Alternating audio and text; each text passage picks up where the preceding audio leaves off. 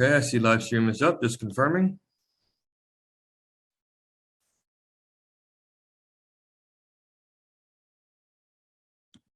Okay, we look all good at this time. Will sergeants please start their recordings? PC recording has started. Recording to the cloud has started.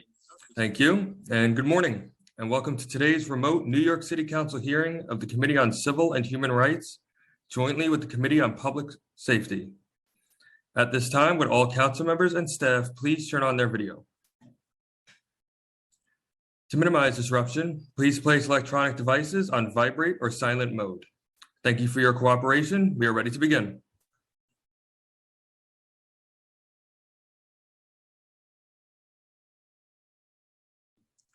Chair Hanks, you're just on mute. We're good? Okay. Good morning. I am Camila Hanks. I'm the chair of the Committee on Public Safety, and I am joined by my council members, Ariola, Botcher, Brannon, Marte, Stevens, Yeager, Christian Jordan, Mealy, and Minority Whip Vernikoff.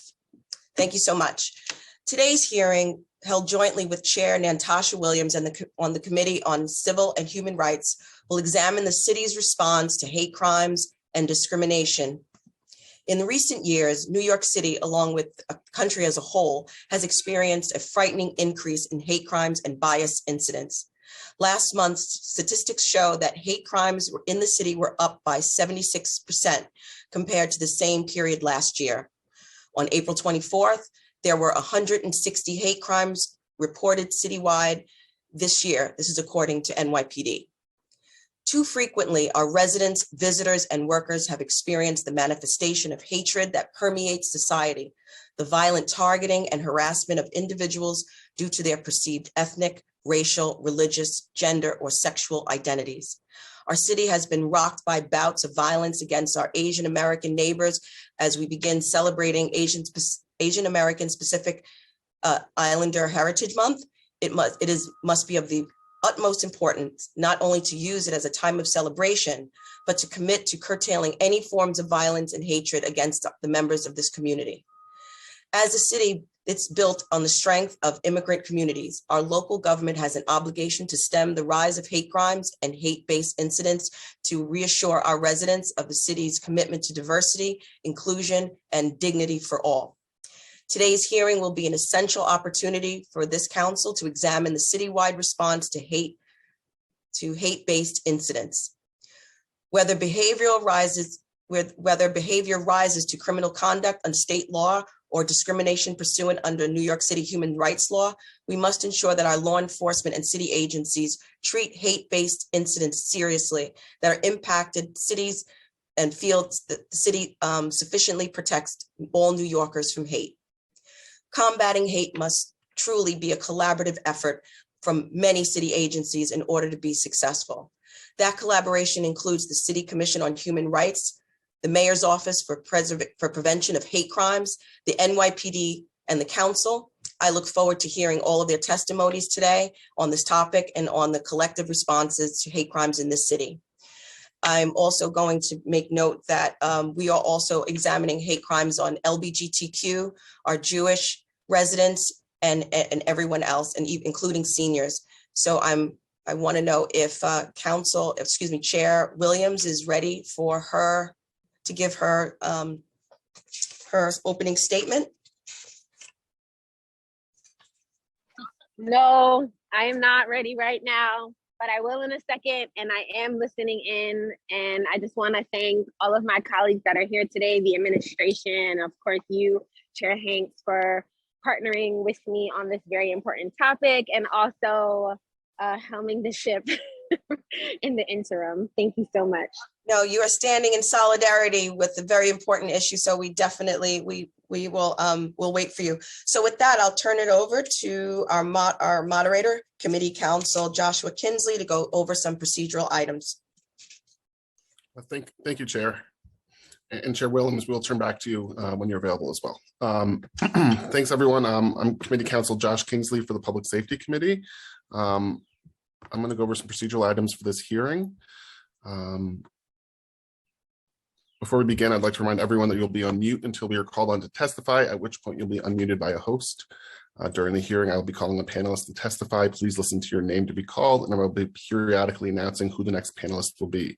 At this hearing, we'll have received testimony from the NYPD, the Mayor's Office of Criminal Justice, which is part of the Office for the Prevention of Hate Crimes, or the Office of Prevention of Hate Crimes is part of the Mayor's Criminal Justice, the Commission on Civil Rights, and then also members of the public. Council members, if you have any questions of the administration or specific panelists, please use the Zoom raise hand function. I will call on you when it's your time. For all panelists, when you're called on to testify, please state your name and the organization you represent, if any. I will now call on representatives of the administration to testify. We'll begin the testimony with folks from the NYPD and the Mayor's Office for the Prevention of Hate Crimes, followed by the Commission on Civil and Human Rights. So to begin, we're going to start by swearing in the NYPD and the Mayor's Office to Prevent Hate Crimes. So please raise your right hand and affirm the following statement. We're going to first, actually, I'll list the names of the folks who we're going to be hearing from. We're going to hear from Andrew Arias, who's the Deputy Inspector at NYPD, Deputy Inspector, the Commanding Officer of the Hate Crimes Task Force, and then Deanna Logan, who's the Director of the Mayor's Office of Criminal Justice, will be representing the Office to Prevent Hate Crimes. We'll also be hearing from Deputy Executive Director Hassan Naveed from the Office to Prevent Hate Crimes, and Michael Clark from the Mayor's or the Police Department. Sapna Raj from the Human Rights Commission will also be testifying, but we're going to turn to her after the NYPD and the Office to Prevent Hate Crimes. So without further ado, let's swear in the witnesses, and then we can begin administration testimony. So Andrew Arias, Michael Clark, Deanna Logan, and Hassan Naveed, please, we could raise your right hand and affirm the following statement. Do you firmly tell the truth, the whole truth, and nothing but the truth before this committee, and to answer honestly to council member questions? I do. I do. Yes, I do. I do. Great, thank you all. NYPD, or you may begin, and then we'll pass it off to OPHC after that. So go ahead, everyone. Thank you. Good morning, Chair Hanks, Chair Williams, and members of the council.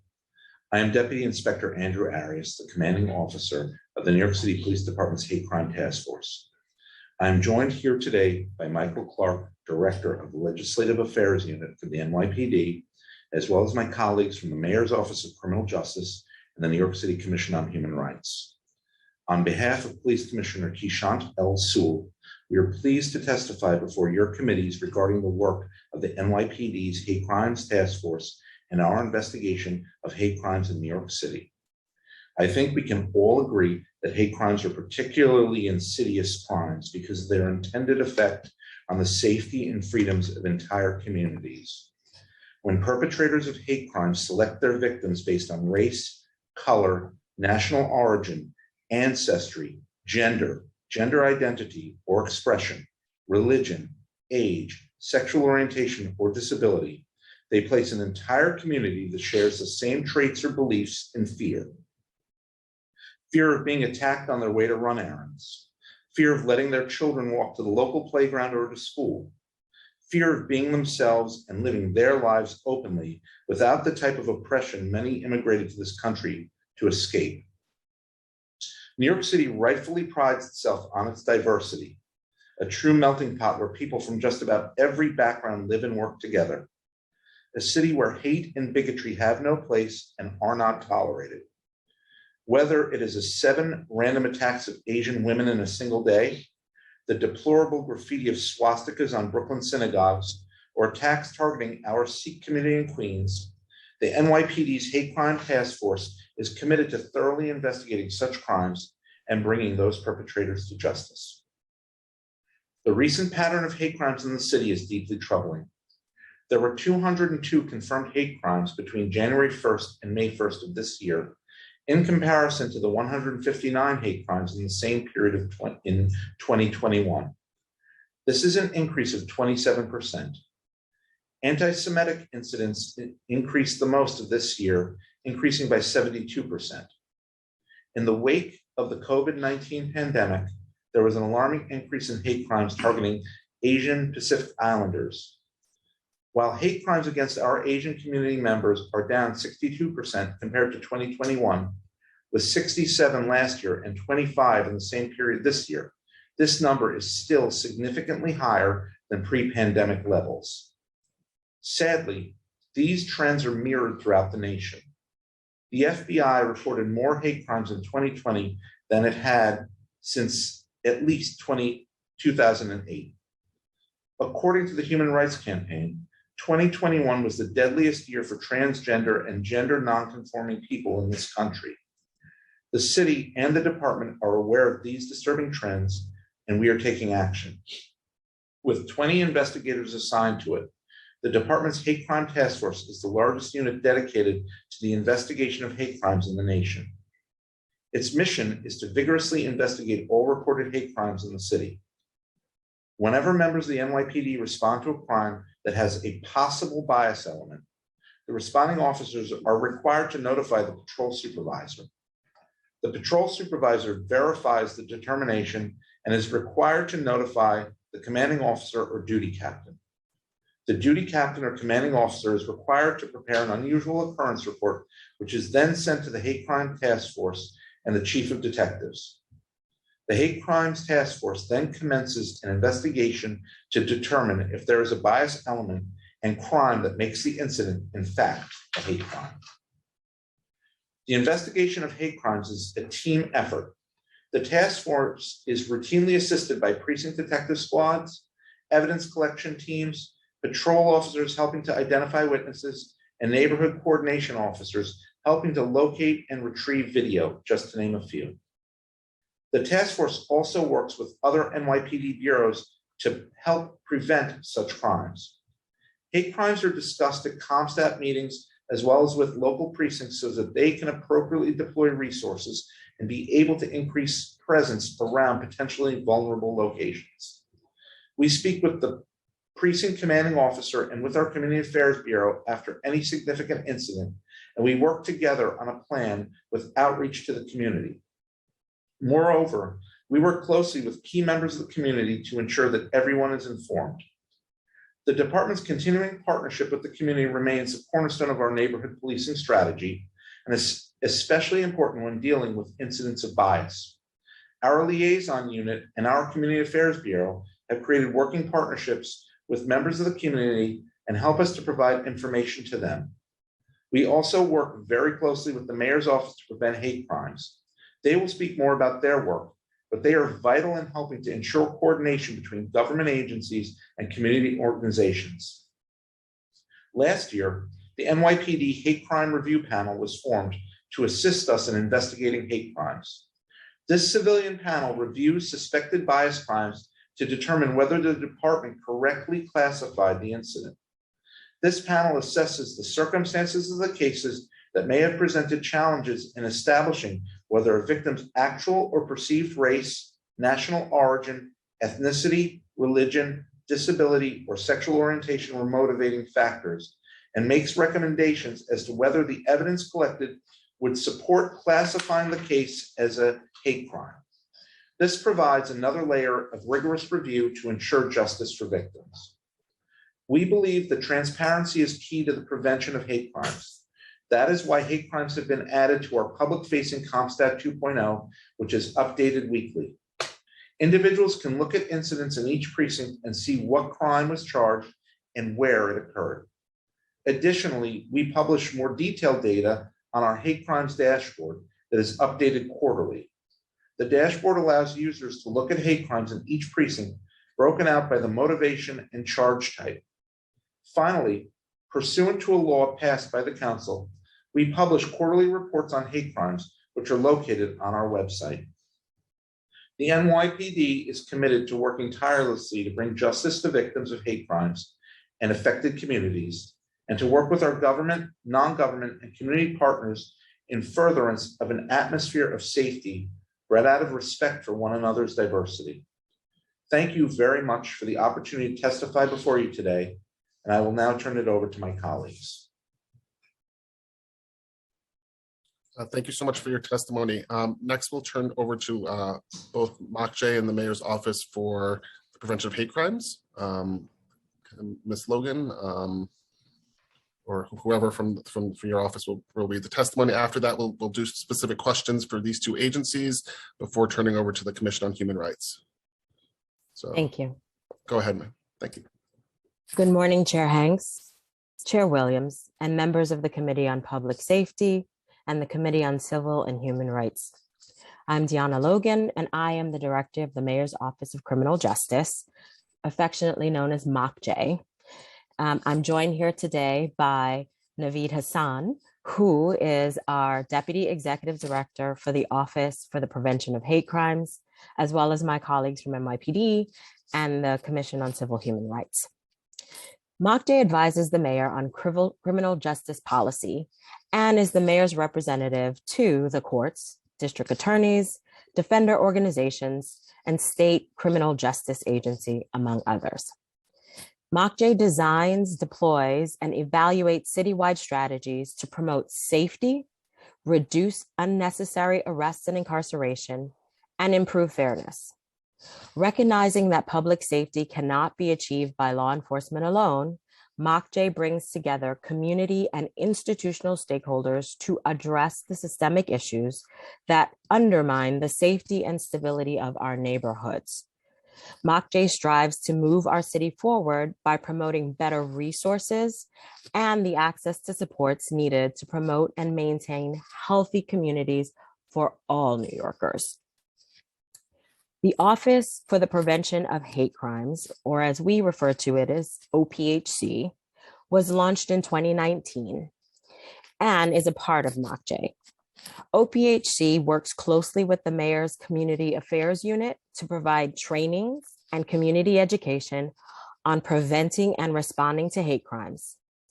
OPHC plays a very unique and unprecedented role in city government by coordinating citywide hate crime prevention and response efforts.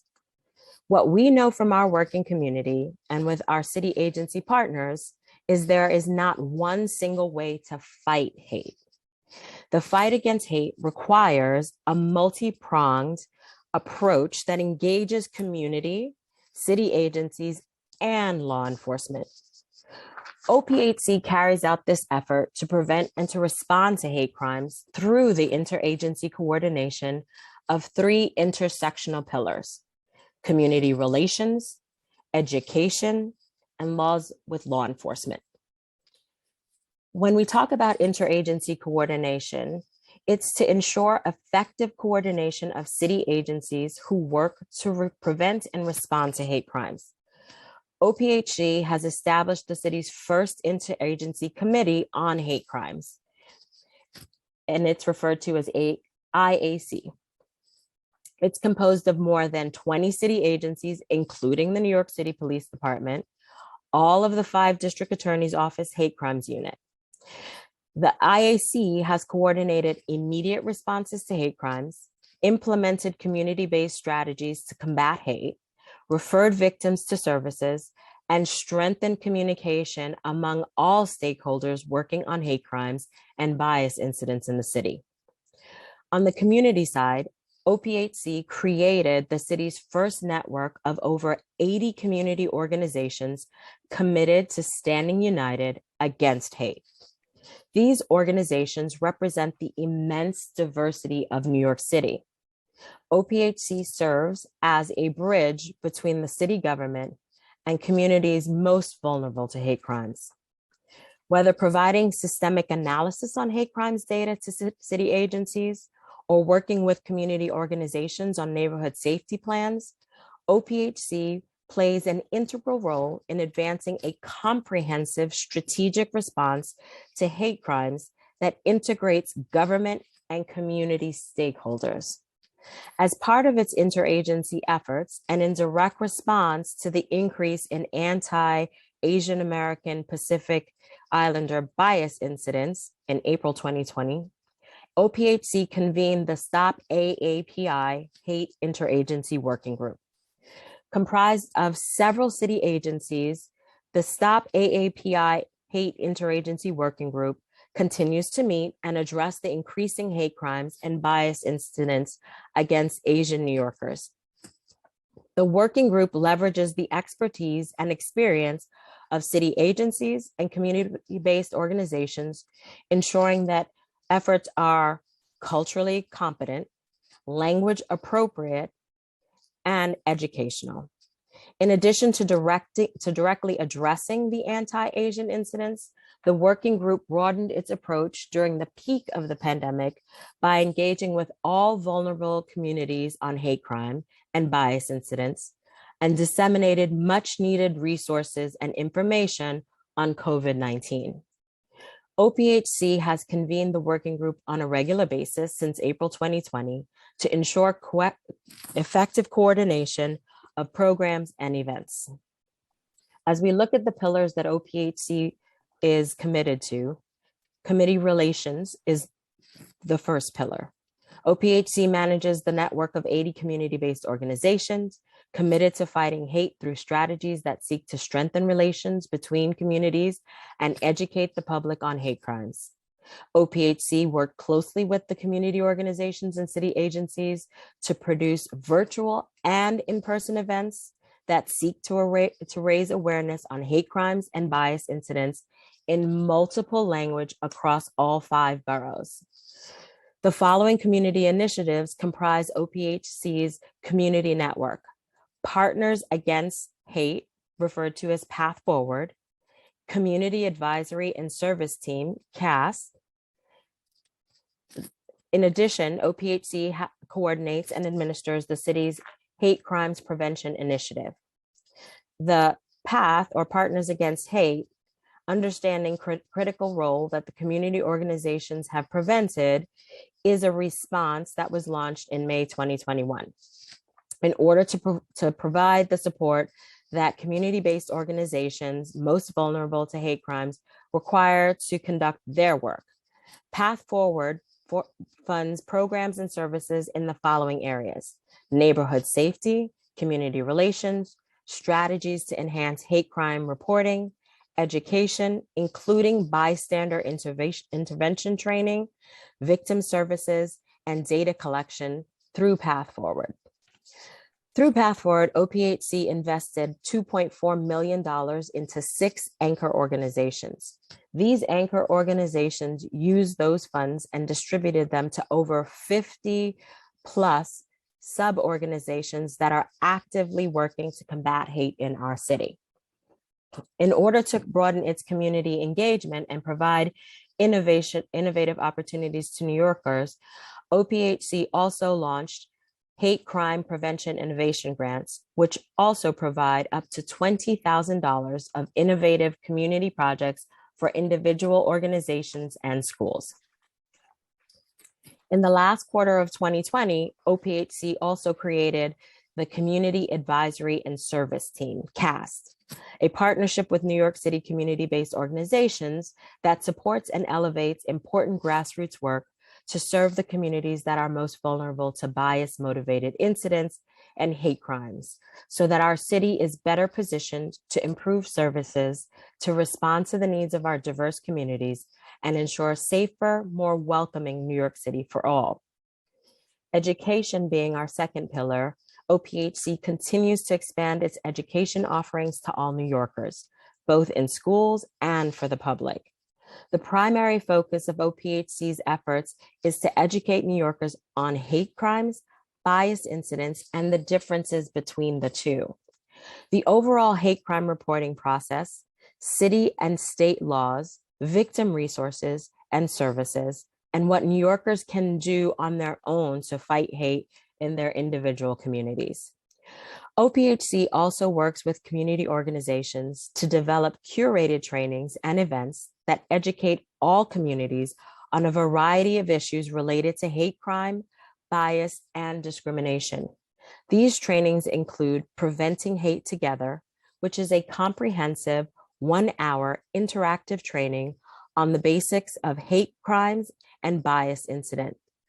OPHC's community-based efforts and how New Yorkers can stand up to hate and the biases and prejudices that can lead to bias or hate-based incidents of violence.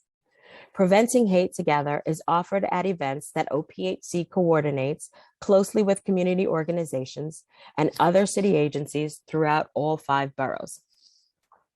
In these events, community members also engage directly with city agencies, including the New York City Police Department.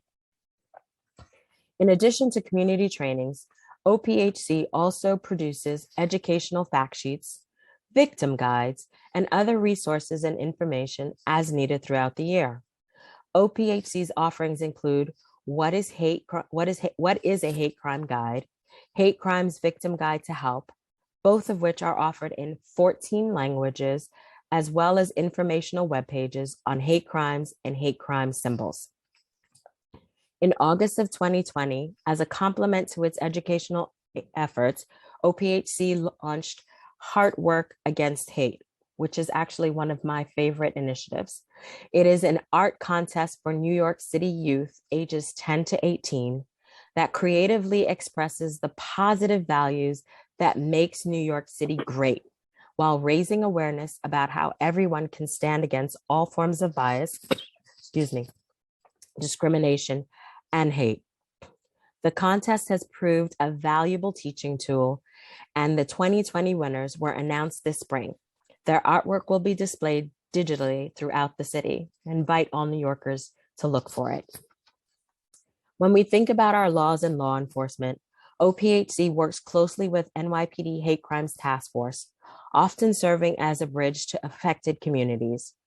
Through NYPD hate crime data and community engagement, OPHC identifies hate crime and bias incident trends, shares information with communities and city agencies, and develops comprehensive plans to address them. Pursuant to Local Law 49 in 2020, OPHC, in partnership with NYPD, created a system to alert elected officials and affected communities whenever the New York City Police Department determined that a potential violent hate crime occurred. OPHC distributed list for the notification system contains over 500 contacts, including elected officials, community boards, and community-based organizations. Notifications include the hate motivation and the location, date, and time of the incident. OPHC uses these notifications to guide its responses, to coordinate, and to connect to community organizations. There are no easy answers and no quick fixes when it comes to fighting hate. As our testimony has demonstrated, OPHC and the Mayor's Office of Criminal Justice, under the guidance of the Mayor, is committed to deploying a wide variety of interventions in order to empower communities and coordinate government in the ongoing struggle against bias and hate. I'm optimistic that with Mayor Adams' vision of bias-free New York and the support of this body, that OPHC will continue to make a positive difference for all New Yorkers. Thank you. Great, thank you so much for your testimony. Council members, please use the Zoom raise hand function if you have any questions. We'll first turn to Chair Hanks and then move on to Councilmember Questions. As a reminder, we'll call on the Commission on Human Rights after council members have an opportunity to ask these questions. Go ahead, Chair. Thank you, Josh. I appreciate that. Thank you so much for both your testimonies. I'm going to start with Ms. Logan, Mokjay, and then I'll move over to some of my questions for NYPD. What is the mandate for OPHC and what work has OPHC done in advancing its mandate? I know you mentioned a few things, but. So OPHC is the coordinating arm, and I will let Hassan Naveed, who is our Deputy Executive Director, talk to some more of the specifics that and details that were already outlined in the testimony. Thanks. Thank you so much, Chair Hanks. And so as Ms. Logan had brought up, we have 3 pillars that really drive the work of what OPHC does. And that in itself really encompasses what the mandate is of the office, which is community relations, education, laws, and law enforcement. And as we discussed, when it comes to community relations, we have the PATH, which is the Partners Against the Hate, in which we invest $2.4 million into community organizations and community-based approaches towards combating hate. That's among other examples, but I'll just sort of, to brief it, I'll provide some educations as well too. As we saw the rise to the anti-AAPI hate crimes that occurred, we understood the need of how students within the schools themselves were asking the question, what's going on, right? What is happening itself?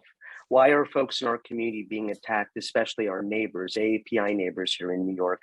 So we worked with DOE to be able to put out informational and curricular materials for teachers to be able to facilitate those conversations. And this is something that happens as needed, and we've done it in different contexts as well too. And then going to law enforcement or laws and law enforcement, the notification system is integral for the community, the public, as well as council members to be kept up to date on when a potential violent hate crime has happened. That system in itself is something that really connects OPHC directly to community organizations. Yes, we receive inquiries from community orgs as those incidents come out, and we do our best to be able to respond to them, but also connect those victims when we can to those organizations that provide services, right? Because many of OPHC's community network, going back to our community relations pillar, is 80 organizations, 80 plus organizations that encompasses immense diversity of folks who work on hate crimes, bias incidents, as well as victim services too. And so those are just three, within those pillars itself, and those three examples are just ways in which we are pushing the mandate forward of OPHC. And just noting that we started in 2019 with literally zero, and we've worked our way to be able to expand into something that's become so much bigger and we're happy with that. Thank you so much. If you can, I for myself, I did hear in Ms. Logan's testimony that they are located in all 5 boroughs. And so if it would be great for my colleagues to have the listing of these organizations, so we can add that to our list of resources that we can disseminate, and I'll get back to that in a moment. So, my line of questioning is really just to find out what consists and what constitutes a hate crime under New York state law, what line between criminal behavior and activities protected by the First Amendment. So I guess this is an NYPD question.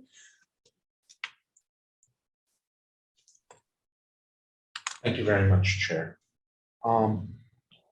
It's important to note that we need a defendant to have committed a predicate offense, and then that paired with the defendant selected that person against whom the offense was committed or intended to be committed in whole or in substantial part because of a belief or perception regarding the protected characteristic of that victim, regardless of whether the belief or perception is in fact correct. It's a very high standard and a very, very complicated law that requires intensive review and collaboration with our partners, both as agency attorneys here and with our district attorney prosecutorial partners. And just to add a little bit, the specified offenses, it's listed in Article 485 of the penal law. There's about 60 offenses that are listed. I don't know the exact number, but it's roughly 60. So the offense has to be one of those first, one of those 60 offenses. And if it's not, then it won't qualify as a hate crime. And then as the inspector said, the motivation has to be in whole or substantial part. The victim has to be selected in whole or substantial part because of their membership as a protected characteristic, in a protected class. Thank you. So what are the rates of arrest for hate crime allegations comparable to what if other crimes, if lower, and why? Does that make sense? Well, our clearance rates are as follows. For thus far for calendar year 2022, our clearance rates for hate crimes within the hate crimes task force are 40% for 7 major felonies and 26% for total cases, overall felonies and misdemeanors.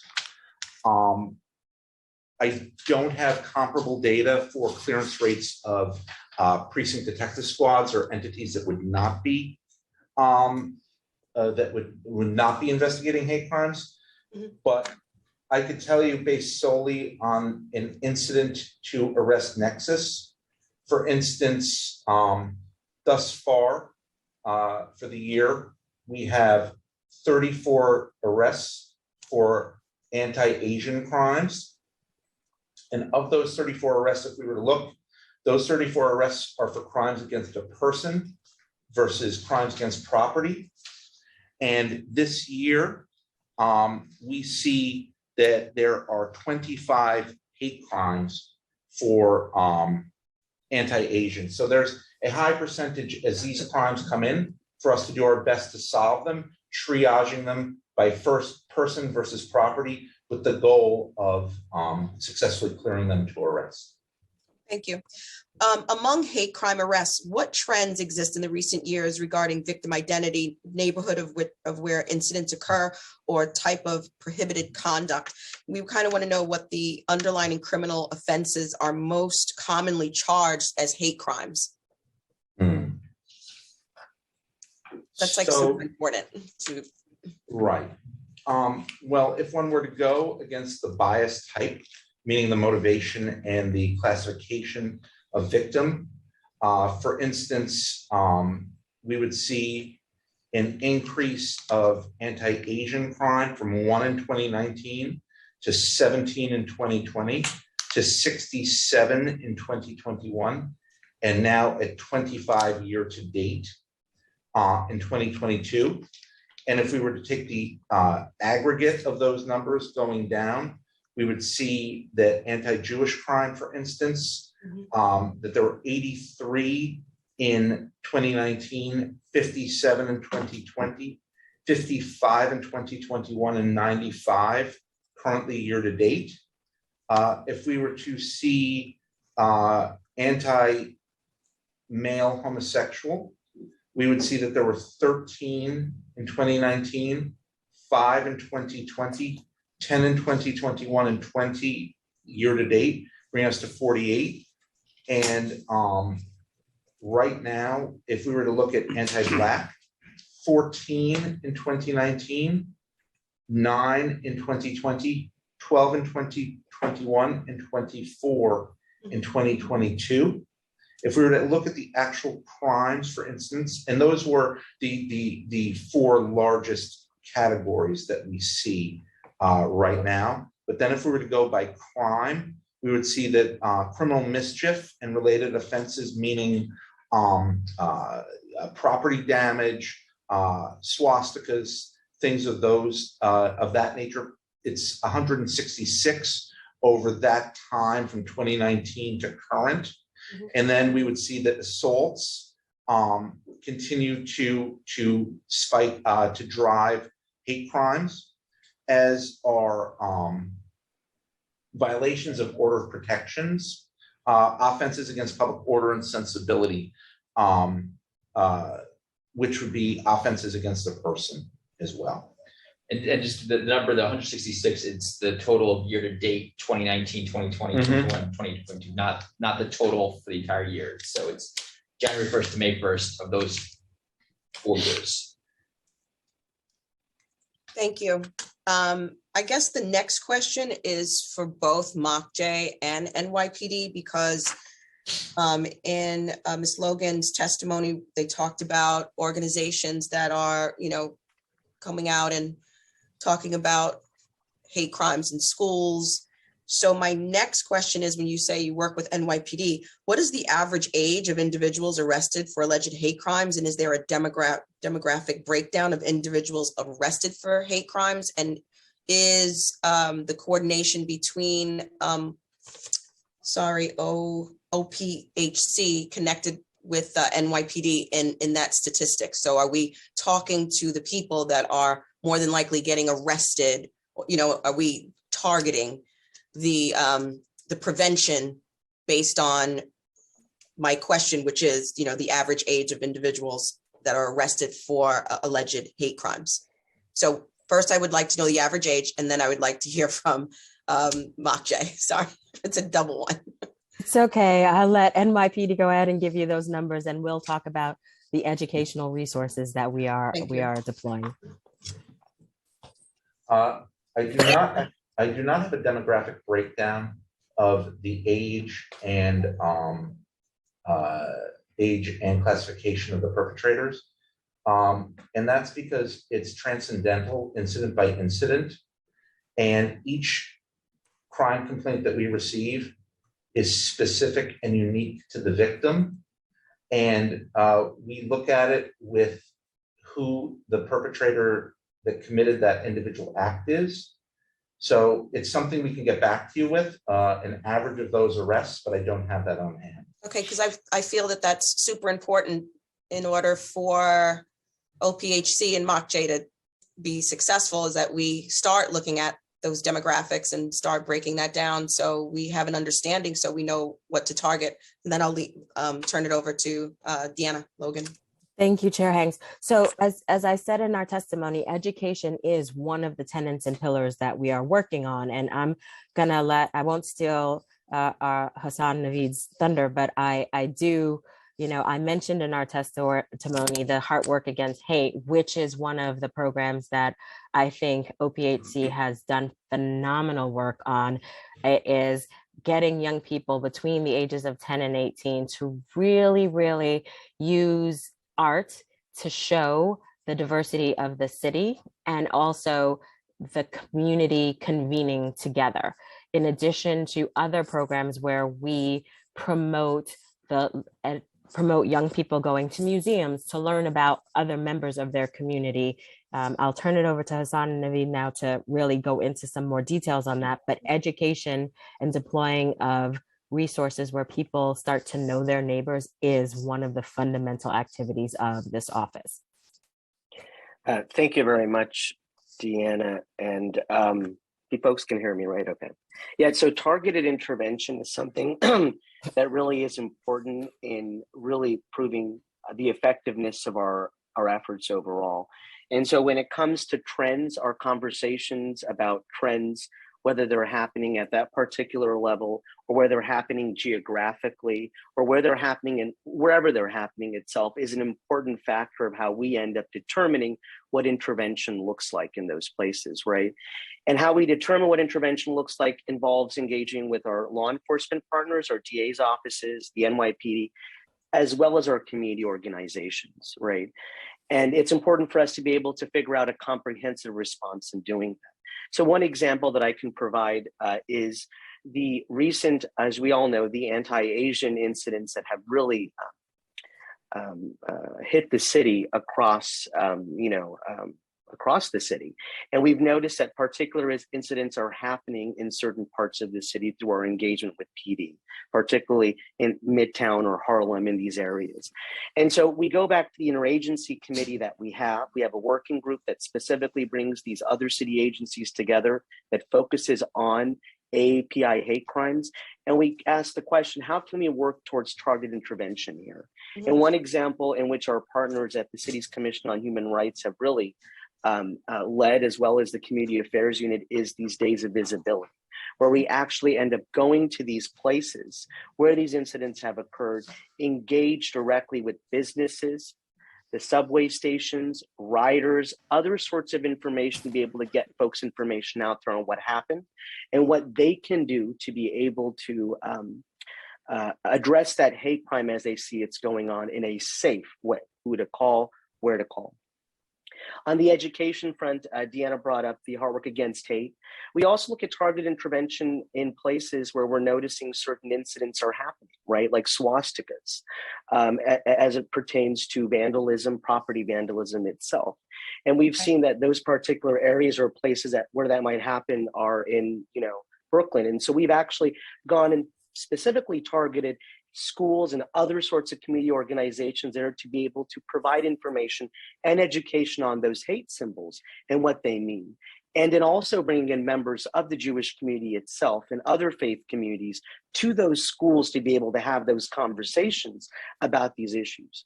And so this targeted intervention are just two examples that we've given among the other stuff that we do. Thank you. Thank you very much. And so that leads me to, really kind of unpack, when does, offense versus public order mean in practice? So when does hate speech or behavior cross the line into criminal behavior?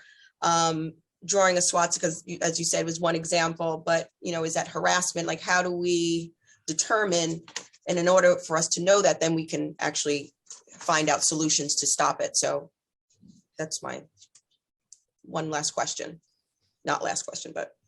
Yeah, I think that's, clearly drawing a swastika is, destroying or damaging property. So I don't think the courts are pretty clear that that is going to be eligible for hate crime. If you strike or shove someone, then you're getting into the aggravated harassment. That'll be something that, if the motivating factor is there, can lead to a hate crime. If there's like a pattern maybe against the person, but a single slur, as horrible as that is, and as terrible it is for a person to have to suffer that, probably wouldn't without more. So it's sort of a case-by-case determination when we hit that threshold. It's a little hard to say in the abstract, but it has to. You have to commit the crime to get there. Well, so with that said, what obstacles does the NYPD face in investigating and arresting individuals for reported hate-based incidents? Are there certain types of incidents particularly challenging to investigate? And if so, why?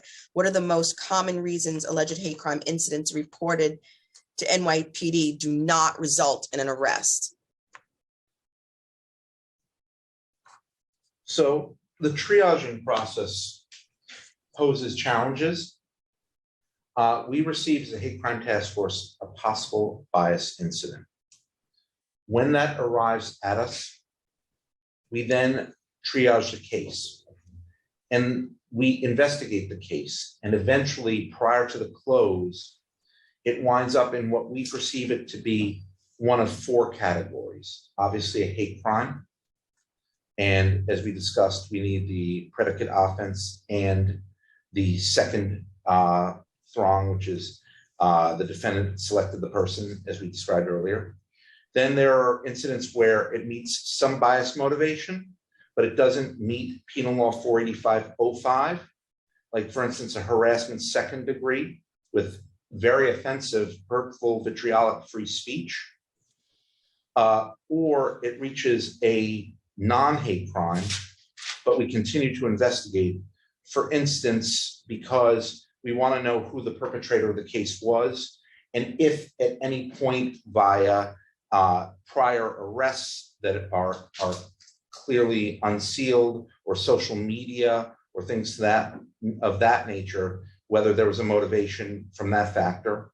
And then a non-bias offense or a non-bias incident where there's a crime, but no bias, but it had made it to us through the channels as a possible bias incident.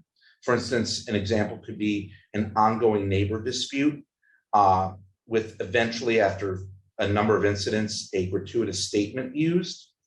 But all of those levels pose challenges because to us, conscionably, there's a fifth level. And that is the cases that we see as human beings that shake us to the very core. And those cases pose the greatest challenge when we see or hear of something that we don't know if it will even fit into one of those four categories. But the onus is on us as a hate crime task force and as human beings and persons sworn to take an oath to investigate and try to figure out where it fits. And those cases tend to be the largest, most challenging, because we have to start at the ground level with partners, prosecutorial partners, our partners within legal, our stakeholders, our community members, our non-governmental organizations, to figure out whether these cases can entirely fit into one of the four areas and the best plan to bring closure to a victim who has been so shattered by having been the victim of a perceived crime. Right.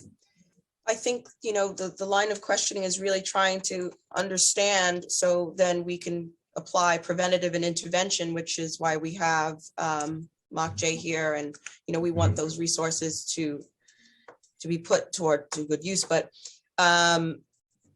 when does the verbal hate speech cross the line into illegal behavior, into bias, into hate crimes?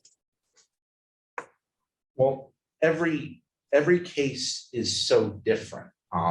And we see it on a case-by-case basis as these possible bias incidents come to us. And, you know, there are specific examples when one sees in the media or one sees on social media of crimes, and each one of those individual cases is triaged, and we work with our prosecutorial partners to determine that. And I mean, citing specific examples, certainly a lady riding the train and being told, as she was at Times Square, about where was she born, and anti-Asian slurs being uttered, as was found on social media. We were able to prove that there was menacing, and menacing based upon her national origin and ethnicity. And it's a high legal standard, and we have to take each case and each situation individually on its merits and bring it to our prosecutorial partners in order to charge it within the guidelines. Thank you. Are there any examples? Well, let me rephrase. Are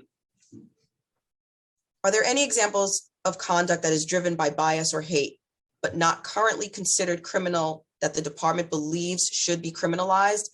And what do you feel that can be done legislatively to enhance the ability to prosecute hate crimes? Yeah, I mean, I think, you know, something, you know, we could always add more crimes to the list. I don't know which ones would make sense, but, you know, the inspector menacing is one that when it's crossing the line, you're putting yourself in fear, like that crosses the line of your physical safety.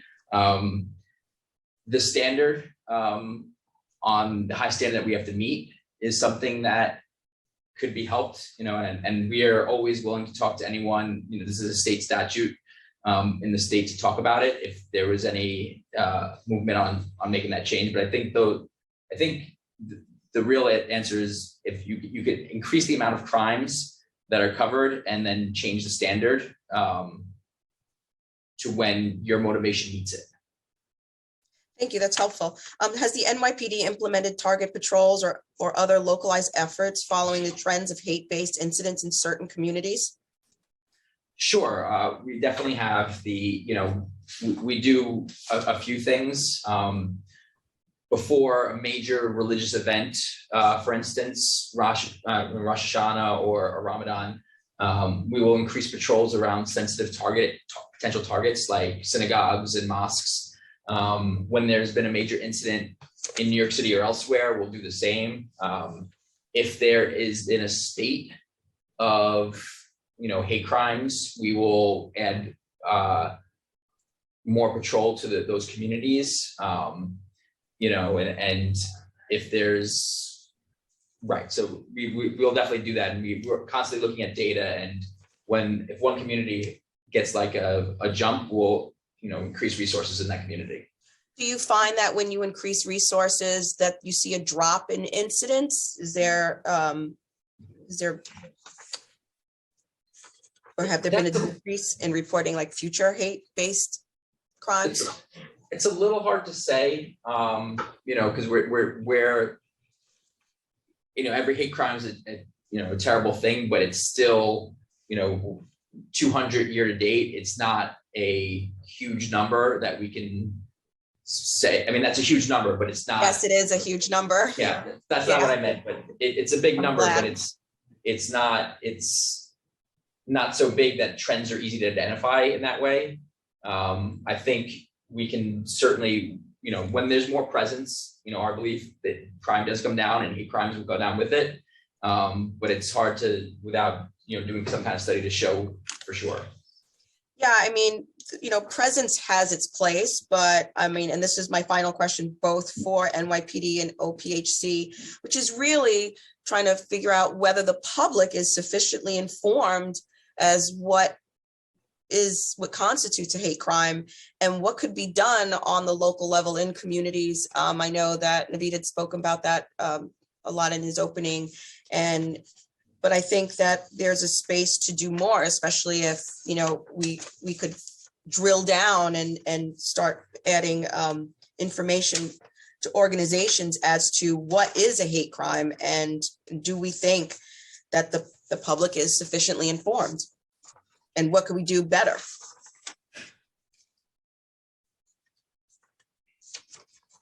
You can both answer. It's for both of you.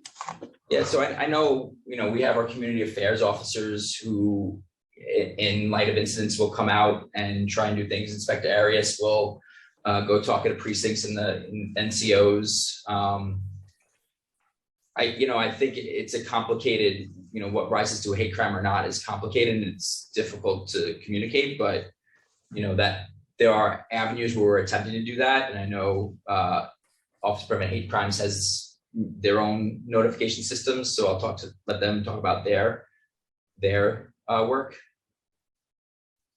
Yeah, if we could unmute Deputy Executive Director Nypd, but that was one of the areas that the Office to Prevent Hate Crimes identified as its initial challenge to tackle, which was the fact that the community at large did not understand the difference between a hate crime and a bias incident. And so many of the resources that OPHC has been put towards trying to give the public that level of clarity. And I'll give you the opportunity to speak to that in more detail. Thank you so much, Deanna. Public education obviously is extremely important, especially around this topic area. And in the last 2 years of OPHC's existence, along with the several city agencies that we work with, we identified this as being an issue, that we need to be able to work towards educating the public about what a hate crime is, what bias incidents are, who to call, what services are available in terms of victim services, and what New Yorkers can do. And I'm proud to say that our interagency coordination, which involves the NYPD and the district attorney's offices, has resulted in over 150 events, town halls, community forums, virtually during the time of COVID and also in person. And we've also gone directly to senior centers, health clinics, food pantries, to be able to disseminate information on those networks, to be able to get folks to know what's going on about hate crimes. And so I'd say that with that 150 different events, as well as these different networks to disseminate information that's coming from our interagency coordination, we've done it in multiple languages. We've been culturally competent in our approach as well too. I just remember us doing a few events where we have simultaneous translation. Just like you're in the United Nations, you have the entire setup there, because we are really serving an immensely diverse city, and we know that it's important for us to be able to make it as accessible as possible. We've also used, to reach vulnerable populations. We've met communities where they're at. We know that some messaging apps that particularly are used by certain communities, like Kakao Talk, which is used by the Korean community, or WhatsApp, which is used by the South Asian community, or WeChat. We've also worked to really put information out in those areas to be able to get folks to know that events are happening, what's happened, and also what a hate crime and a bias incident is. And so those are some of the things, and we continue to do so. We just had an event last week with the Filipino community, a town hall that focused on hate crimes after some concerns that were brought to our attention. And we also spoke at a synagogue at the Upper West Side as well too. And that is something that we continue to do so as our interagency coordinating committee. works together to be able to ensure that we have every city agency there that can answer that question. And also folks that are in those spaces from those communities have direct access to government to ask further clarifying information as well. And Thank so, you. Council, just so we're clear, we are open to working with the council. And if there are constituencies that you think we haven't reached yet, Right. let us know, because that we are committed to making sure that that information is disseminated far and wide across the city. Yeah, and we definitely want to also drill down and get NYPD to get back to us on the demographics. So we are talking to the people who we need to be talking to really start the prevention conversation happening. I am so excited. My colleague, Chair Williams, is on, the incredible Natasha Williams, and I will pass it over to her. And thank you so much for your answering my questions.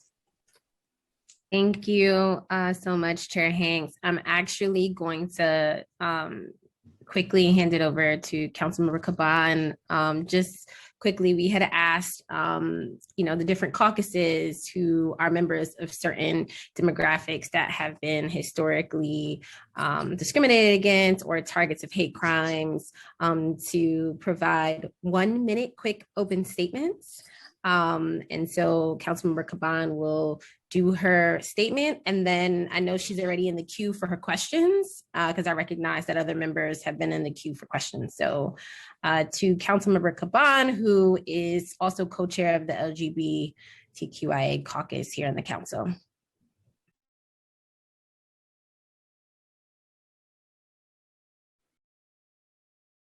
Thank you, Chair Williams. Thank you, Chair Hanks, for the opportunity and for holding this hearing. And I know that we will be hearing from my co-chair, Crystal Hudson, a little bit later, but I want to say that I'm proud to be here in my capacity as co-chair of the LGBTQIA+ caucus.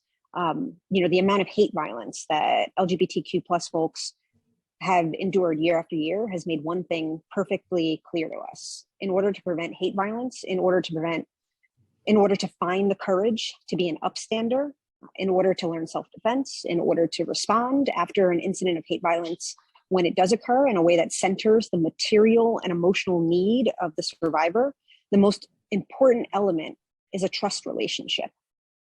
And how can you develop partnerships for safety with someone you can't trust? How can you be vulnerable enough to open up about your fears with someone you can't trust? How can you turn for comfort and support in a moment of crisis to someone you can't trust? You can't. And creating safety requires cultivating the trust relationship. That's why we desperately need to invest in a non-police approach to hate violence prevention and survivor support. The experience of LGBTQIA+ folks, especially trans folks, shows why, as clearly as can be, the same group targeted for hate violence is also targeted for over-policing, for among other things, sex work, for example. And of course, that makes the trust relationship impossible to cultivate. That's what makes hearings like this so necessary. So thank you for giving me the time to say that. You're welcome, and we look forward to your questions. And so I'll just be very brief with my opening statement. And again, just wanted to express my immense gratitude to Chair Hanks for always being so flexible and an awesome partner. So good afternoon. My name is Natasha Williams, Chair of the Civil and Human Rights Committee. I want to thank you all for your flexibility and joining this virtual hearing today with the Committee on Public Safety on citywide response to hate crimes and discrimination. Before we begin, I would like to acknowledge my colleagues. I think Rita Joseph, Councilmember Joseph was on, and I know others have been already acknowledged, and I'm sure others will pop in from time to time. Today is a very busy day. We all know New York City is one of the most diverse places in the world, and we pride ourselves on celebrating our diversity and pursuing an inclusive agenda. This month was a rarity in the holy calendars that took place approximately every 30 years, where Christians, Jewish folks, folks who are Muslim, all were sort of united in this wonderful month, the holy month. It's been such a holy month. But we know that it is our unity that really keeps us together. And so unfortunately, in the past few years, we have seen more reports of bias-based incidents and hate crimes in so many of our diverse communities, whether it's the Black community, Asian community, Muslim community, Jewish community, our LGBTQIA New Yorkers, who make such a sizable percentage of the victims. As our country continues to reckon with its past and grapple with the devastating impacts of the pandemic, we have seen such an uptick in hate crimes and discrimination. In 2020 alone, the NYPD reported a 360% increase in hate crimes, which is alarming. Almost half of which were motivated by race and COVID-related stigmas. While we know CCHR has a bias response team as well as a COVID-19 response team, it is important to find out more about the affirmative steps CCHR, OPHC, and NYPD are taking to prevent additional hate crimes and bias incidents in New York City. During our hearing today, you've heard already testimonies from MACJ and the NYPD. We continue to look forward to learning what measures these agencies are engaging in for the affected communities. We'll hear from CCHR in just a bit. And we really want to work with them to restore a feeling of safety and security to their neighborhoods, to our neighborhoods. And we look forward to hearing the additional testimonies from members of the affected communities, as well as advocates and other stakeholders, to hear their recommendations on how we can tackle this increase in discrimination and hate crimes. I'd like to thank my staff for putting this hearing together, Jaysari, Liam, Jack, and of course, my office staff, Everton and Ashley. And with that, I'll just quickly hop into my questions, which are very brief because Chair Hanks asked most of the things. And if I'm asking a question that was already answered, don't be shy. I will not be offended. Please say that's already been asked and answered. So the question I have, whether it's NYPD or OPHC, is there anything that you can share with us in terms of what you believe accounts for the recent trends of the increasing occurrence of bias-based incidents?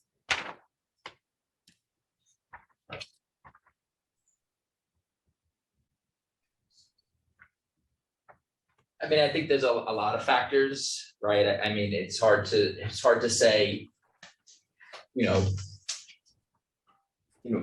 one thing we learned with this sharp rise in anti-Asian violence is you can very much pinpoint the reason that happened, and that is, widespread,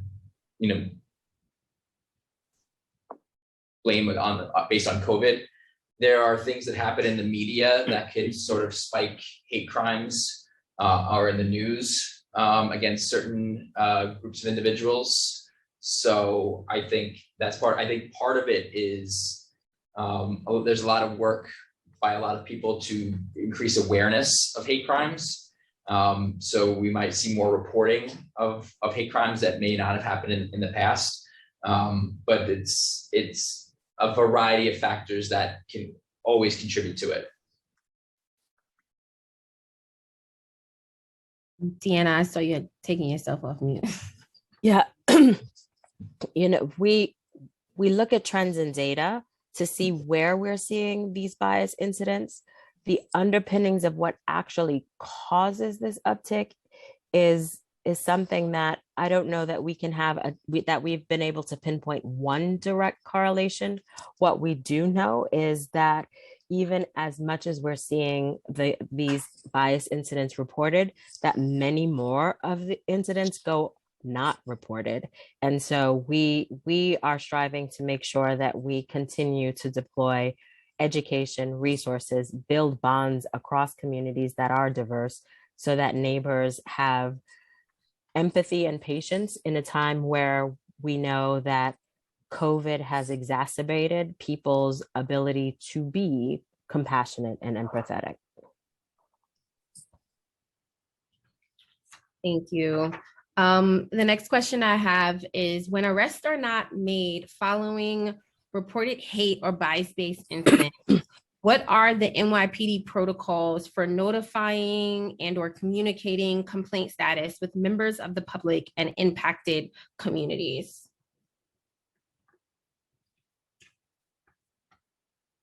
Thank you very much, Chair. By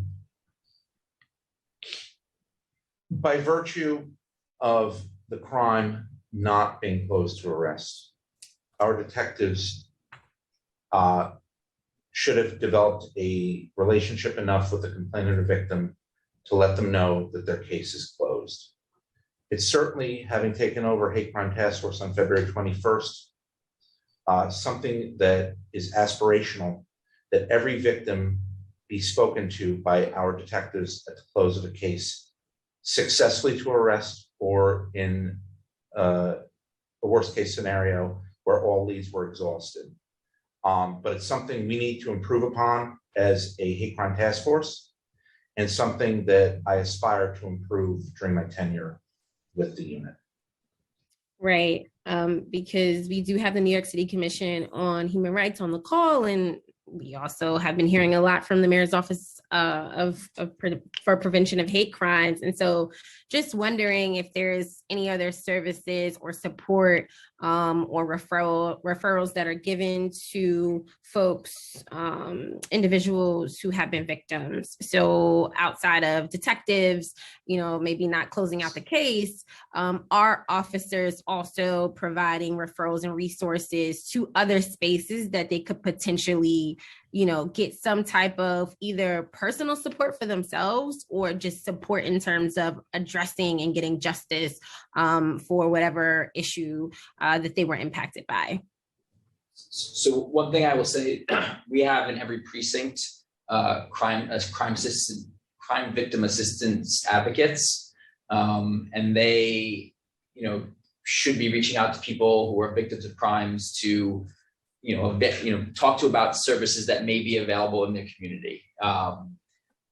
Certainly that's something officers can also do, but we do have that role in every precinct, so every person can avail themselves to that. And a lot of precincts have great relationships with the programs in their neighborhoods. So when they that, I don't want to say that's policy of the department. I think the CVAP program is really where it's supposed to happen, but they can talk about, these people in the community can help. But the CVAP program is really designed to help the victims find the places they can. I'm sorry, can you say the program again? CVAP, it's Crime Victim Assistance Program. And it's a contract we have with Safe Horizons.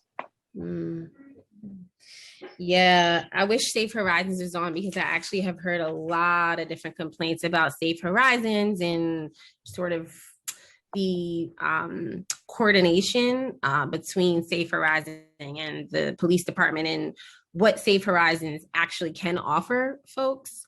So I would love to, maybe we could have a conversation with them, or they can also join at another hearing, because sort of to the point that you were mentioning, really wanting to understand if precincts communicate with local communities or faith-based organizations following hate-based incidents. So is Safe Horizon, coordinating with the masjid or a temple, if there was a hate-based incident that might have occurred in a particular community? So Chair Williams, I think on the actual outreach after incidents, individual victims, the CVAP program, that Crime Victims Assistance Program, will reach out directly to individuals for crimes that are reported, right? The one thing that we do know is that some crimes go unreported, and sometimes people who have been victims of hate crimes it will be known, but they will not necessarily want to, as Chairmember Caban said, want to go forward with the formal government process. And what OPHC has done in those incidents is to make sure that they are doing the warm community bridging with the organizations that are in the victim's area, locality, that speak to individuals that the person who has been the person most hurt by this particular bias incident, to give those types of supports. So, for example, when we saw that horrific crime against the Sikh community, our deputy executive director was out in community and going to the mosques and doing that type of work. And I'll let him expand on that warm community touch that OPHC is the bridge to for those incidents. And as you go into describing that warm touch, also, if you could just kind of comprehensively really explain the role that is served, and kind of share with us the different types of people you have working in OPHC, what type of functions are they serving on a given basis around hate crimes and prevention of hate crimes? Thank you so much, Chair Williams, and thank you, Deanna.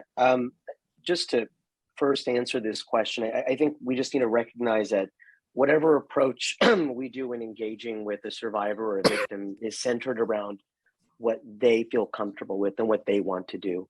It's a very victim-centered approach.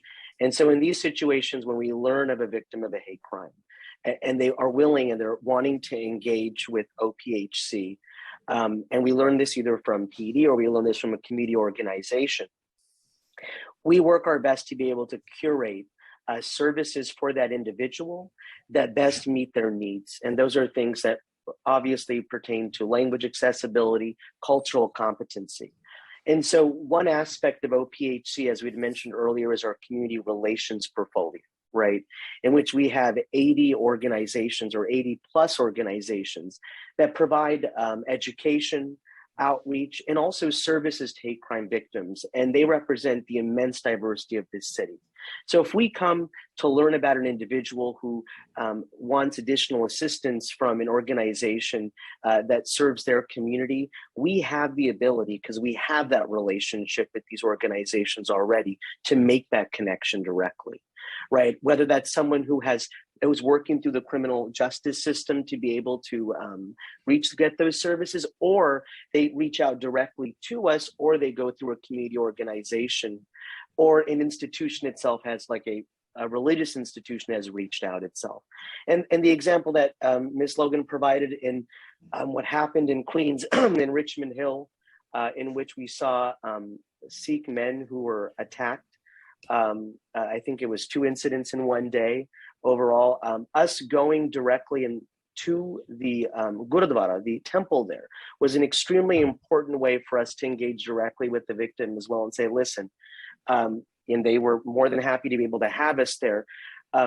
What services can I turn to? Following up on how their CVAP stuff is going on, following up on how we can provide additional compensation and resources and services. And we do this whenever we learn, and we do it, we try our best to be able to provide that sort of direct engagement on those matters.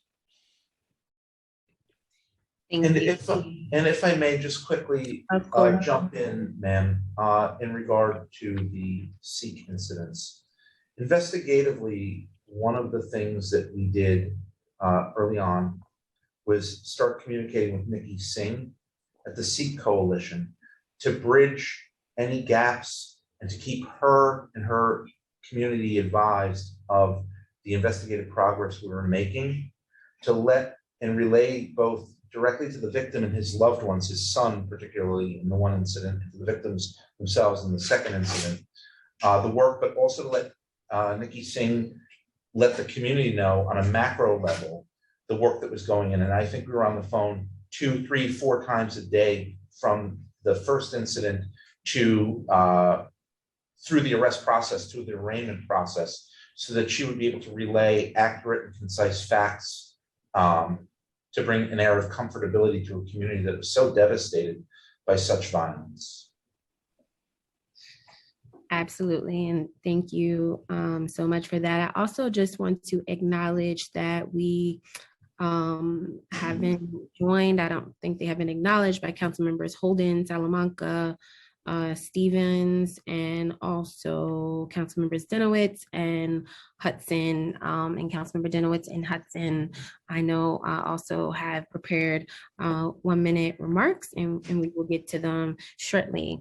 The only other two questions I have, which really are for the Mayor's Office for Prevention of Hate Crimes, and then we can go to a few council member questions. I know folks have been waiting for some time. Is, are there recognized best practices for holistically addressing hate-based incidents, and what entities are working on developing these practices? So I don't know if there's any consulting organizations or nonprofits that have some best practices, and just wondering if the city is incorporating any of those practices.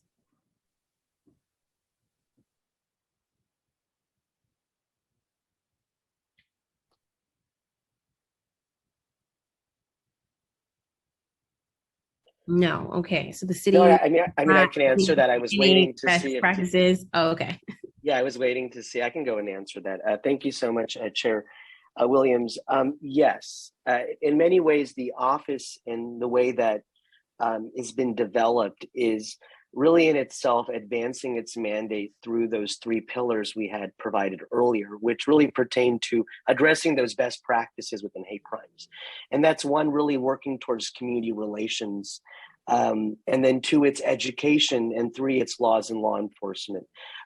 Those 3 pillars are something that are consistent with best practices as mentioned by the U.S. Department of Justice and other sorts of areas across the country. And so we move forward with those, and each of those pillars have programmatic reach. And also we look towards trying to make sure that we are working in making anything that we do, of course, accessible to the immense diversity of our city. Thank you. And are you aware if whether or not the DOE has implemented anti-hate curriculum as developed according to the OPHC 2020 annual report?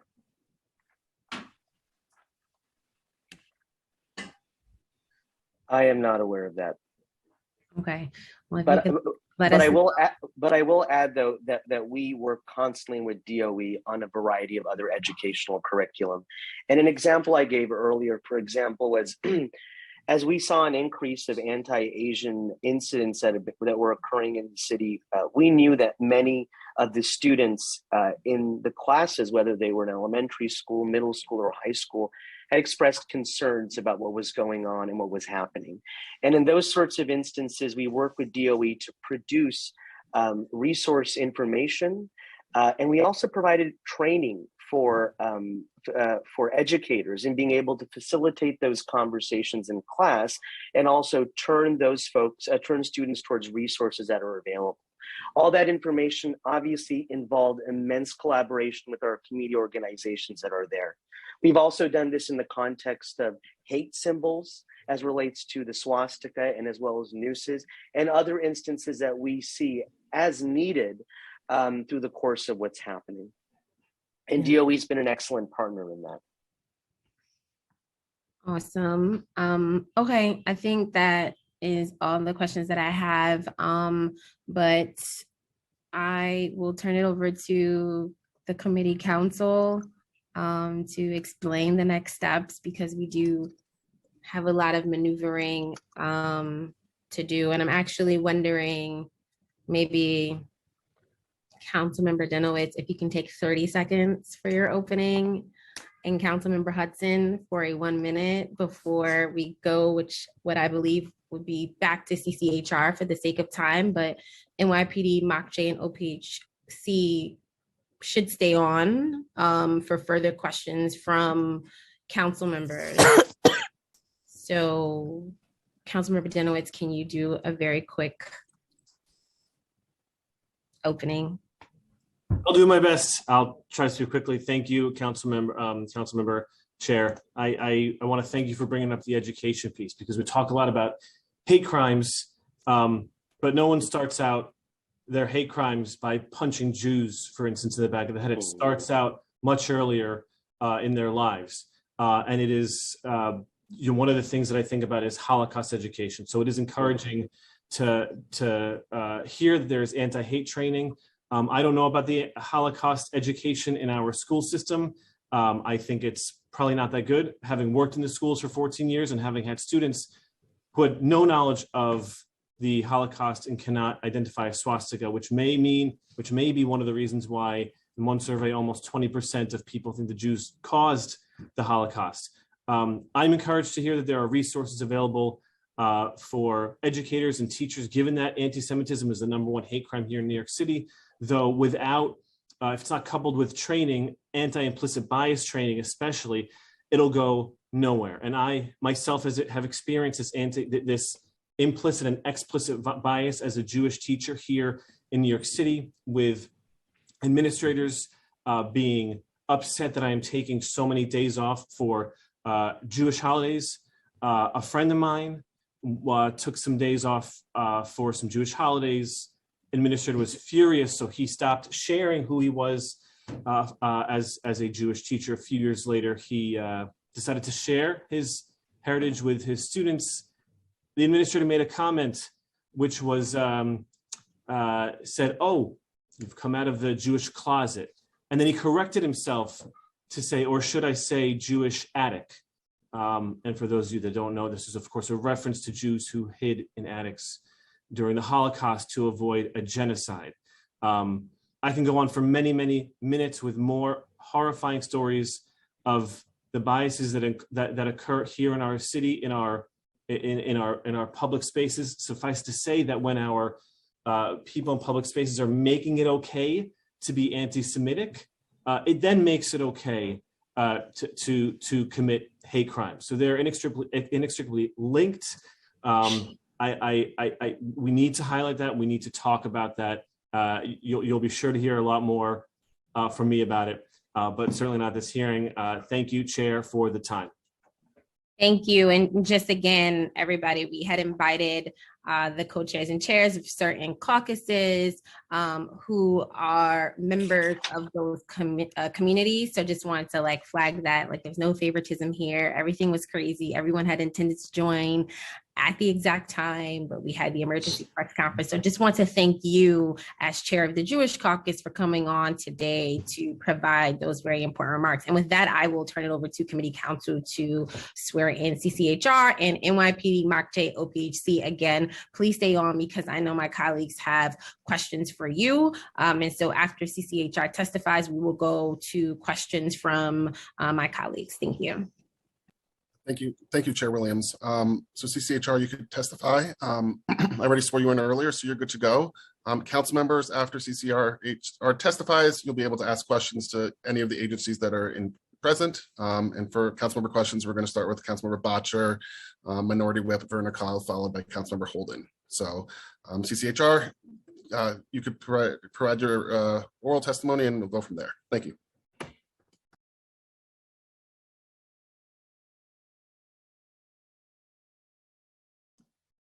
You're just on mute.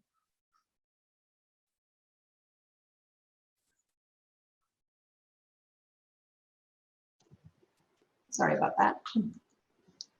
Okay, sorry. Thank you. Good morning, Chair Hanks, Chair Williams, and members of the City Council. I'm Sapna Raj, the Deputy Commissioner of Law Enforcement at the New York City Commission on Human Rights. The Commission on Human Rights is tasked with addressing and investigating violations of the New York City human rights law, which is a civil, not a criminal law. The agency's bias response team meets the needs of communities and victims who experience bias and discrimination and works to contact victims to inform them of their rights and provide guidance on possible responses. Today's testimony offers a brief description of the complementary work of the Commission's Community Relations Bureau and the Law Enforcement Bureau. The Commission's Community Relations Bureau fosters intergroup relations, one of the core founding mandates of the agency. It works daily to prevent bias and discrimination and to offer a rapid response whenever any acts of bias occur in New York City.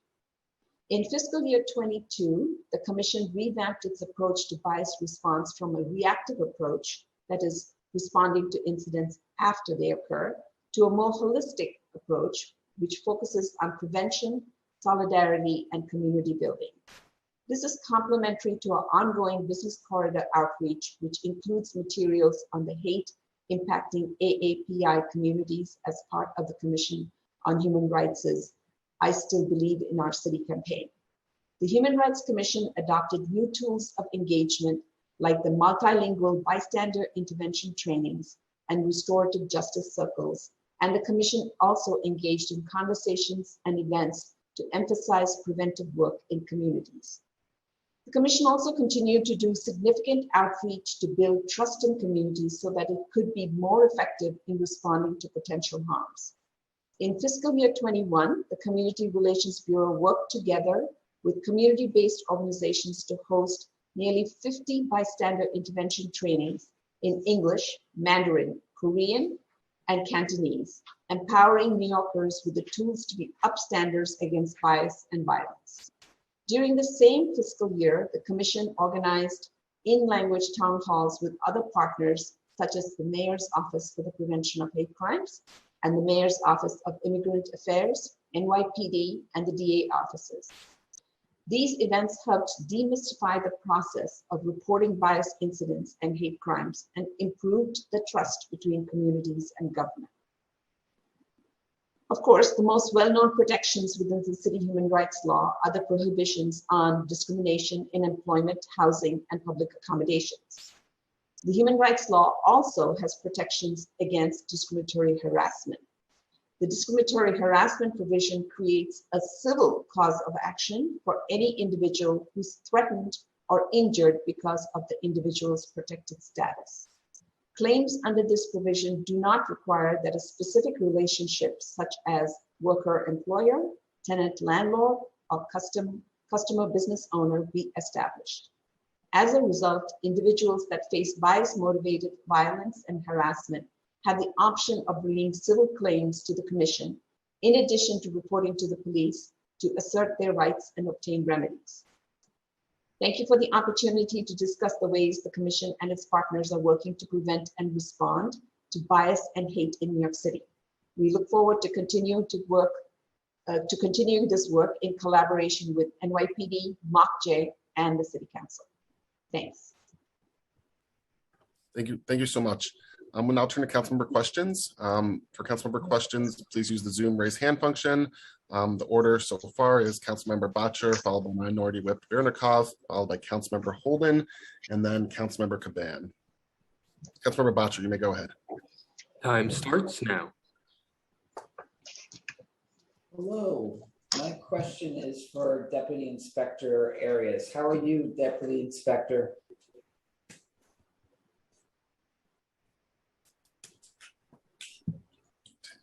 Deputy Inspector Arias?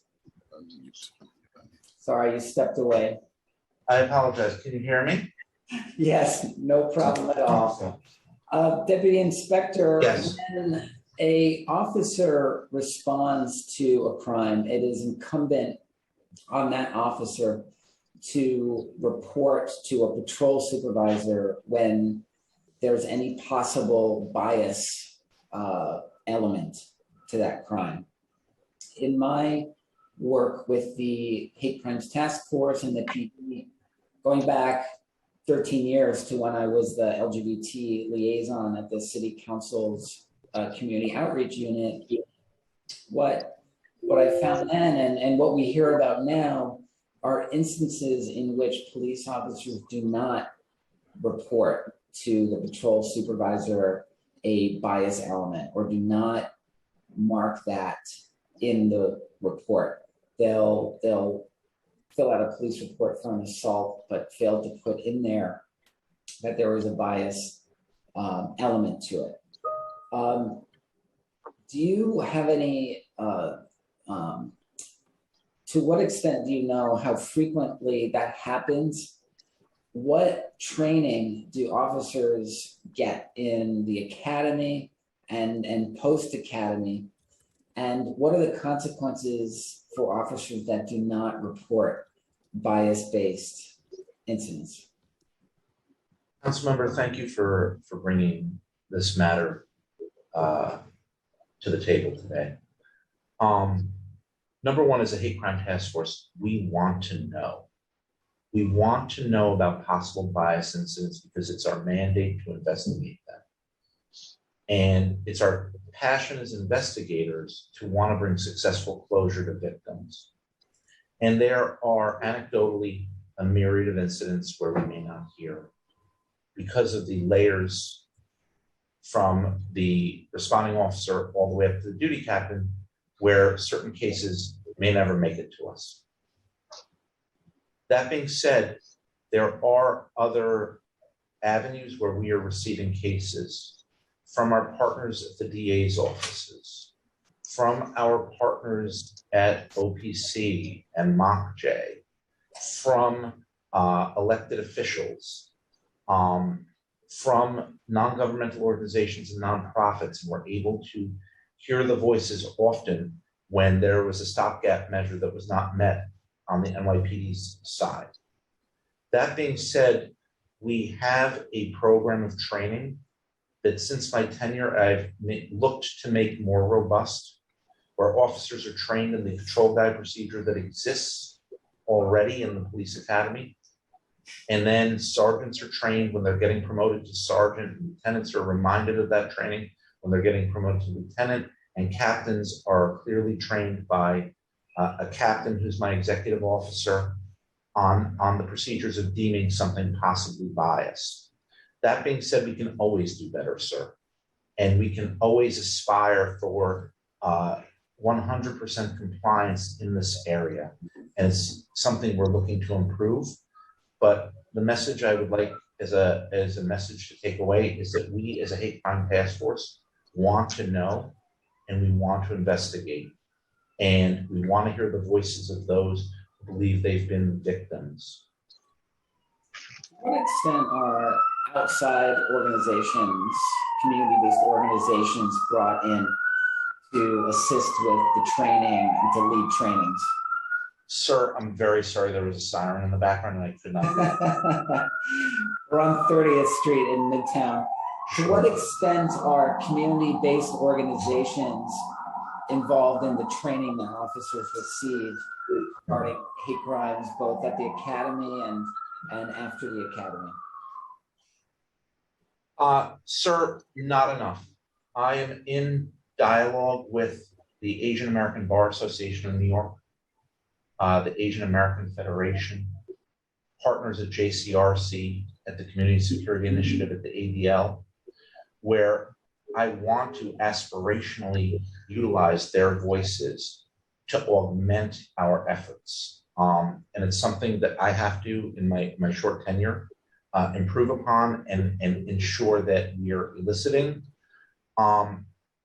That is the question you asked is a question that is widely asked at various meetings that I attend and at the stakeholder conversations that I have, because I believe we can augment our training with victims, advocates, nonprofits, and community stakeholders to build strength and improve our ability to investigate as detective investigators. Time expired. And I look forward to hearing more about those ongoing efforts. Thank you, Councilmember. Next, we'll hear from Minority Whip Vernikoff, followed by Councilmember Holden. Time starts now. Good afternoon. First of all, I want to thank everyone for testifying today, as well as especially my colleagues, Chair Hanks and Chair Williams, for putting this hearing together. I represent a large number of Asian Americans and Jewish Americans who are victims. Some of them are victims and are really impacted by the anti-Asian and anti-Semitic crimes that are plaguing our city. So I really thank you for doing all of this. I also would like to congratulate Inspector Arias on your role. I think that all New Yorkers have a stake in your success, and I want to wish you luck. And I also would like to thank the NYPD for what they do to combat hate crimes and all crimes and just keeping New Yorkers safe. And just in response to some of the remarks earlier today, I just want to say that we do need members of our law enforcement, our men and women in uniform, to fight crime. With that being said, my first question for the NYPD My question is, how often is the NYPD referred case about hate crime or discrimination that occurs on college campuses? So I apologize. Can you repeat the question? It cut out a little bit.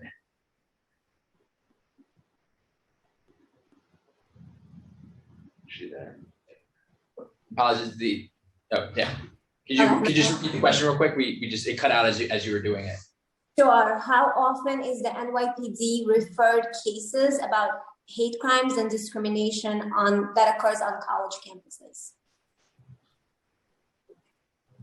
That's not a metric that we track. And I don't know what the referral would be, the methodology that you're asking about, council member. I don't know if you mean from the public safety department at a college or university, or what through a student advocacy group themselves. So I can't comment with substantive data to the point. Well, I guess more generally, is the NYPD referred cases, or is the NYPD told about hate crimes or discrimination on college campuses? We receive complaint reports through various mechanisms, and reporters and witnesses and complainants alike, and those generate complaint reports that eventually make their way to us. But whether it's specifically from an institution, I cannot comment, because it's not a data metric that we would track. Okay, I understand. My next question is it's somewhat related to a question that was earlier asked by my colleague Camilla Hanks, Chair Hanks. We have a lot of instances on college campuses where SJP, a group called SJP, Students in Justice for Palestine, calls for an intifada, makes calls to get Zionists out of CUNY. And intifada, as I understand it, is a violent uprising. It's a call for a violent uprising. And it has led to violence, whether it's on CUNY campus or outside of CUNY campus. So I know that there's a in free speech and what is actually a crime. So my question is, at what point do such calls actually call for an arrest? Well, a complaint would have to be generated in such a way that it met the threshold of a hate crime itself. Obviously, meeting that threshold of the defendant having committed a predicate offense and then meeting the additional criteria. There is a fine balance between free speech and the crime, and we have to maintain the freedom of groups that make political statements. We take each case individually on its merits, and we look to, if a complaint report is generated, work with our partners prosecutorially and our lawyers here at NYPD to ensure the right to free speech, in addition to the rights of victims who are affected by hurtful and hateful vitriolic language. So is the short answer, it's case by case basis? Yes. Okay, thank you. And my next question is for HR. What is the process, and I apologize if it was answered before, but what is the process by which an act of hate or discrimination is reported? Was it for CCHR? I'm sorry. Yes. So our process for reporting a hate crime is no different than reporting any other discrimination that someone would suffer in New York City. You can come to our offices, you can call us, and our info line, which is our intake line, will answer and assess the facts. We have a web form so people can fill that out online. They can call 311 and 311 can direct them to us. Sometimes we get calls from elected officials or other community-based organizations. So we get complaints sent to us in many different ways. And that's the same for hate crime, would be a civil hate crime, discriminatory harassment. Okay, and once that's to you guys, what process, what do you do next? So once it's reported, we do an initial intake. If there is jurisdiction, it is assigned to an attorney who does a detailed intake. There's an investigation where you investigate whether, you investigate both sides. We don't represent one or the other side. We are neutral investigators. Once the investigation is over, if we think that there is probable cause, then a probable cause finding is issued, and it will then go to trial before the Office of Administrative Hearings and Appeals. And then a decision is rendered by that administrative law judge. It comes back to our commissioner for a decision and order. Thank you. I don't have any more questions. Thank you so much, Councilmember. Next, we'll hear from Councilmember Holden, followed by Councilmembers Caban, Stevens, Dinowitz, and Richardson Jordan. Councilmember Holden. Time starts now. Thank you, chairs, for this important hearing. This question can go to either MOCJ or NYPD. Can you tell me the percentage of individuals who are arrested for hate crimes that also have been identified that they have a mental health issue? Because some of the videos that we're seeing, when you just randomly select a person and just punch them in the face, that seems to point to a mental health issue when you randomly take people and just attack them. So do we have that number? I do. Okay. This year, out of our 100 arrests that we've made, right, 47 have prior documentation of an EDP incident, for lack of a better description, meaning that they were in our system as an aided for prior emotionally disturbed person job. So if they're arrested and they keep getting rearrested, what measures are we taking to really give them specialized treatment? I mean, are they given any help on an outpatient, inpatient? What happens to them? Because obviously we've read many cases where people are rearrested for the same, they just keep attacking people. What's happening now, let's say? Well, the arrest to arraignment procedure would be that we're conducting our investigation. Somebody's placed under arrest, and clearly they're arraigned on the charge that they were arrested for. From that arraignment, it goes to our prosecutorial partners who work obviously with CJA and defense counsel to try to come up with a solution from that arraignment proceeding to best deal with the person. We do not see, this year we see 6 repeat offenders of hate crimes out of that 100 that we've discussed. But we, as part of our crime analysis, if you will, we are doing crisis outreach response notifications to our crisis outreach support unit. That being said, I think we have to improve in our partnering with mental health professionals to ensure that there's a holistic treatment for people that may not necessarily be, that may have mental health issues. Yeah, because we're seeing, again, you may have said there's 6, but it looks like about half of the people have mental health issues. So that's like what we really have, and probably more than that. Because we know just by the burden of proof that, I had an incident in my neighborhood where somebody pulled up in a car, gave a racial slur to a woman, threw liquid on her, and was following her. She refused, subsequent to that, she refused to talk to the police officers or detectives. And then the case didn't happen. So there was no bias incident, but there was, and obviously we know, but it's talking to a detective that sometimes scares people off. So that's why I think we need maybe a more holistic approach to this, rather, some people just won't, like a council member earlier, Caban, mentioned that some people won't talk to a detective. So that's where we need maybe a little bit more of just reporting it and just getting the, where we can get somebody from a not-for-profit to just interview the person first. That might be a solution. I'm not saying it is, but also the NYPD clears, and this is what, you know, we read here, NYPD clears just 1 in 3 hate crime cases, including just 1 in 5 anti-Semitic incidents.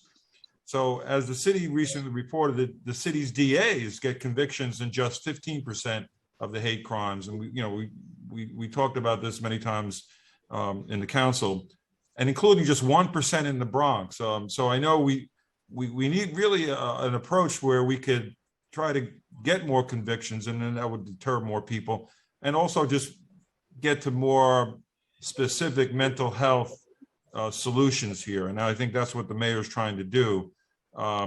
Just one last question, and this one would be for the police. What police precincts are we focusing on where we're seeing more hate crimes throughout the city? Are there a few precincts that we really need to bring in more resources?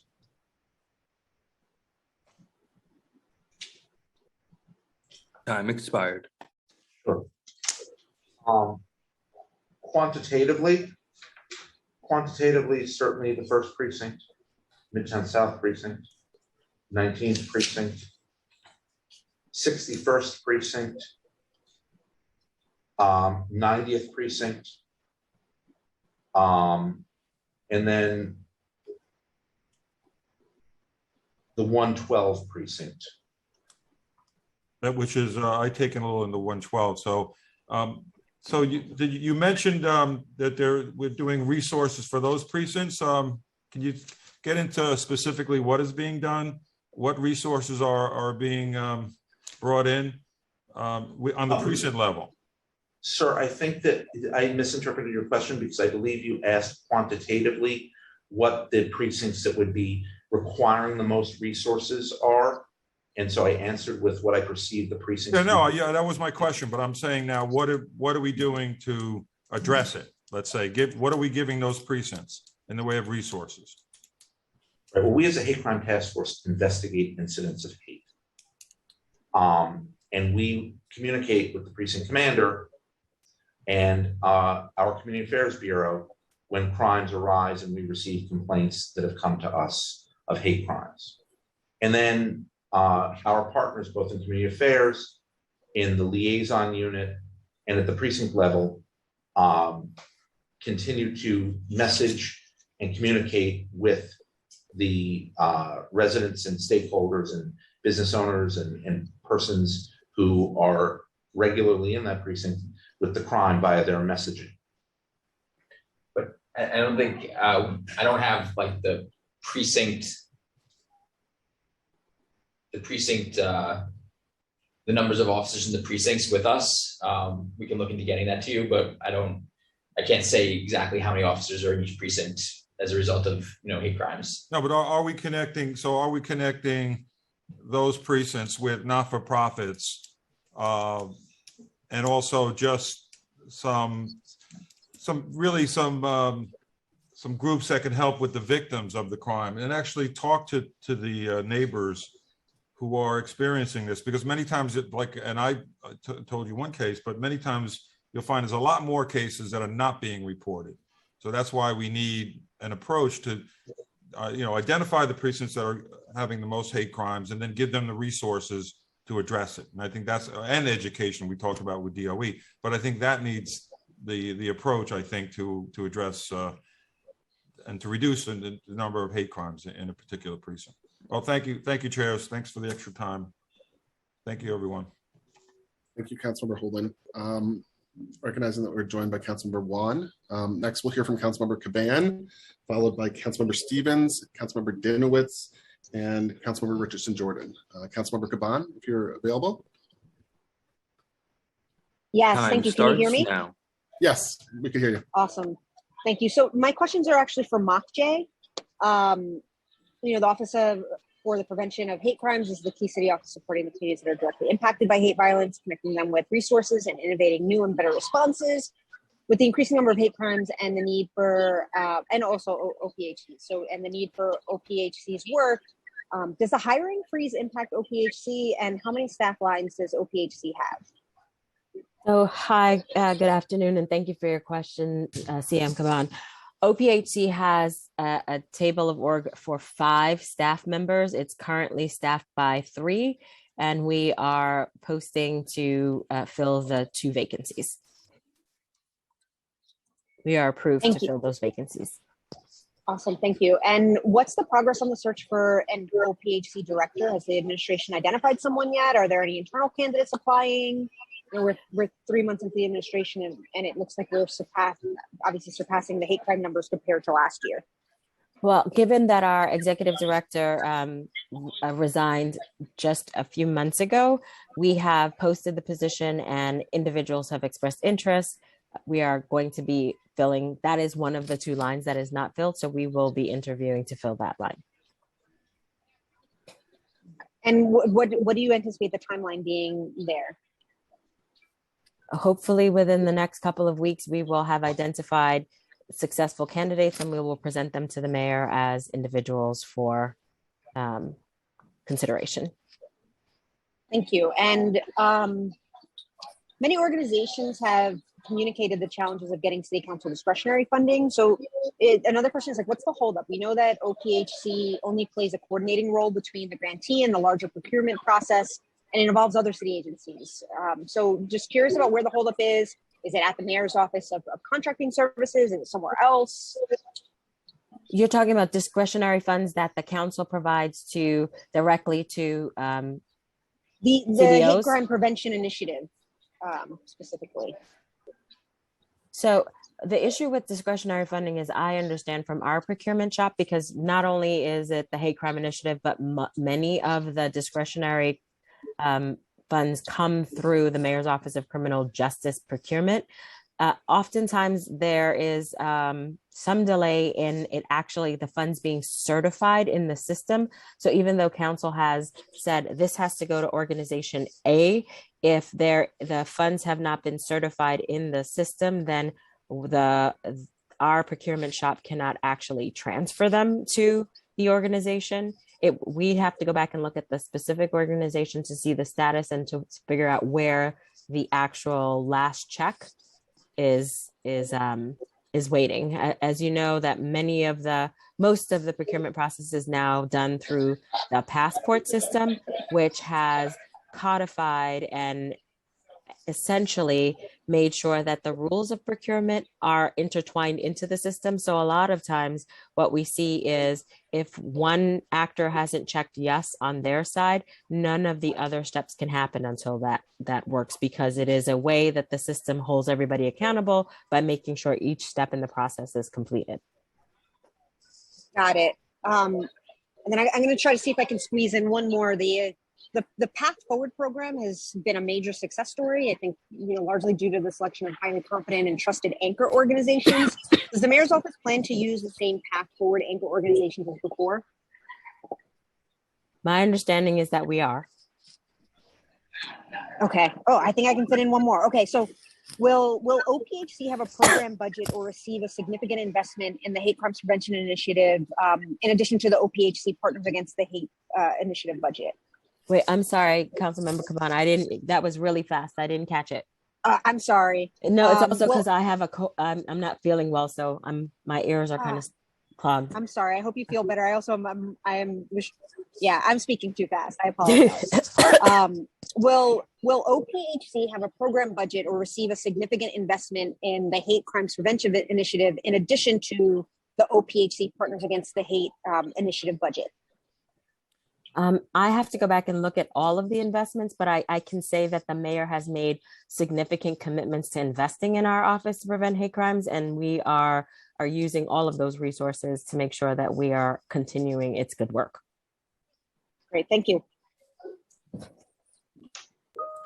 Really quickly, I know that Councilmember Juan, we had originally invited Councilmember Lee, who's Vice Chair of the LAC. As stated many times, we know that the rise in anti-Asian hate has increased. And so we just invited Councilmember Juan to speak on behalf of the Asian community in Councilmember Lee's absence. So Councilmember Juan, if you can do a very quick, brief opening statement.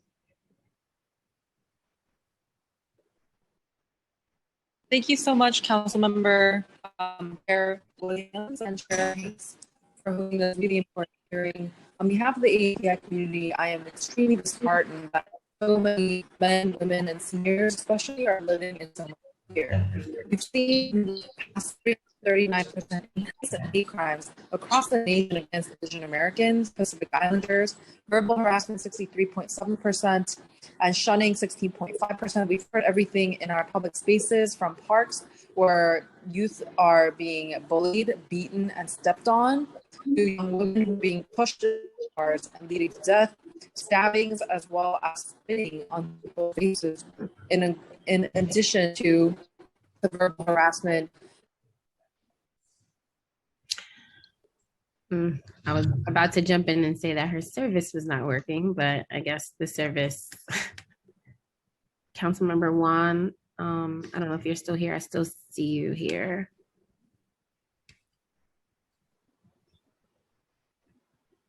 Okay, if you want to go to the next question as Councilmember Juan gets her service together. Thank you, Chair. Next, we'll hear from Councilmember Dinowitz, followed by Councilmember Richardson Jordan, followed by Councilmember Ariola, and then back to Councilmember Juan. So Time Councilmember starts now. Thank you. Just to follow up on somewhat of what Councilmember Holden was asking. So you have the data regarding arrests. Is there any data that exists that show what percentage of people arrested for hate crimes get mental health treatment, what percent end up in jail, and then what percent are actually released, found not guilty? Does that data exist, and is it public data? That is not data that we track as a hate crime task force. That prosecution to sentencing is not something that we maintain as a hate crime task force. Yeah, and some of that might be in the district attorney's offices or the courts, what the final outcome is, right? Because many of the district attorney's offices and the borough, the OCA, have mental health courts that they can send people to who commit crimes based on their mental health, because of mental health issues, so that they might have that data of how many were diverted. But it's not something we can see if we can get it run here, but we don't have that with us on how often that happens. Yeah, I think that data is really important because it's these hate crimes impact not just the victim, it impacts an entire community. And I think each of those individuals who are going out and committing these hate crimes, I think as a community, we need to know what happens. Are they receiving the help that they need, if that's what they need, or are they off the streets knowing, we have to know if they're safe. Is there a reason you don't collect that data or communicate with the DA's offices about that data? I mean, I just have to check with our, what data comes back and how robust it is, right? We may find out that, at the end of the case, you complete your treatment program, in a case it's dismissed, I have to find out whether that comes back as dismissed or dismissed because of treatment program. So we'll look into it with our, our data people, see how much we get back. I just don't have that. We don't have it with us right now. Okay. If we have it at all. If you have, okay. All right, because, I hear that we hear from PD, we hear a lot of the talk that, the people, they commit crimes and they're back out on the street and no one's ever convicted of anything. It'd be nice to have some data that can actually speak to or against that, particularly when it comes to hate crimes. And my other question is for the City Commission on Human Rights. Thank you, NYPD. Thank you, and of course, thank you for the work you do for our city. For the City Commission on Human Rights, I kind of mentioned it briefly in my in my opening statement, but I have found that a lot of the implicit bias training that I've received as a public servant working as an employee of New York City, a lot of my friends received as an employee of New York City, excluded implicit biases about Jewish people. And I highlighted some of the more explicit ones, some of the more implicit ones I don't want to take too much time to share. Maybe I'll share those on social media. But what work is being done to ensure that implicit bias training include biases against the Jewish community, which do make up the plurality of hate crimes that we see in New York City? Thank you for the question. I'm going to turn it over to our Deputy Commissioner for Community Relations, Kajri Chowdhury, who will talk about the lead advisors we have for different community groups, including the Jewish community. Thank you, Sapna. Good afternoon, everyone. My name is Kajri Chowdhury. I'm the Deputy Commissioner for Community Relations Bureau at CCHR. Councilmember Dinowitz, we did see the similar thing, and one of the things that on our part we do is we have, not only do we work through our borough offices and geographically reach communities, but we also have lead advisors and liaisons who specifically work with communities who have been historically marginalized or are vulnerable. And so one of our positions is a Jewish communities liaison. And our Jewish communities liaison we also saw a similar disconnect. And so one of the trainings, some of the trainings that we offer are not only about one's rights and obligations under the New York City Human Rights Law. Some trainings go a step further. And it is about understanding different communities. And that comes from our core founding mandate of fostering intergroup relations. So we have recently launched a training which is called Understanding Jewish Experiences and Combating Anti-Semitism. We launched it in April, right before Passover. And right now we are in the process of training many of our city agencies, including staff from DOE. And I'll be happy to talk to you more and present on the trainings. I would love, thank you, Deputy Commissioner. I would love to, it's been my experience that time expired. We're mandated to take these trainings, which are very important. And it's vital that in the mandated trainings, we're including really all of the communities that are marginalized, and would certainly love to talk with you more about both these what sound like optional trainings, but also specifically the mandatory ones, because really I think those can have a huge impact in the type of conversations we're having, especially in our schools, and as a result, the type of violence and hate that we're seeing throughout our city. Thank you. Thank you, Councilmember. Thank you. Next, we'll hear from Councilmember Richardson Jordan, followed by Councilmember Arreola. Time starts now. Hi, yes, I wanted to ask about the hate crimes advocates, specifically how are they selected, how are they trained, and then what kind of guidance or oversight is there for them?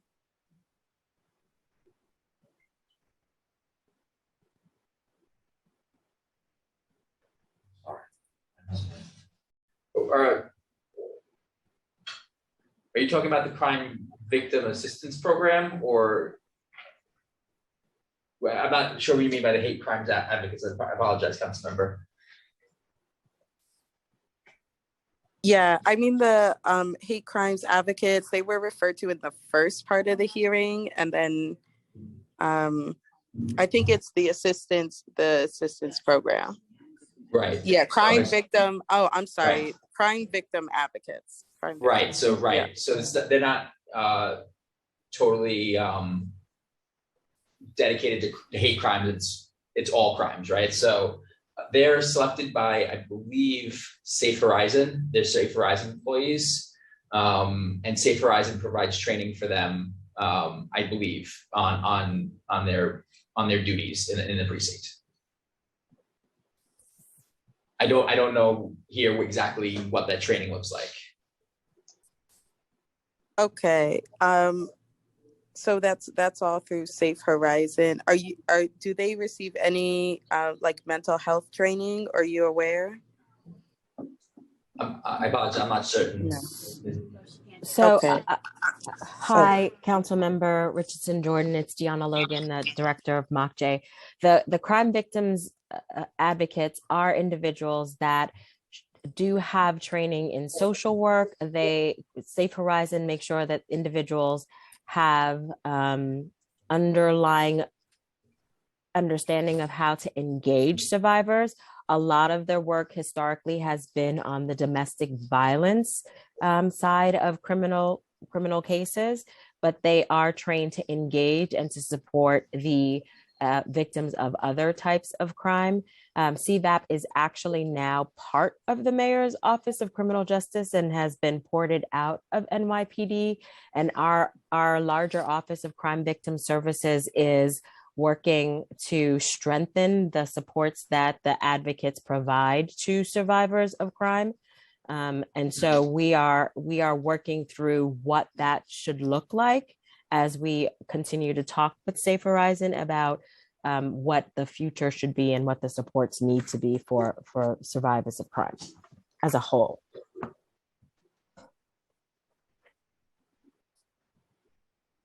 Okay, great. Thank you for that. You're welcome. Thank you, Councilmember. Councilmember Arraignment. Starting time. Thank you, Chairs Hanks and Williams. I don't have a question, but I do have a statement I wanted to make. Mr. Nypd, you mentioned earlier about the hate crime at the Gurdwara on 118th Street in Richmond Hill. Although that is not in my district, certainly people, constituents from my district worship at that Gurdwara. And I want to tell you, the NYPD and any of the agencies from the mayor's office and any agency involved, that this really was a best practice. You guys really came into the community, worked utilizing non-police intervention via the Sikh Cultural Society, community leaders, community groups, elected officials, the 102 precinct, garnering, fostering trust within the community and the victims. And I believe that caused the swift apprehension of the assailants. So this really is a big, a best practice, and kudos to all of you who worked on this particular case, because it really, it showed what can be done when we all work together towards a common cause. Thank you. All right, great. Thank you so much, Councilmember Arraignment. If any other council members, okay, I see Councilmember Vernikoff. Councilmember Juan is back on now. Oh, she is back on. Yeah. Oh, okay. Sorry about that. I have some questions too, but we can let Councilmember Vernikoff go because I know folks have had to wait for some time. Okay, let's go to Councilmember Juan, followed by Vernikoff, and then back to Councilmember Williams. Thank you so much. Sorry about that. I was having bad service inside, but I was just saying how important it is. Thank you so much for making the space to highlight API violence, anti-hate crimes that have taken place, because we've seen 339% increase in hate crimes nationwide, as well as 63.7% in verbal harassment. And a lot of these are happening in public spaces. 31.6% of the incidents were in public streets. 30% of incidents were in transportation, such as subways that we've seen where women were pushed off the subway cart like Michelle Go. And women and seniors are still disproportionately highly targeted than Asian men, making up more than 63.3% of all reports. And we know that this is an underreporting of all the hate crimes that have taken place, especially in New York City. We know that culturally it is harder for Asian Americans, especially immigrants, to make these reports. And I just have a few questions as well. What really breaks my heart is for all the AAPI hate crimes, culturally making it really difficult, especially for seniors and immigrants, to report these hate crimes. Jessica Corey, the former highly ranking head of hate crime unit, was removed after there was an interview on ABC7 about how she was repeatedly, and we have other anecdotal evidence that she was dismissing Asian hate crimes when they were reported. Could you please explain to me why, even though when Asian Americans have reported these cases, they were dismissed, and when in the statement from Sergeant Edward Riley, the incident did not factor into her reassignment? Can you, one, answer, this is a question for the NYPD, where she was reassigned to, and why there was no repercussions or any sort of disciplinary action taken when there is testimony from multiple Asian Americans who have said that their hate crime reports were not taken seriously? So I'm not sure where Inspector Corey was reassigned to. I can find that out. And I'm not aware of. Yeah, I'm not aware of where she is right now. So I can find that out though.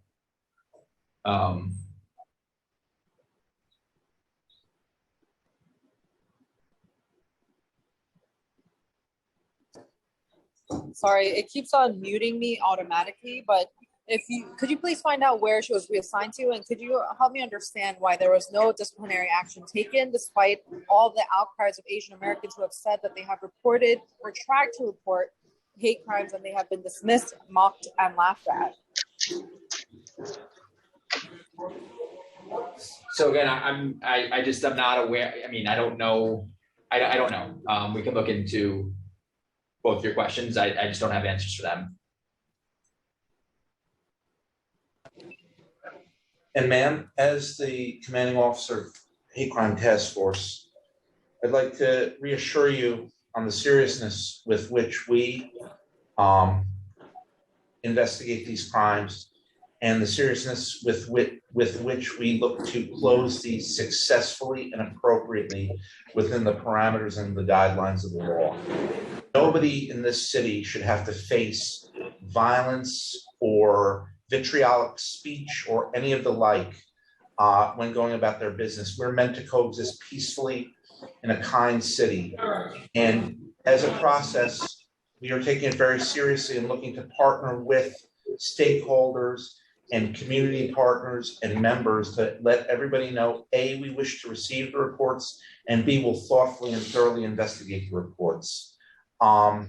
And allow the investigations to be steered into a successful conclusion impartially and within the guidelines and framework of the law.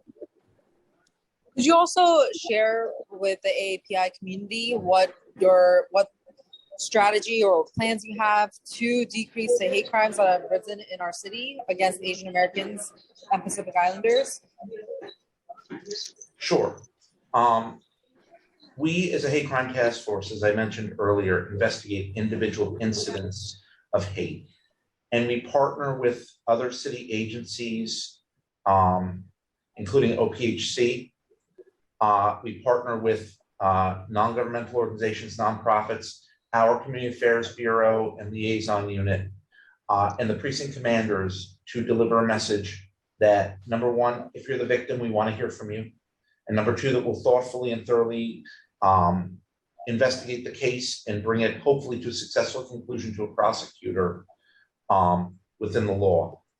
But we really do have to partner with our community stakeholders and utilize social media intelligently and thoughtfully, and utilize our request for media assistance and whatnot to bring attention to a macro issue in order to see a diminishment, because one crime is too many for us to see in this state, and one victim is too many of a hate crime.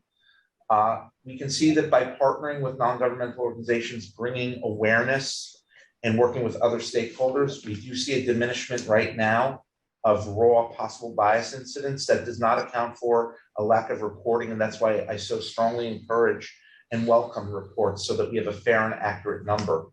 But it's our hope to partner with the other stakeholders in an effort to diminish them. Okay, thank you so much. I'll be following up for the questions about Jessica Corey and what disciplinary actions or why the NYPD is choosing to not take any disciplinary actions for Jessica Corey's reassignment. Thank you. Thank you, Councilmember. Next, we'll hear from Minority Whip Vernikoff before turning back to Chair Williams. Starting time. Thank you. My question is for the CCHR. If you know, how many employees does CCHR have? I think our current count is 132. 132. Do you know how many of those employees are Jewish?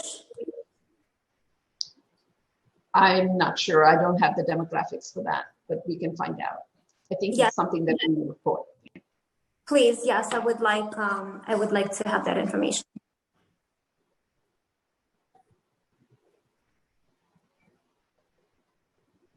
Thank you, Councilmember. Do you have any further questions? Okay, great. Chair Williams, go ahead. Thank you so much. Hold on, let me go to my questions here. At the March Public Safety Committee hearing, the NYPD testified that the task force has 19 investigators and about 25 members of the AAPI community working as translators and doing outreach. Are there any additional officers or non-uniform staff assigned to the task force above those numbers? We have 20 investigators. We have 1 civilian, and we have 5 supervisors.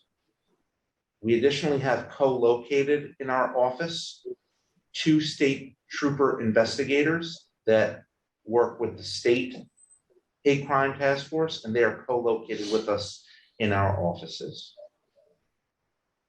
In the Asian hate crime task force, we are fortunate enough to have Inspector Tommy Eng supervising 18, I believe, and that number can be fluid depending upon promotions, but 18 AAPI investigators that augment and enhance and help us tremendously, for whom we're so grateful. Thank you. In 2017, there were 325 hate crime complaints to the NYPD. In 2018, there were 353. In 2019, there were 420. Then in 2020, overall crime in New York City plummeted as the city went into COVID-19 lockdown, and hate crimes went down too, from 420 to 282. But in 2020, arrests also fell by 23%. Then in 2021, the number skyrocketed up to 565 complaints. And coming out of Q1, complaints were up by 75% over last year. So we have hate crimes going up and then falling, not due to policing, but due to the lockdowns, and then continuing to rise again dramatically. And I really can't see any clear indication that the strategies have made any real impact. And so could you provide some insight on why the council should sort of continue to invest in this strategy instead of perhaps prioritizing some community-based prevention strategies? So thank you, Chair Williams. I kind of want to take a step back and think about what we're seeing in terms of reporting. Similar to domestic violence, we know that as we see more reports of incidents, that may not necessarily be a bad indicator, because what it does indicate is that people do have the trust to come forward and to let us know about the incidents that are happening. So in a very ironic way, the fact that people are comfortable to come forward and to tell about the horrible incidents that are happening to them may be part of the work that you see and the collaboration that you see between OPHC, CCHR, and NYPD, where between our community partners, between our city agencies, and law enforcement stakeholders, we have made it very, very clear that New York City is a diverse, inclusive place, and that we will not tolerate that type of hate and bias incidents, and therefore people are more comfortable to let us know. And we do absolutely believe commitment to education is the path forward to making sure that we don't see the incidents occurring as much. But I'm not quite sure that in this moment that seeing increased reporting is a criteria that we should take as something negative.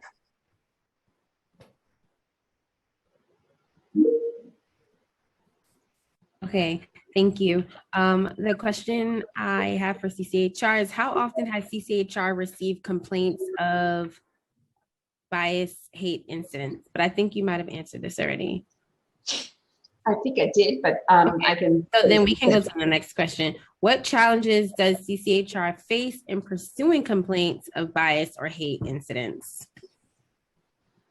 So on the civil front, I think one of the problems is identifying who the perpetrator is and then being able to go after them. It's usually an individual, it's, that we may not have information about.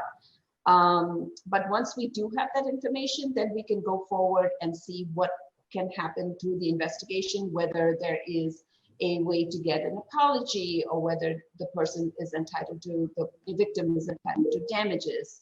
So I don't think there are huge challenges except, finding the person and proving that there's a nexus between what happened, whether there were threats or not, and to the protected class of the person who is coming forward to complain. Thank you. Does CCHR refer these complaints to other agencies? So similar to how I asked the NYPD, if they're referring certain things to other agencies, are you all also referring different complaints to the various agencies? If so, which ones? So we do work with OPHC, and if we think that we do not have jurisdiction, then we will refer it out to OPHC or to NYPD if it is that the person should pursue criminal prosecution. And then we do, get help from other community organizations that might assist the person if there are ways in which that person can be assisted other than filing with us, filing the complaint with us. And how do you determine sort of whether a complaint should be referred or not? So that's something that our intake staff is trained on, and they work with their supervisors and with the attorneys here at the agency to see whether it's something that we can handle or whether it's something that we don't have jurisdiction over that needs to be referred out to another agency. It's just like any other discrimination claim that comes before us. If we don't think that we are the appropriate agency, then we will offer referrals. Okay. I think Councilmember Dinowitz might have somewhat asked this question, but can you share with us, if you didn't already answer this, how often CCHR conducts anti-discrimination, hate training, or hosts other types of events to prevent hate incidents? I'm going to let Deputy Commissioner Chaudhary, who does most of those trainings, and her staff talk about it. Sure, and we can get back to you with specific numbers, Chair Williams, but our teams do training and education every week. And it depends, basically there is one core of training that they do on like the bystander interventions. And again, I can get back to you like with specific numbers. I think we reported fiscal 22s, but we said like we did 50. But we can get back to you with the current numbers. And then there are the trainings that focuses on understanding of different communities, whether it is our anti-Semitism one, whether it is understanding Muslim experiences, whether it is understanding of transgender communities. Those also are done, and I can get back to you with exact numbers for those aspects as well. And I will just add that if it becomes a complaint and a case before us and it gets settled, very often we will have, as part of our settlements and conciliation agreements, that the respondent gets some kind of training or works with a community organization or issues an apology. So there are restorative justice ways in which we address the issue, including training, of course. Gotcha. Thank you. And the last question I have for CCHR, just before one more question to either OPHC or NYPD, is do you all have any policy recommendations to combat hate bias-based incidents? I'm sorry, was that for CCHR? Yeah, it was for CCHR, but it's for whoever. But the question was, do you have any policy recommendations on how we can combat hate and bias-based incidents? I know I say this all the time privately, but I also say it publicly. Council members are very smart, but we're generalists at best. And so we don't often have the intellectual rigor when you talk about specific issues. And so this is sort of a question turning it back to the experts in terms of if you feel there's any policy recommendations that you have that the council should consider in terms of how we combat hate and bias-based incidents. I'll go quickly and say, I think something that everyone has talked about today is more training. I think that's really important to reach out to the youth. I know our Community Relations Bureau works a lot with the youth to work with communities themselves that are facing discrimination, ensuring that people who don't have immigration status are afraid that if they come forward, that will be an issue, ensuring that they understand that we don't ever ask about the immigration status, so they should feel comfortable to come forward. Reaching out to all the communities, the Jewish, Muslim, South Asian, East Asian, African, every community that probably faces discrimination in New York City, reaching out to them and teaching them about what their rights are and what the obligations of others are, teaching bystander training, that it's really important to without interfering with somebody else's rights and without putting yourself in danger. You want to talk a little bit about the bystander training you do? Sure. So I think that's really important. It is about community solutions, and I know Councilmember Kaban, when she was talking, raised the idea of like what can people do. And so understanding, getting a sense of who is of your safety, and then using some of the time-tested methods of intervention. And this can be, so we, in this space, we request or like we train all New Yorkers, and one of the things that we do in partnership with community-based organizations, and I know PHC similarly, some of the Path Forward members also do this, is making sure that our trainings are available in different languages so that New York's, like every New Yorker has a sense of like what those intervention techniques could be and can help interrupt bias and hate. We often talk about bystander intervention trainings in terms of almost like first aid, where you train, you do that, you get the training on a regular basis so that you develop muscle memory and you develop the intention as to like, how to intervene when you're seeing an incident of bias or discrimination taking place in your community, so that the community at large can be responsible for interrupting bias and hate. So we would add the bystander intervention training and bringing communities together in a holistic way as part of some of the recommendations. Thank you. And the final question that I had, which was sort of discussed, is we know from researching in Common Sense that hate violence is massively underreported. And I think a lot of the wonderful experts here have mentioned that, and the number of complaints NYPD received is likely a fraction of the number of incidents actually occurring. Again, at the March Public Safety Committee hearing, NYPD testified that the task force closure rate was about 50%. So at best, the NYPD is making arrests in half of a fraction of the total number of incidents In addition, only about 15% of those arrests lead to hate crime convictions. So a fraction of a fraction of a fraction. How can this possibly be an effective approach to reducing hate violence? And do you have any thoughts on what other approaches we could be using? And I know MOCJ and OPHC and CCHR for that matter are more so focused on those community-based prevention approaches that we love so much. And so just trying to get a sense of, you know, how do we use the best practices, because we clearly aren't closing out cases and convicting people for hate crimes.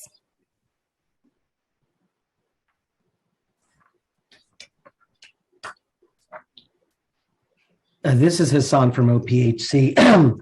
I can speak to a little bit about the underreporting aspect of stuff and how we look to compensate or look to address our response in a comprehensive way. We know that NYPD data itself is something where folks feel comfortable reporting an incident to the police department or whatever the case might be. But we also know, as Chair Williams stated, that there are many reasons why someone may not necessarily report a hate crime or a crime. And we function within the context of that existence, right? That there is a large portion of incidents that are not being reported.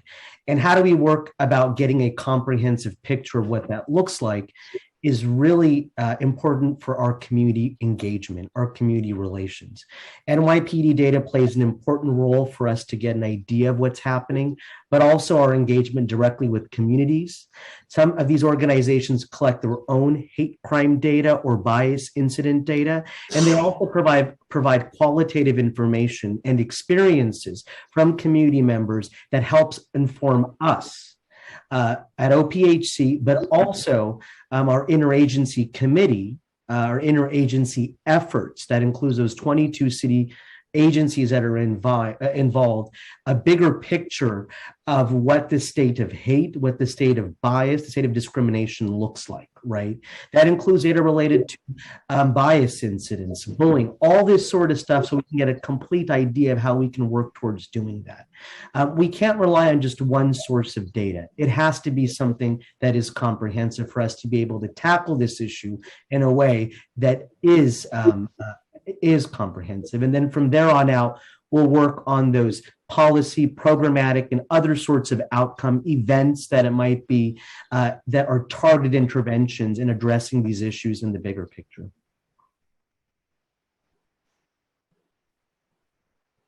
Thank you. With that, I will turn back over to committee council and just again wanted to thank MOCJ, OPHC, and the NYPD and CCHR, of course, cannot forget CCHR, for doing the good work and for joining this hearing and providing testimony and answering our questions. Well, thank you so much, Chair. If any other council members have questions, speak now, or we'll pass it off to public testimony. Chair Hanks, anyone? No? Okie doke, everyone. Thank you, administration, for your testimony. We're now going to move on to the public testimony portion of this hearing. And if you guys can stay on, sorry, Josh, feel free to stay on to listen to the public's testimony as well. Yes, thank you so much, Chair. So now we'll talk to for members of the public. We will now be having public testimony. I'd like to remind everyone that unlike our typical council hearing, we'll be calling on individuals one by one to testify. Each panelist will be given 3 minutes to speak. Please begin once the sergeant has started the timer. Council members who have questions for a particular panelist, use the Zoom raise hand function. I will call on you after your panelist has completed testimony. For panelists, once your name is called, a member of the staff will unmute you. And so kind of please keep an ear open because I will be kind of announcing a queue of panelists as we're getting ready. So without further ado, we will begin with, we're going to start with, we're going to invite Lawrence Hong, followed by Michael Cohen, followed by Chantrell Sung. Time starts now.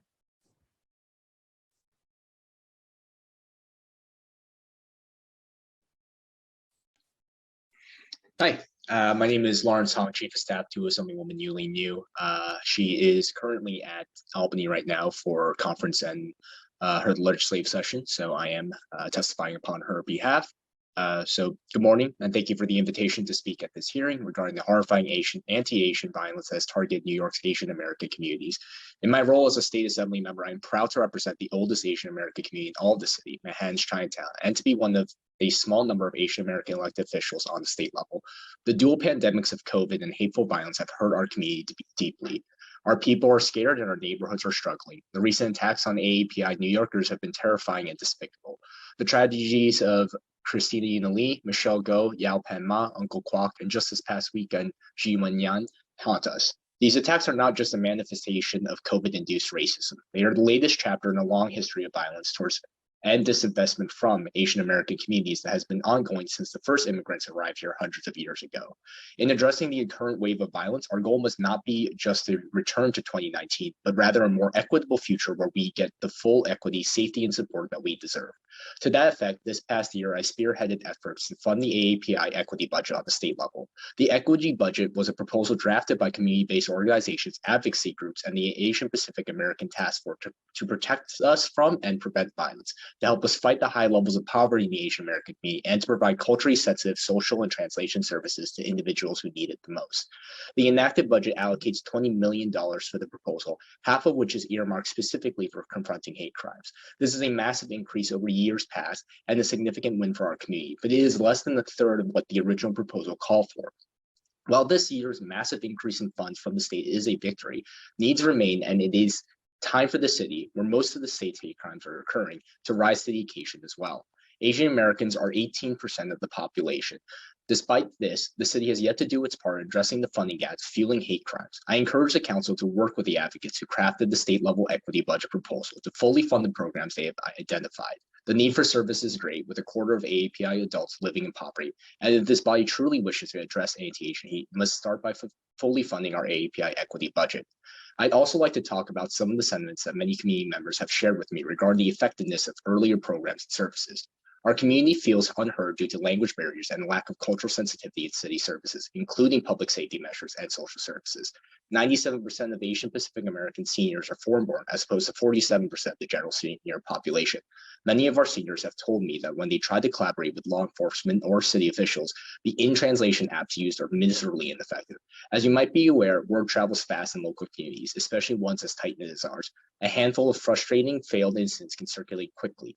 The sentiment that the city services, including public safety services, are inaccessible and ineffective is unfortunately a common one that has remained unaddressed. If this is not resolved, it will be impossible for us to collaborate on addressing the dire issue of hateful violence, increasing cultural and language accessibility throughout all of the city's current and future initiatives must be a priority.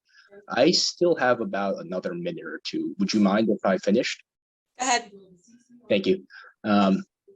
Let's see, what was I? A key way to increase cultural competence and language accessibility is to increase AAPI representation at all levels of city administration, from clerks and firemen to council members and commissioners. There are New Yorkers all over the city who come to my office for constituent services, even though they do not live in my district, because their elected representatives' office are not equipped to support language accessible services. People want support, but they want support from people that understand their language and their culture. Asian Americans are almost 18% of the city's population, but unless we see ourselves reflected in the faces that represent the city at all levels, it will be difficult to collaborate with any program the city might introduce. Similarly, if you want to create programs that Asian American New Yorkers actually use and that actually work for us, the most important thing is to make sure that we are present in the rooms where these programs are designed and decisions are made. Another barrier to successful collaboration between AAPI communities and city resources is a general feeling of neglect and disrespect from the city. We feel disrespected because all too often our neighborhoods are expected to bear a disproportionate number of facilities that serve the entire city. I believe in the importance of safe havens and the need to close Rikers Island, but Chinatown has absorbed more than its fair share. No one denies that there is a dire need for these critical services. Safe havens are important spaces with life-saving services, and our city needs more of them if we want to phase out our existing insufficient shelter system. We must also acknowledge that these initiatives meant to serve the entire city are disproportionately concentrated in communities of color, specifically Chinatown. Why is it that after advocates of color spoke out against horrific conditions at Rikers and the need to close it, the solution was to build 4 new Rikers in communities of color without addressing the call for a gross decrease in cells and the root causes of over-incarceration and carceral cruelty?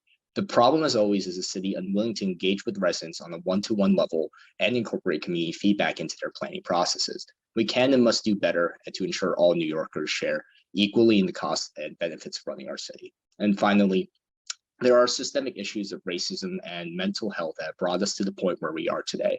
And it is only systemic responses that will get us past it. Unfortunately, the solution is not just about adding a few extra patrol cars on a given street, a few more police officers on the beat, or a few more surveillance cameras at a given subway station. The city has tried this, and it is clear that it does not work. A large part of the solution is ending a history of neglect and elevating communities of colors as partners. I urge the city to heed the recommendations that our community organizations and community members have made. This means working with our organizations and advocates across all communities of color, increasing dedicated funding for API needs, promoting and implementing community engagement, and increasing language accessibility and cultural competency across all current and future city services. Thank you. Thank you, Lawrence. I have a quick question. You said that the 20 million has been allocated. What is the gap? What are you proposing? I believe CACF is also on here, and they could probably go into more detail. But my understanding is that the original ask that we had was approximately 40-something million. I'll have to double check on that number, but it was about half of what we were asking for, and these services would go to a number of plans, and I'm happy to forward over, I guess, the full budget proposal to your office as well. I would love that. Thank you so much. And we definitely would like to meet with you after the hearing. So please speak to our council staff and we'll try to set something up. Thank you very much for your testimony. Yeah, I appreciate it. Thank you. 64.5 million. That was the actual right word. I get all my numbers messed up. Yep. Okie dokie. Thanks. Thank you. Thank you for your testimony. Next, we'll hear from Michael Cohen, followed by Chantrell Sung. Time starts now.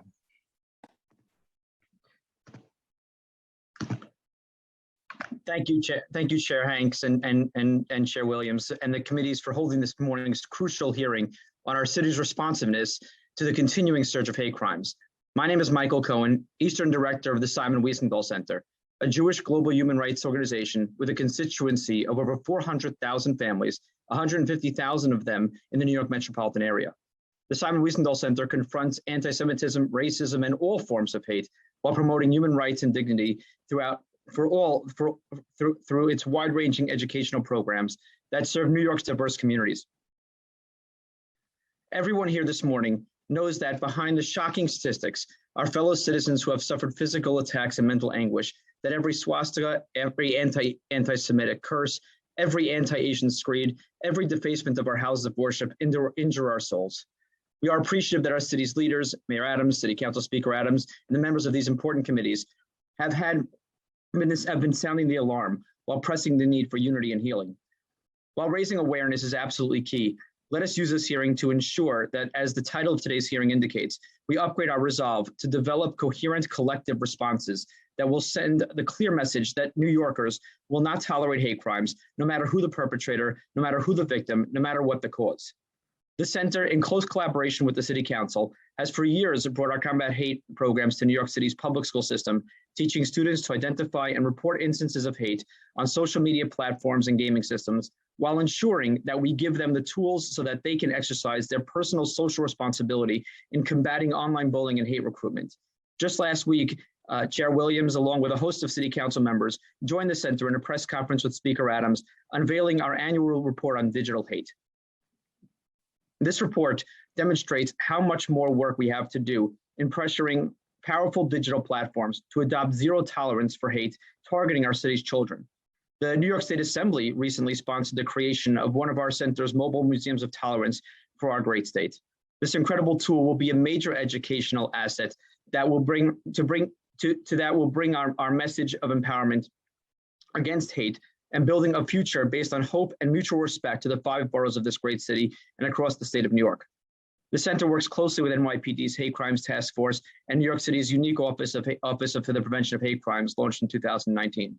But as we all know, much more needs to be done across our city, and it needs to be done with a sense of urgency and a sense of unity in incorporating our many diverse communities and cultures. As a recipient of the New York City Council Hate Crimes Prevention Initiative funding, the Wiesnall Center is honored to be recognized by this body as a leading organization on the front lines of this crisis. And we thank the Council for its signals to date of ensuring that the overall funding for this initiative will be once again prioritized. We are so grateful that this Council truly gets it. We wouldn't all be here today, though, if we believed that enough was already being done. The Simon Wiesenthal Center stands by the Council's side, ready to expand its work and services that we know is and will continue with your support to make a difference where it counts most with our children. Thank you very much. Thank you so much for your testimony. Next, we'll hear from Chantrell Sung, followed by Scott Richmond, Ada Lynn, and Leo Ferguson. So Chantrell. Time starts now. Thank you, Chairpersons Hanks and Williams and members of the Committee on Public Safety and Civil and Human Rights for the opportunity to submit this testimony regarding the New York County District Attorney's Office investigations and prosecutions of hate crimes. My name is Chantrell Sung, and I am the Chief of Strategic Operations for the Manhattan DA's Office. And I'm incredibly grateful that our city and this council is focused on combating hate crimes and committed to responding to the urgent and grave situation that our office faces every day in Manhattan. The number of hate crime cases that the Manhattan DA's office currently prosecutes remains at an unprecedented high number. We are currently prosecuting approximately 87 hate crime cases. These are charged hate crime cases, whether by criminal court complaint or grand jury indictment. And these include misdemeanors such as bias-driven spitting or liquid throwing incidents, some of the most serious felonies such as murder and attempted murder as hate crimes, as well as everything in between, from unprovoked violent attacks against members of a certain protected identity, anti-Semitic, graffiti and harassment cases, and more. The largest category of hate crime prosecutions in Manhattan are anti-Asian, with 34 open hate crime cases. The second largest category of hate crimes are those against the LGBTQ+ community at 24 cases. And our next two largest categories of current pending hate crimes are anti-Black at 11 open cases and anti-Semitic at 10 open cases. We are also prosecuting anti-white and anti-Hispanic hate crime cases, among others.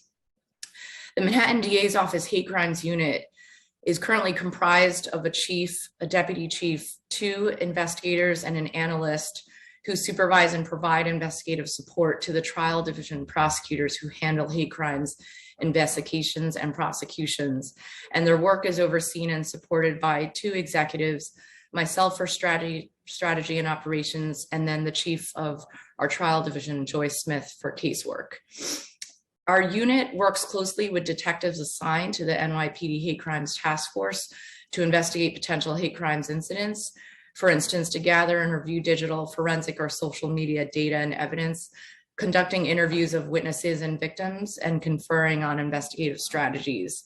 The unit also receives pre-arrest investigations directly from victims or witnesses who call the hate crimes hotline number, and will also conduct post-arrest investigations to determine whether an arrest made by local authorities should be charged as a hate crime. In March, DA Bragg testified before the New York City Council seeking $1.6 million to fund the expansion of the unit. And I'll submit in written testimony more details on the staffing structure for this expansion. But I will note that this expansion is necessary because in addition to the rising number of cases that need to be investigated and prosecuted, we must implement long-term prevention and deterrence solutions that focus on community engagement, building our victim support services, enhancing cultural and linguistic competencies, conducting specialized hate crimes for police and prosecutors, and furthering anti-bias education and awareness efforts. And if it's okay, I just have a little more that I wanted to speak to. We have developed a comprehensive strategy for addressing hate crimes that is deeply informed by our lived experience, law enforcement, as well as community-based and victim-centered solutions and extensive stakeholder engagement. With these resources, we will be able to effectively implement this strategy. I am prepared to submit written testimony that highlight some of our significant cases that we are currently prosecuting. But if time allows, I will just highlight a couple of those cases right now. On February 27th, 2022, defendant Stevens Ajunk began a series of unprovoked assaults on 7 Asian women on the east side of Manhattan between Houston and East 30th Streets during an approximately 3-hour period. As a result of those attacks, 6 of the women suffered injuries, including lacerations and bruising to their faces, and one of the women was knocked unconscious by the defendant, later treated at the hospital for concussion. The grand jury indicted the defendant for all these hate crime charges on all 7 incidents. So that is a case that is currently pending in our office. The other case that I wanted to highlight is another anti-Asian hate crimes case. Earlier last year, April 23rd of 2021, 61-year-old Chinese immigrant named Yao Pen Ma was in Harlem collecting cans when the defendant, Jared Powell, ran up to him from behind, knocked him to the ground, and repeatedly stomped on his head and kicked him in the head, face, and neck. As a result of traumatic brain injury and being placed on life support, Mr. Ma died on December 31st of 2021. A defendant had made statements to law enforcement in which he claimed to have been attacked by 2 Korean or Japanese men the day before he attacked Mr. Ma, but admitted that he did not report the alleged robbery to the police. A Manhattan grand jury indicted the defendant for murder in the 2nd degree as a hate crime, and that case is currently pending in our office as well. I will just conclude by thanking you for your time and dedication to ensuring that hate crimes are given the prioritization and attention necessary for giving me the opportunity to submit this testimony. We are very proud of the work we're doing each and every day to zealously combat hate crimes. And with the additional funding we have requested in next year's budget, we will be able to fully realize our long-term strategy. I know that our office, the council, and the city share our values on this issue, and we look forward to continuing to work with all our partners to hold those who commit crimes in Manhattan accountable. Thank you. Thank you so much for your testimony. Next, we will hear from Scott Richmond, followed by Ada Lynn, Leo Ferguson. Scott, you may go ahead. Starting time.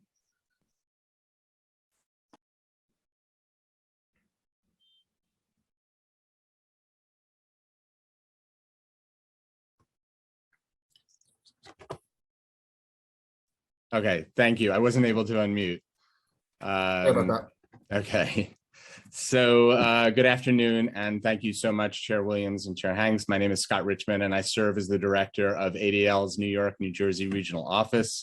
Thank you so much for the opportunity to testify here today regarding the concerning rise in hate crimes in New York City and what we can all do to curb these trends. Since 1913, the mission of ADL has been not only to monitor and respond to anti-Semitism, but really to fight all forms of hate, believing that if one group is persecuted, then all groups can be. Over the past few decades, ADL has been recognized as a leading resource on effective responses to violent bigotry, conducting an annual audit of anti-Semitic incidents, and drafting model hate crime statutes for state legislatures. You've now heard for several hours about the rise in hate against so many communities in the city, so I will not repeat that. What I will stress are the findings of ADL's audit. It was just released last week, so really hot off the press. It's gotten a lot of visibility, and it's really a unique way to assess the temperature of anti-Semitism, the state of anti-Semitism, because it's a reflection of ADL's day-to-day work. It's our incident response work. And according to the audit, across the United States, there were a total of 2,717 incidents of both criminal and non-criminal acts of harassment, vandalism, and assault, which is a 34% increase, over 700 more incidents than last year, and the highest year on record since we've been keeping track of anti-Semitic incidents since 1979. Across the country, we dealt with anti-Semitic incidents in 50 states, and there is no state that has more anti-Semitic incidents than New York. And about 2/3 of the incidents in New York took place in New York City. We're talking about 416 incidents, which is up from 336 the year before. What we also saw in New York was something very, very disturbing, which is an incredible rise in anti-Semitic assaults. Across the country, we had 88 assaults. 51 of those took place in New York State, and 48 of those took place in New York City. So we're talking about a huge number, the majority of anti-Semitic assaults taking place right here in New York City, with a very significant number in Brooklyn. And, you know, in general, incidents targeting Orthodox Jews throughout the state have increased at an alarming rate. You can refer to ADL's heat map. That's a real-time look at not only anti-Semitic incidents, but incidents of hate, extremism, anti-Semitism, and terrorism that ADL is following. They range from swastika graffiti to other forms of vandalism to anti-Semitic slurs. We saw in a Hasidic neighborhood, a family of 3 was attacked with a child who was 1 year old, and another man, in another instance, a man approached a visibly Jewish woman and said, "You people are disgusting," and threw an unknown liquid substance in her face. ADL has documented a number of physical assaults as well relating to Israel or Zionism in New York. I just have another minute or so to put forth my recommendations. Is that okay? Yeah. So, you know, with all of this in mind, I want to recommend five steps that the council can take. First, the city council should strengthen partnerships with and support community-based organizations when it comes to data collection and reporting. These organizations are often the first call when acts of hate and bias occur, and it's critically important that they're adequately resourced and have the capacity to track and monitor incidents as they occur. Second, the city council should take steps to help ensure the collection of data regarding hate crimes prosecutions in New York City, with particular attention to the extent to which racial disparities may exist when it comes to hate crimes charges, convictions, and criminal sentences. Third, the city council should make sure that the New York City Office of Prevention of Hate Crimes is appropriately staffed and resourced. We've heard quite a bit from them. We urge the city council to direct more resources to studying the rising tide of hate and harassment online, including in the form of swatting and doxing, to ensure that government agencies have the resources and expertise needed to investigate and respond to these incidents when they occur. And fifth, we urge the city council to invest in restorative justice approaches and other non-carceral approaches to hate crimes, and prioritize community-based prevention initiatives, which can include, but are not limited to, violence prevention and interruption programs, anti-bias peer-to-peer education, and Holocaust and genocide education in New York City's K-12 schools. This is a major part of ADL's work. We work in hundreds of schools in New York doing that kind of anti-bias and Holocaust education work. These approaches can empower impacted communities while still holding hate crime offenders accountable. Thank you all for the work that the council does to ensure that New York City is safe, welcoming, and an inclusive city for all. Great, thank you so much for your testimony. Next, we'll hear from Ada Lynn, followed by Leo Ferguson. Starting time. Good afternoon. My name is Ada Lin, Program Coordinator at the Coalition for Asian American Children and Family. Thank you, Chair Haynes and Chair Williams and the rest of council members for the opportunity to speak. As nation's only Pan-Asian children's advocacy organizations, Coalitions for Asian American Children and Family, CACF, aims to improve the health and well-being of Asian Americans and Pacific Islander children and family in New York City. Currently, I'm a program coordinator for the Asian American Students Advocacy Project, which is also known as ASAP.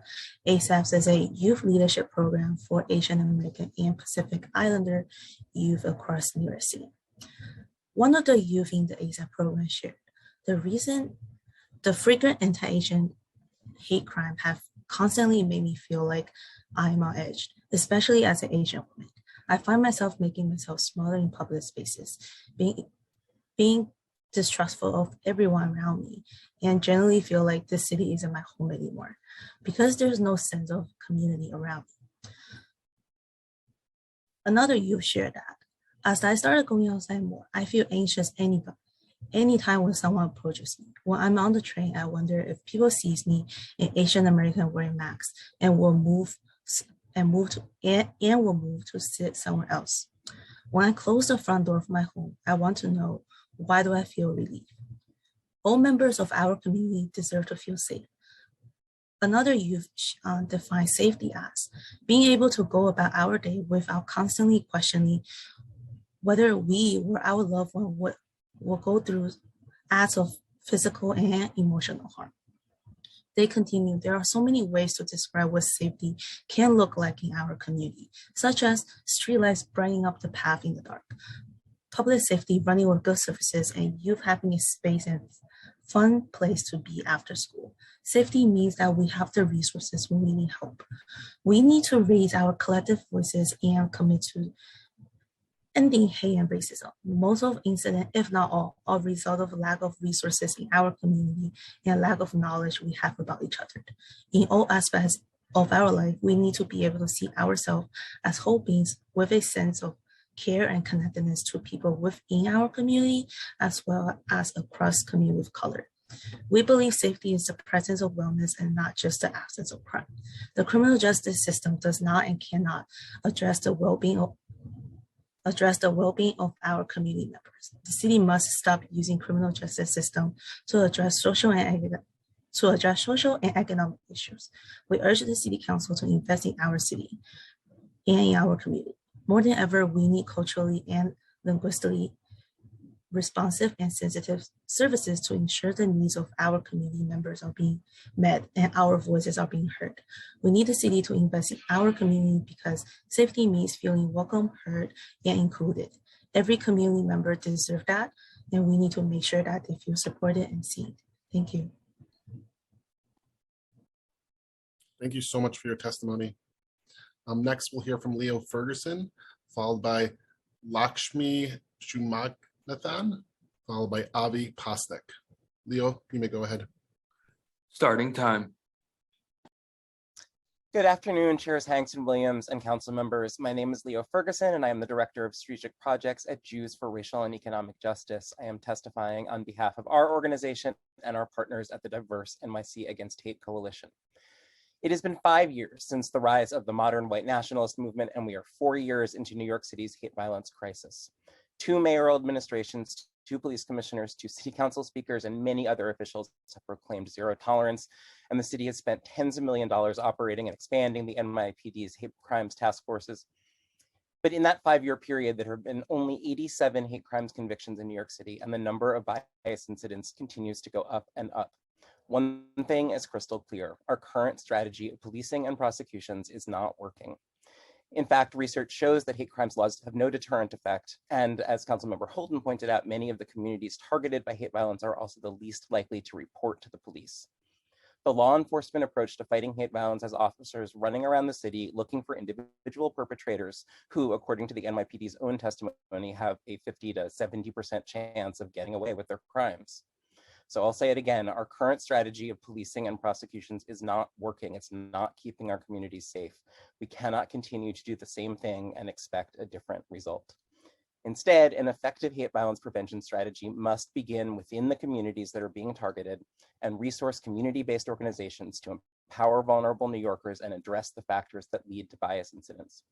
The good news is that we have extraordinary community organizations that have been doing this work for years and are eager, in fact, desperate for the resources to do this work. The bad news is that community-based hate violence prevention in New York City has been wildly under-resourced.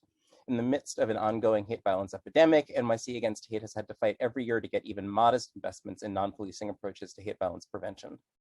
While we appreciate the funding we have received, it should be obvious that $2 to $4 million divided between many organizations is not adequate to address a major crisis in a city of 8.5 million people.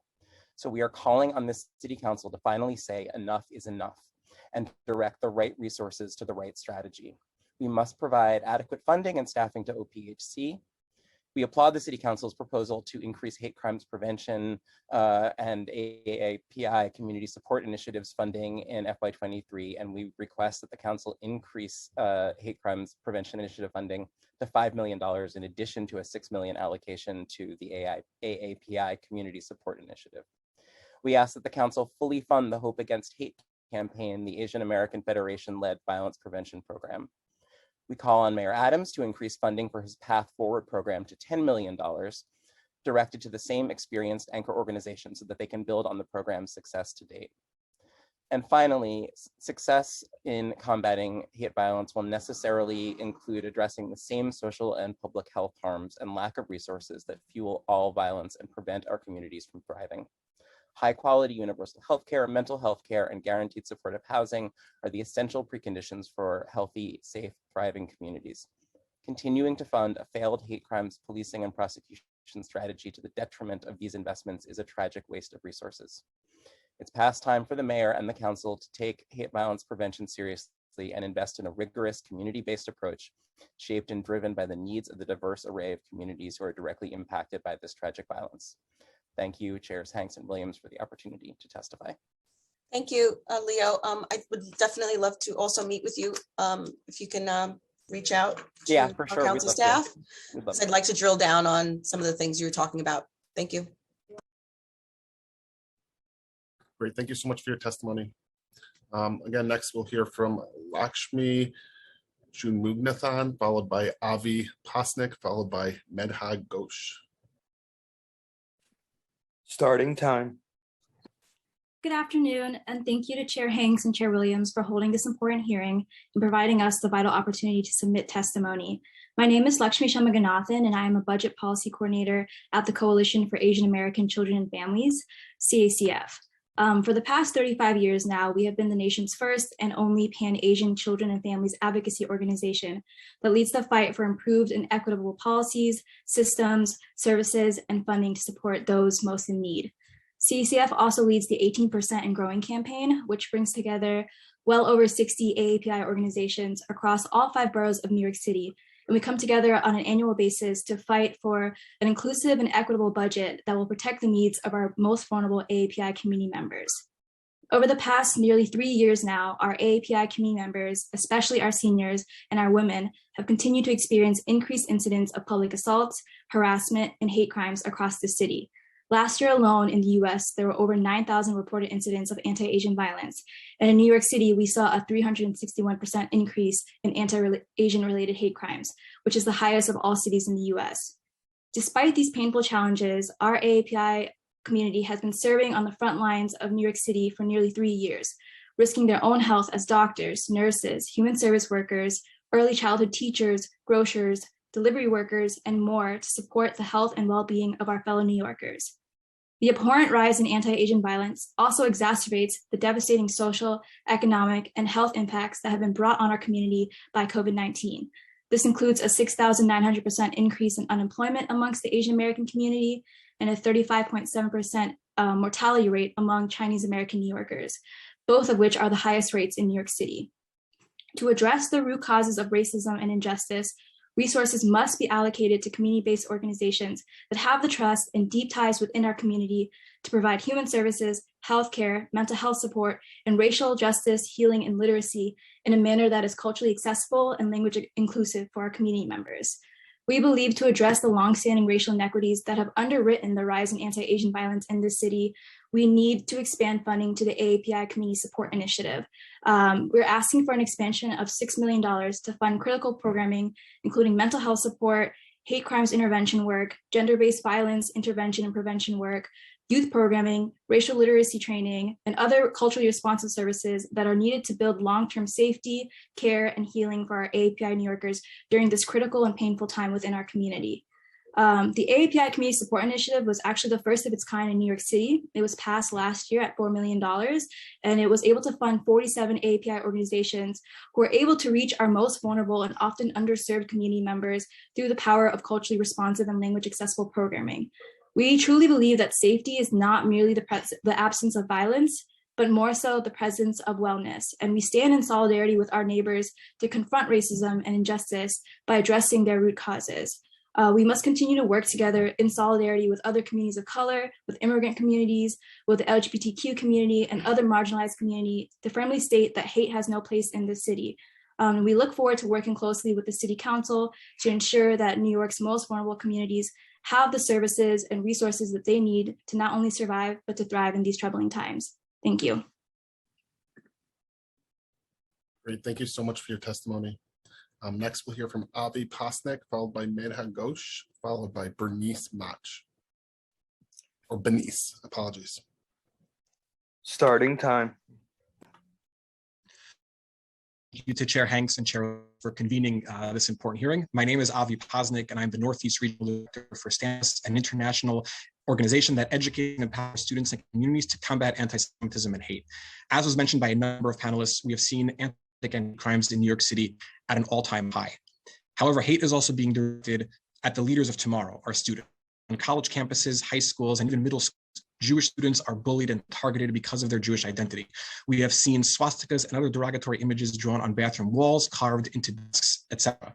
In some cases, the school administrations condemned these actions, called them out for what they were, and brought in the police to investigate. In some cases, however, the administration tried to downplay these incidents until pressure was on them to do so. I can go on incidents that have been happening here in New York and the numbers, but I will suggest some concrete actions. One, to properly defeat anti-Semitism, we must have a clear definition of what modern-day anti-Semitism is. Like we've updated over all variants. For case, there are more that are unreported and others that are not. Because a virus mutates, so do manifestations of anti-Semitism. Number two, we must provide more education to our young people. Every school in New York City should be required to have more, not just education about anti-Semitism, racism, and hate, but what can be done to combat it. Our students must be educated and empowered to tolerate anti-Semitism and hate of any kind. Three, we must reach out to communities that have been by hate, listen to each other, build allyship, and discuss community-based solutions of what we can do together and what is needed locally, as we did just last week in Queens with the Office of Prevention of Crimes and others. One group can fight anti-Semitism, discrimination, and hate alone. Finally, as Holocaust Remembrance Day was observed last week, we should be sure all of our schools are teaching the Holocaust to ensure we learn its lessons. The education should not only address anti-Semitism as it appears in 1942, but also how it manifests itself in 2022. As the Simon Wiesenthal Center recently declared Holocaust denial as the new variant of anti-Semitism. Thank you to the council members who sponsored resolution number 14, calling on the New York State Legislature to pass and the governor to sign S121A and A472A, authorizing the Commissioner of Education to conduct a study regarding courses of study on the Holocaust within the state. Now this resolution should be unanimously passed by the full council. It's now ready to work with the council, policymakers, and local communities on these recommendations and others so that we can stand together against anti-Semitism, discrimination, and hate. Thank you very much. Thank you so much for your testimony, Avi. Next, we'll hear from Medha Ghosh, followed by Benice Mach, Jennifer Diaz, and Taidi Abreu. Starting time. Good afternoon. My name is Medha Ghosh, and I'm the Health Policy Coordinator at CACF, the Coalition for Asian American Children and Families. Thank you very much, Chair Williams and Chair Hanks, for holding this hearing and providing this opportunity to testify. Founded in 1986, CACF is the nation's only Pan-Asian children and families advocacy organization and leads the fight for improved and equitable policies, systems, funding, and services to support those in need. CACF believes safety is the presence of wellness and not just the absence of crime. The criminal justice system does not and cannot address the well-being of our community members. The city must stop using the criminal justice system to address social and economic issues. Violence is a public health problem requiring public health solutions. We urge the City Council to invest in community-based solutions. More than ever, we need culturally responsive and linguistically accessible mental health services to ensure the needs of our communities are being met. The rise of anti-Asian hate, coupled with the COVID-19 pandemic, has intensified the mental health issues of the AAPI community and NYC, causing an even higher demand for mental health services. Despite this increased demand, there's still a lack of access to those services because of language barriers and an absence of culturally responsive care.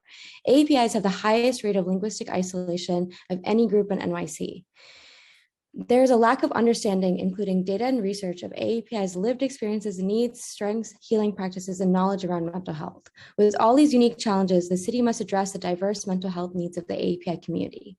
This past April, CACF and Councilmember Linda Lee co-hosted community convening with planning support from the NY Coalition for Asian American Mental Health to discuss the mental health issues impacting our AAPI community and strategize community-centered solutions to address them.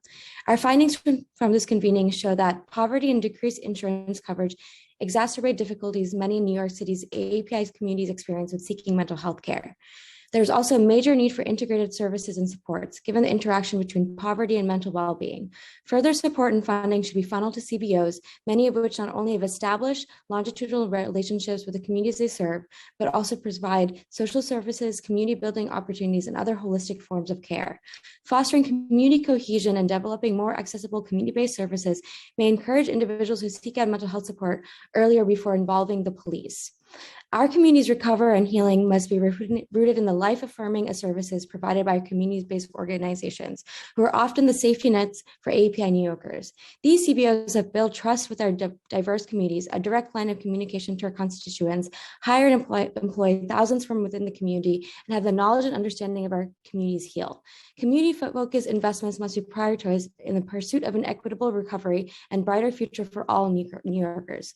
Investing in API-led and serving CBOs is a critical step towards actualizing this goal by addressing the root causes of anti-Asian racial bias and supporting inclusive community healing for all. The city must invest in healing-centered solutions to address the root causes of anti-Asian racism and hate.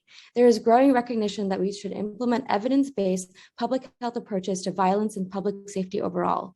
Investing in API and all marginalized communities' quality of life by improving access to culturally and linguistic responsive healthcare, education, affordable housing, and well-paying jobs centers our community's healing and ability to feel safe and cared for all.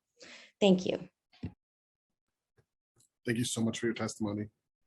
Next, we'll hear from Bernice Mach, followed by Jennifer Diaz, Tidy Abreu, and then Robbie Reddy. Starting time. Good afternoon, chairs and community members. My name is Bernice Mach, and I am the project coordinator at the Chinese American Planning Council. CPC is the largest Asian American social service organization in the US, where we provide vital resources to 125,000 people every year through more than 50 programs, 30 sites, specifically within Manhattan, Brooklyn, and Queens.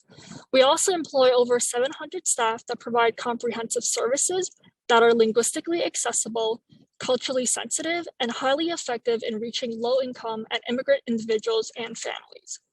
With the ongoing COVID-19 pandemic, AAPI hate crimes have surged more than 339% nationwide last year, with NYC surpassing its 2020 hate crimes rate.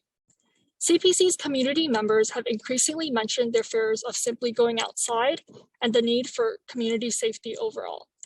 While some of our community members may call for more policing, many of them also know that increased policing does not necessarily equal safer cities or decreased crime rates. If anything, severe mental health symptoms and poverty are unjustly criminalized, specifically in Black communities and other communities of color. New York City must address persistent disparities in access to health and mental health services amongst our most vulnerable communities. CPC urges the City Council to invest in preventative safety measures and address root causes such as housing and education for our communities instead of increased policing and incarceration. Investing in our communities is healthcare justice and will open up the conversation for increased mental health access and decrease the stigma in our communities. Community-based organizations are best situated to offer long-term solutions and more direct community engagement to address and prevent hate violence. The city must expand funding for CBOs working in the community like the NYC Against Hate Coalition, which includes a diverse group of organizations representing communities across the city to coordinate responses to incidents of hate violence and equip New Yorkers with tools to address harassment in public spaces. Specifically, the city must increase funding for the AAPI Community Support Initiative to $6 million to directly support AAPI-led and serving organizations who offer critical programming to our AAPI communities, including direct services, mental health support, youth programs, racial literacy, and other culturally competent services, which works to more comprehensively address the causes and effects of hate violence. Non-policing approaches to hate violence through the Office of the Prevention of Hate Crimes Partners Against the Hate initiative must also be fully funded to $10 million with a renewal at the same grantee cohort.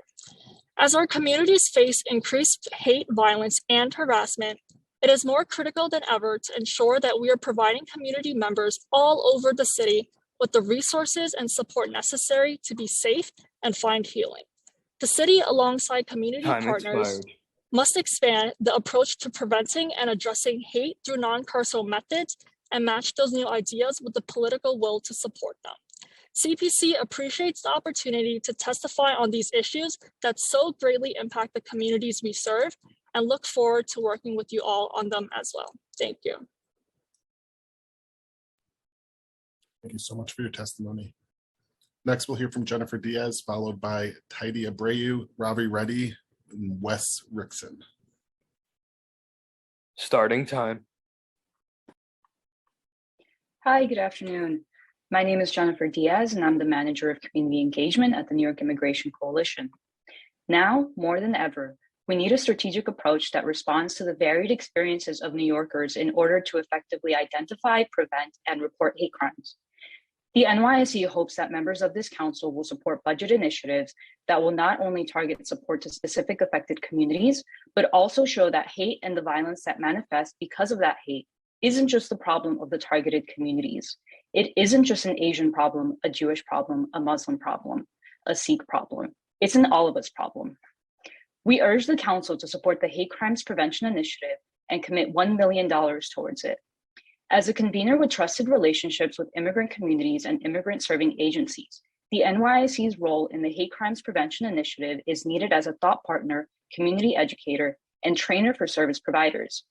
Our Know Your Rights workshops educate the public about protection measures and legal rights for hate crime victims, with specialized resources in the top languages. With New York City Council funding, the NYCC will continue to equip our communities and service providers with the tools to identify, prevent, and report hate crimes. The NYCC also implores this council to provide $6 million to the much-needed API Community Support Initiative. This would support organizations like our member org, Asian American Federation, and their Hope Against Hate campaign. This would provide funding to Asian-led, Asian-serving orgs to fund anti-violence and community-centered, community-demanded programming. The Stop Appy Hate platform collected over 9,000 reports of anti-Asian incidents from March 2020 to June 2021 from all 50 states as well as DC. In New York City, there were more than 2,170 incidents reported by Asian American Federation, Stop Appy Hate, NYPD, and CCHR, only a fraction of which were reported to the NYPD.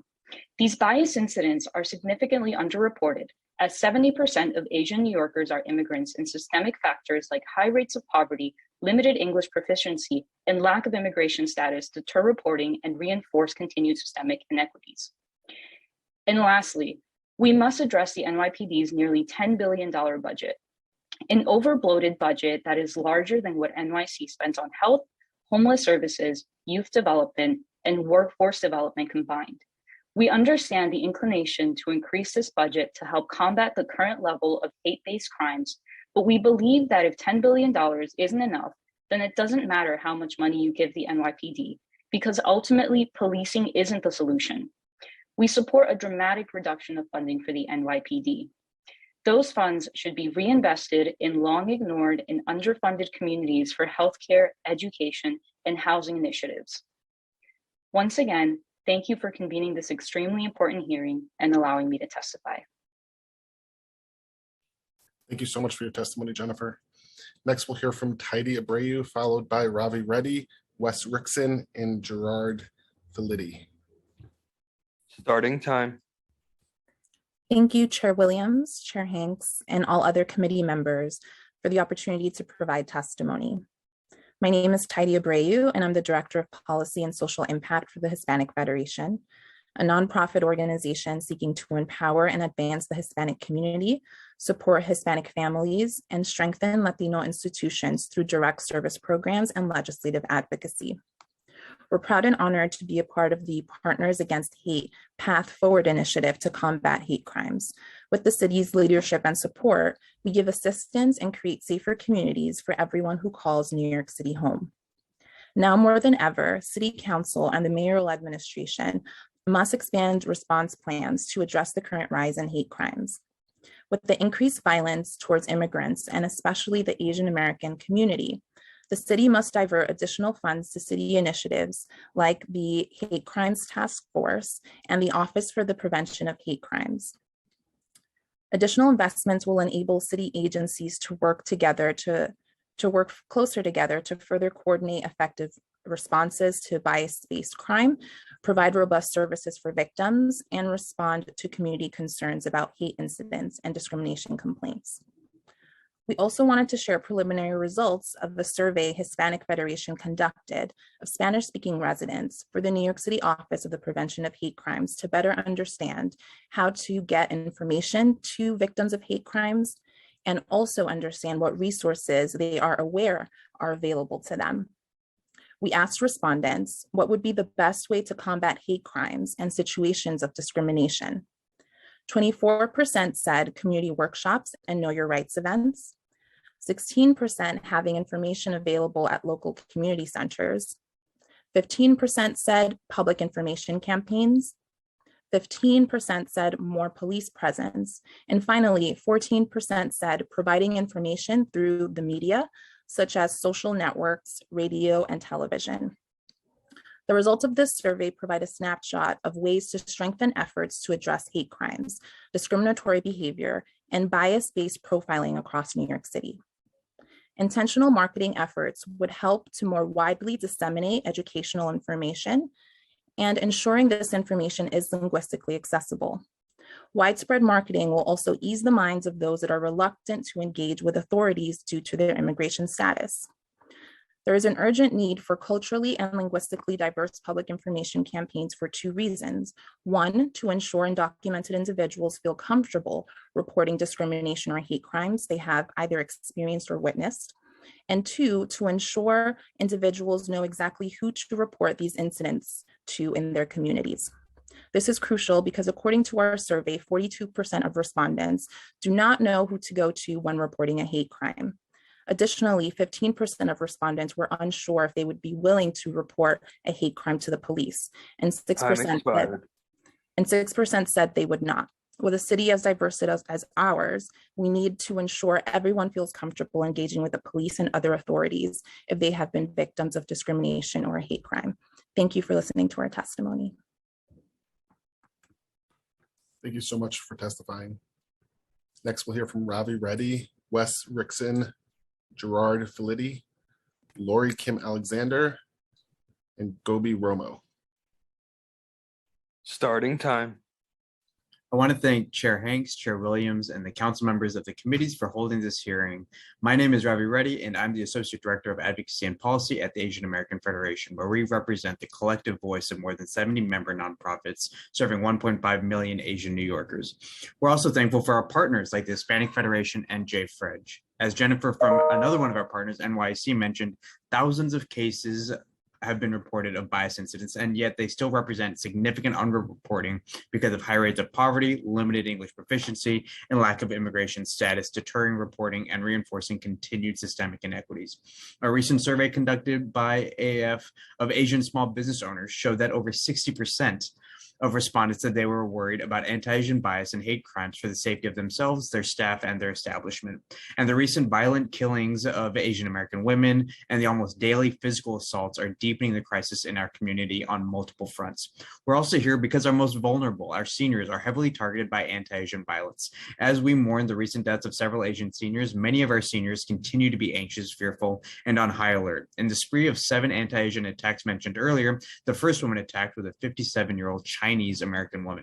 The city needs to invest in community-based safety measures like those being implemented by organizations participating in our Hope Against Hate campaign to provide an immediate response to street violence and support the coordination and rollout of initiatives like a safety ambassador program to escort vulnerable Asian immigrants in public spaces, training volunteers in de-escalation strategies, and creating a safe deterrent presence in our neighborhoods. From the creation of safety pamphlets and e-resources to continued robust community engagement on self-defense and upstander trainings with community members who trust them first, our CBOs are doing the work, and our city needs to support them as they lead by example. The city's approach to public safety must also consider how to help victims heal from traumatic events. We're asking the city to fund recovery services in Asian languages to help victims heal from their attacks, including providing access to victim compensation funds and supporting a network of Asian CBOs that can provide mental health support, legal services, and other supportive services. Furthermore, we must support programs that increase access to mental health services for all communities, since perpetrators themselves may have and often do have mental illness and need services so as not to further harm others and themselves. Our recommendations, real quick. Our ask is simple, that our nonprofits be provided enough resources to implement and expand essential services to support the public safety and mental health needs of our diverse community. That comes from increasing funding to Asian-led, Asian-serving organizations to centralize reporting of incidents in order to connect victims to services they need. And we're also calling on City Council to increase funding for the API Community Support Initiative to the tune of $6 million in order to sustain and expand direct services that are seeing increased demand, as well as fund critical anti-violence programming in our Hope Against Hate campaign. Third, expand funding to include culturally competent, in-language, and senior-focused non-traditional mental health service models. This includes prioritizing CBOs that have a history of providing free or subsidized non-traditional, culturally competent services for funding opportunities. And lastly, support recovery services in Asian languages to help victims heal from the trauma and increase access to mental health services for all communities to reduce harm. We look forward to working together with City Council and members of the committee to restore a sense of safety in our community by prioritizing their needs and the service providers they depend on. Also, a special shout out to Josh for just helping us navigate this. Thanks, Robbie. Thank you for your testimony.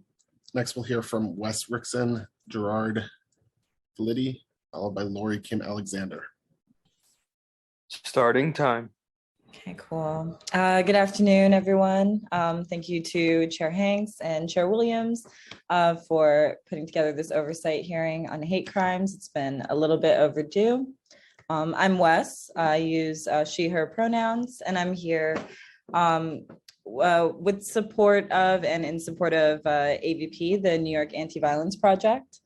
In my time that I've been working with AVP, I've been kind of an auxiliary member. I'm not an official employee of AVP, but I've attended, witnessed, and co-facilitated multiple think pools, social awareness and action workshops, as well as city council hearings with the intentions of organizing and demanding for safe spaces for survivors of hate violence, be it hate based on race, gender identity, sexual orientation, religion, mental health status, financial status, profession. The list really goes on. It gets pretty deep. For over 40 years, AVP has had a mission to offer direct services as well as advocate for New York's LGBTQ and HIV affected communities. In my time working with AVP, I've worked with people from many different walks of life, and it's very clear that we are the people that we're aiming to help. Oh my gosh, I'm so sorry. I've been able to take facts, resources, and methodologies that I've learned back to members of my own community. And I know that I wouldn't have been able to run into these resources if it wasn't for this nonprofit itself, AVP. This has definitely directly influenced my belief that a more holistic approach to hate crime prevention is what's needed to reach the corners of our communities in New York City. The most recent workshop I was a part of was centered around upstander intervention, awareness, and safety. I did hear way earlier in the beginning of this hearing, some folks talk about bystander workshops that were available weekly. And this is something that's great to hear. This is something that I hadn't heard about before I started working with AVP. One thing that I pulled from that workshop that kind of stuck with me was the idea of being an upstander versus a bystander, meaning equipping people in the civilians with the tools to help prevent things from getting out of hand. So it goes kind of into the underbelly, which is something that I feel got really, addressed pretty hard here. This intensive was meant to affect mobilization, sort of like if you see something and it's safe to do so, go ahead and say something, pull apart an event and find where you can prevent escalation or protect a victim or support a survivor. And these tools in the hands of community members is a level of prevention that does need to be utilized and funded for more. We can be an avenue of a more non-carceral approach. LGBT, finish out a little bit, so cool. Thank you. LGBTQ, Black, Indigenous, and other people of color are targeted for violent hate crimes at an extremely high rate in New York City. LGBTQ people who experience hate violence are most likely of any population to sustain injuries. And 95% of Black, brown, and trans women and femmes who were murdered in New York over the past couple years have died by gun violence. The city needs to prioritize funding to support survivors and prevention, not increase funding for law enforcement. In order for survivors to stay safe, we need housing, healthcare, education, food security, and trauma-informed services, not a budget for sweeps on homeless encampment, or not a big plan to replace abusers of sick leave policy in order to make Rikers run better. Since the last hate crimes oversight hearing in November 2018, advocates have successfully pushed the city to fund the New York City Office for the Prevention of Hate Crimes, which was covered in depth here. Hi, guys. The creation and launch of OPHC is a very big step for New York in itself. And this sector of the mayor's office is not only dealing in data collection around hate crimes and violence, but also works with other initiatives to provide education, preventative measures, and restorative survivor support through many different community-based organizations as well as city agencies. However, while we, along with our peers in the NYC Against Hate Coalition, have advocated for both increased resources for hate violence prevention and divesting from the NYPD. To date, the foreseen NYC budget for 2023 is around $99.7 billion, with NYPD seeing a budget increase. The Anti-Violence Project is committed to working with the city and our communities to keep coming up with solutions of prevention and responding to hate violence and crimes that are centered in affected communities. For this commitment, we would like to see more funding where we believe that we could help or use it to help out. Thank you for the opportunity to let me tune in. You can learn more about AVP and its efforts at avp.org, but I do have some colleagues here as well. So be well, everyone, and thank you. Great, thank you so much for your testimony. Thanks. Next, we'll hear from Gerard Felitti, followed by Lori Kim Alexander, Gobi Romo, and Cheryl Fishbein, apologies. Starting time. Good afternoon. My name is Gerard Felitti. I'm an attorney and senior counsel at the Law Firm Project, a nonprofit that provides pro bono legal services to protect and uphold the civil and human rights of the Jewish community. I'd like to thank Chair Hanks and Chair Williams for the opportunity to be here today, as well as Councilmember Vernikov. I'd specifically like to thank Chair Hanks for mentioning at the beginning that this is AAPI Heritage Month. And as a city, it's crucially important, and we are stronger together when we recognize and respect our diversity. I'd also like to remind everyone that it's also Jewish American Heritage Month, so please give that a thought as well. In October 2000, shortly after he signed the bill introducing the penalties increased for hate crimes, then Governor George Pataki said that hate crimes are so inherently destructive to society that they deserve special consideration under the law. The Jewish community knows this very well. Looking at victims between 2019 and 2022, the Jewish community was the group most targeted in bias crimes in New York City based on the number of arrests per NYPD's bias motive descriptors. As Scott Richmond from the ADL testified, just last week, the ADL reported that anti-Semitic attacks in New York increased by 325% over the prior year. It's the highest number of anti-Semitic assaults on record in New York State, and there were more anti-Semitic assaults in Brooklyn than anywhere else in America. Yet, as Councilmember Holden and others have mentioned, only 15% of hate crime arrests have resulted in hate crime convictions. This is particularly troubling, and it highlights a gap between the rhetoric of punishing hate crimes and the harsh reality that appear to few, if any, consequences for the people who commit them.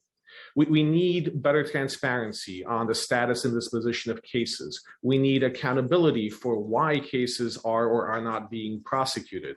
Once a case goes from arrest into the judicial system, we often lose track of what happened and why, and as a result, we can't help find a better solution to the problems that we face. For the Jewish community, it's specifically troubling. The root cause of anti-Semitic hate crimes is Jew hatred. which is a more accurate term for the systemic anti-Semitism that is propagated and perpetuated on a constant basis, whether by white supremacists or supporters of the BDS movement that target Jewish people with discrimination and on occasion violence. We see it in the streets, in the workplace, on college campuses, in schools. We are deeply concerned with the normalization of Jew hater that occurs when our elected officials fail to speak up or take action, especially when you have violent rhetoric of globalizing the Intifada, which is globalizing violence against Jews, violent rhetoric that results in actual physical violence against the Jewish community.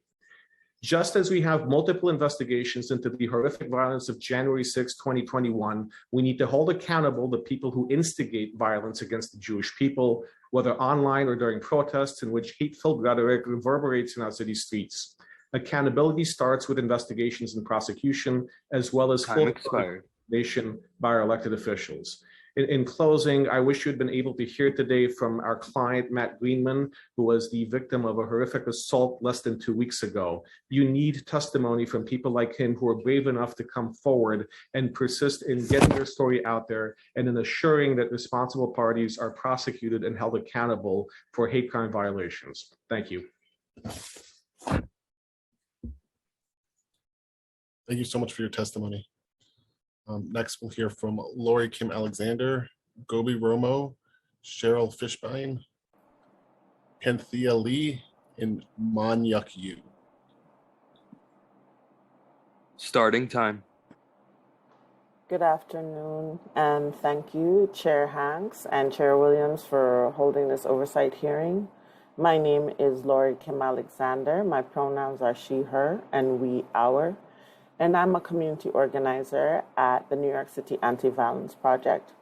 I'm also a survivor of multiple forms of hate violence, including police violence. And you've already heard, AVP is over 40 years old, and we have served the New York City's lesbian, gay, bisexual, transgender, queer, and HIV-affected communities through direct service and advocacy. We are the only organization in New York City that provides free counseling and legal services and does advocacy with LGBTQIA+ survivors of hate violence.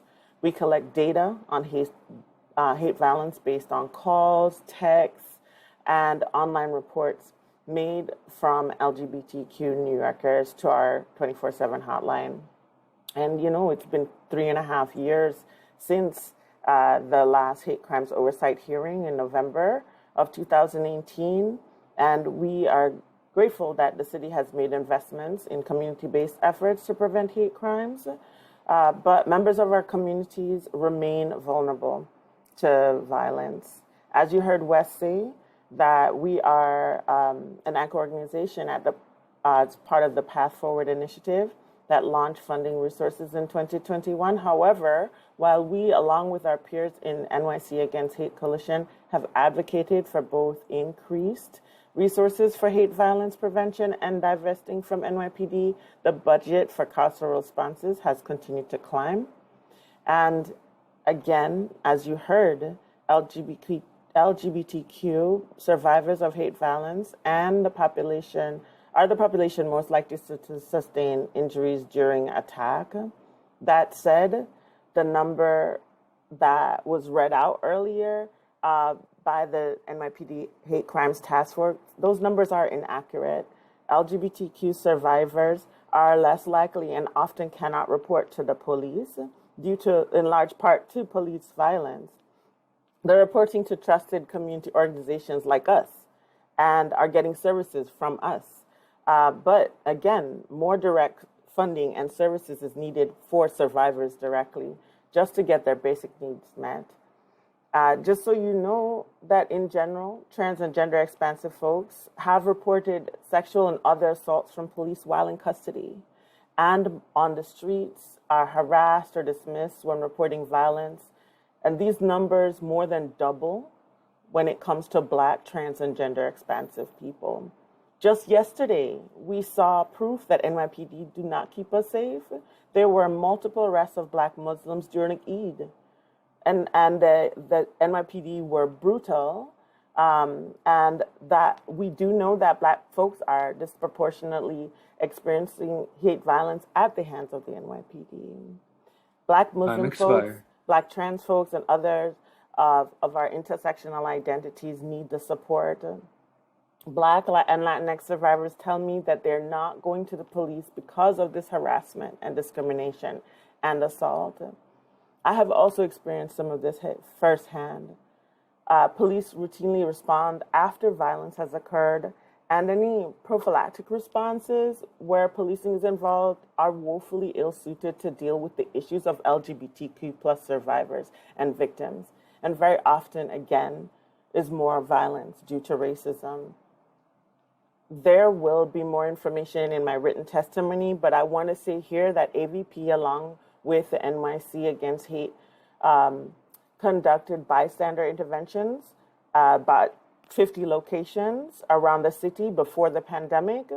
That provided training to hundreds of New Yorkers, and AVP is still continuing that upstander training, and we have trained hundreds more now during a pandemic.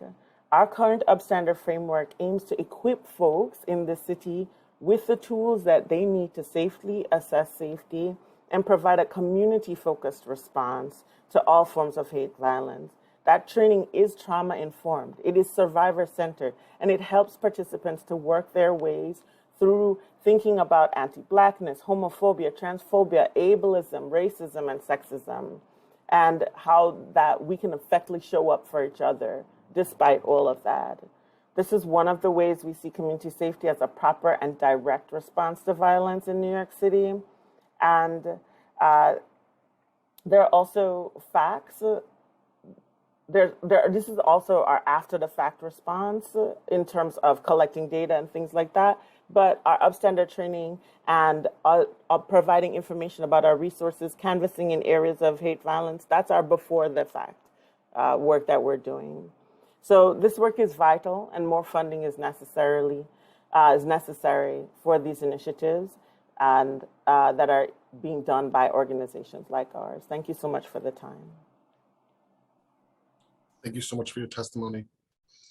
Next, we'll hear from Gobi Romo, Cheryl Fishbein, Panthea Lee, Manyak Yu, and Jeffrey Lax. Starting time.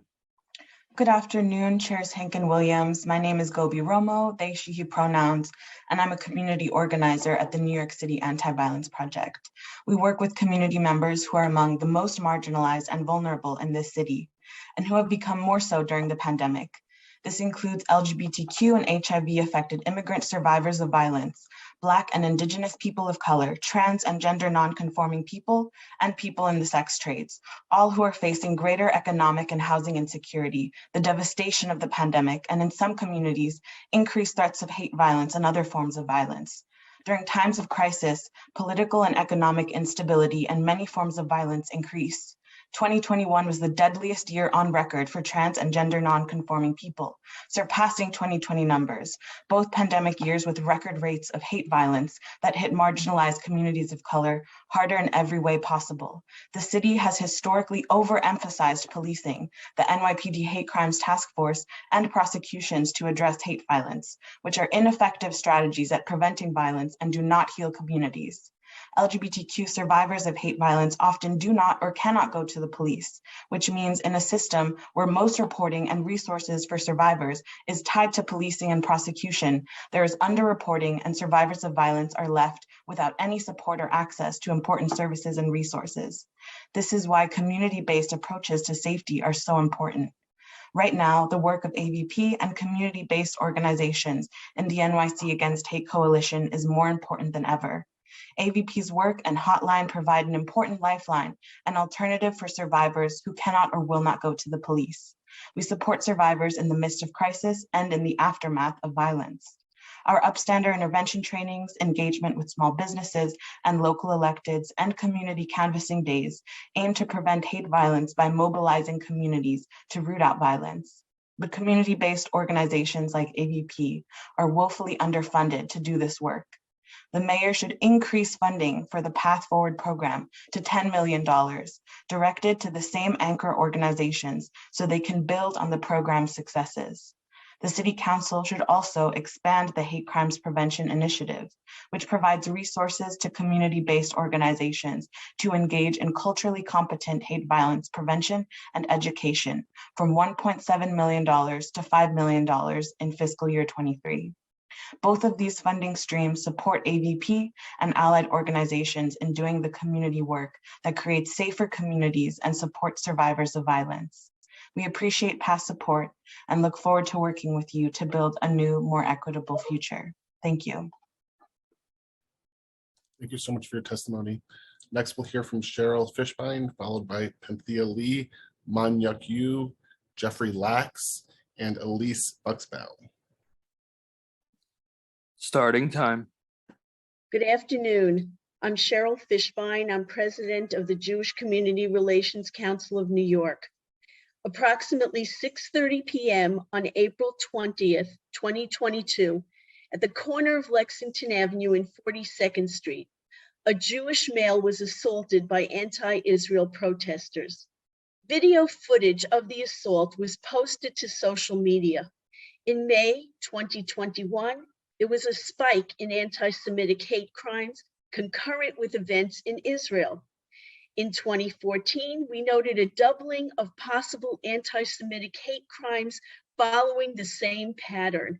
Events in Israel spawn attacks against Jews in New York.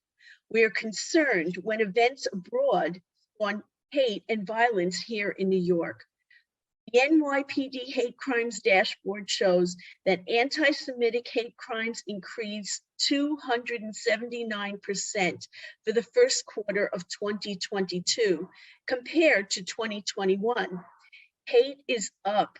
In general, anti-Asian hate crimes increased in 223%, and Jews and Asians total 105 of the 142 reported hate crimes in New York City. We at the JCRC New York believe that one hate crime is too many. We condemn those who commit them and urge that they be prosecuted to the full extent of the law. We laud the NYPD and the Hate Crimes Task Force for its ongoing serious response to all reported hate crimes.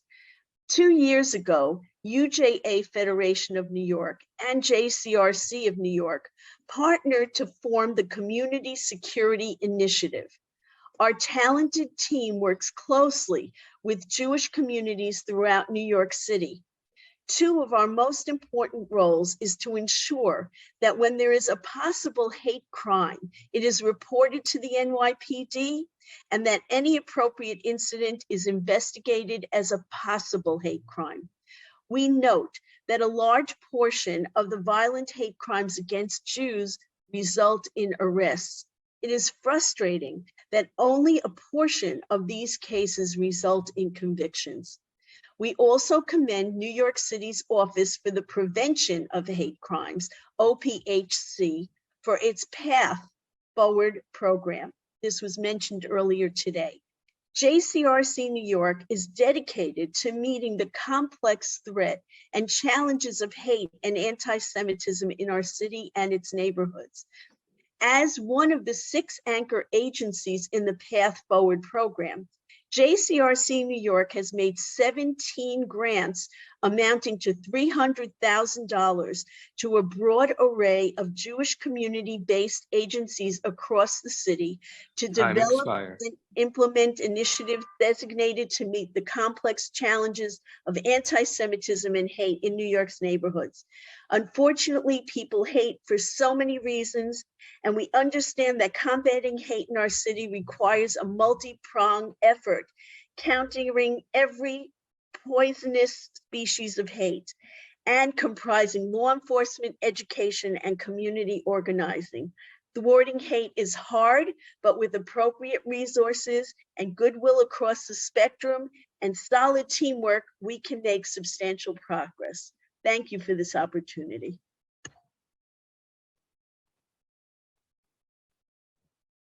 Cheryl, thank you so much for your testimony. Next, we'll hear from Penthea Lee, Man-Yuk Yu, Jeffrey Lax, Elise Buxbaum. Yeah, Penthea, you may go ahead. Starting time. Thank you. Good afternoon, Chairs Hanks and Williams and committee council members. It is an honor to be with you today. My name is Panthea Lee, and I am a New York City-based journalist and social justice facilitator that has also previously worked with the city and MOCJ in particular on issues of criminal justice reform. I wrote the current cover story for The Nation. It's called Sex, Death, and Empire, The Roots of Violence Against Asian Women. And it is on the long history, the military, the cultural, and the psychosocial history of anti-Asian violence and the political responses to this, where I interview historians, cultural scholars, forensic psychiatrists, and public defenders, and I wish to offer some broader context. What I want to remind us of today is that despite rhetoric about the recent surge of anti-Asian violence, there is a long history of institutionalized violence against Asian communities by the US state and in this country. The line from America's earliest empire in the Philippines through wars in Japan, Korea, and Vietnam, and now to the surge of anti-Asian violence here across the country and in New York City is straight, clear, and written in blood. But by and large, we are taking a historical approach, which means we are misdiagnosing the problems and often applying the wrong solutions. Despite this long history, officials have treated oftentimes these attacks as isolated incidents. When asked for comment about Christina Yuna Lee's tragic murder, Mayor Adams replied that the city must do more to address mental illness. The message: these attacks are strange coincidences, the attacks of mentally ill people, so let's just lock them up, put them away. But mental illness is a red herring. Treating perpetrators as aberrations, as bizarre deviants from the norm, misses the point. Mental illness operates within specific cultural contexts, and our government has a lot of responsibility. Marshall Simon, the man who pushed Alyssa Go to her death, had been in and out of hospitals for years. The New York Times found that in 2017, a psychiatrist at a state mental institution noted that Mr. Simon had said it was just a matter of time before he would push a woman onto train tracks. Despite this, he was still discharged. So who is to blame, the mentally ill or the systems that should be taking care of them? Asian communities, we do not want our trauma exploited and politicized, used to advance carceral solutions. There's fear-mongering that some law enforcement officials and politicians are doing because it helps police agencies get more money. We need to address, we need to not just address the crimes, we need to address the systemic inequality that is producing crime.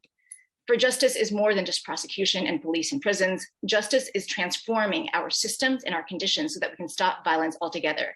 And this is what I respectfully ask of the Committee on Civil and Human Rights and the Committee on Public Safety.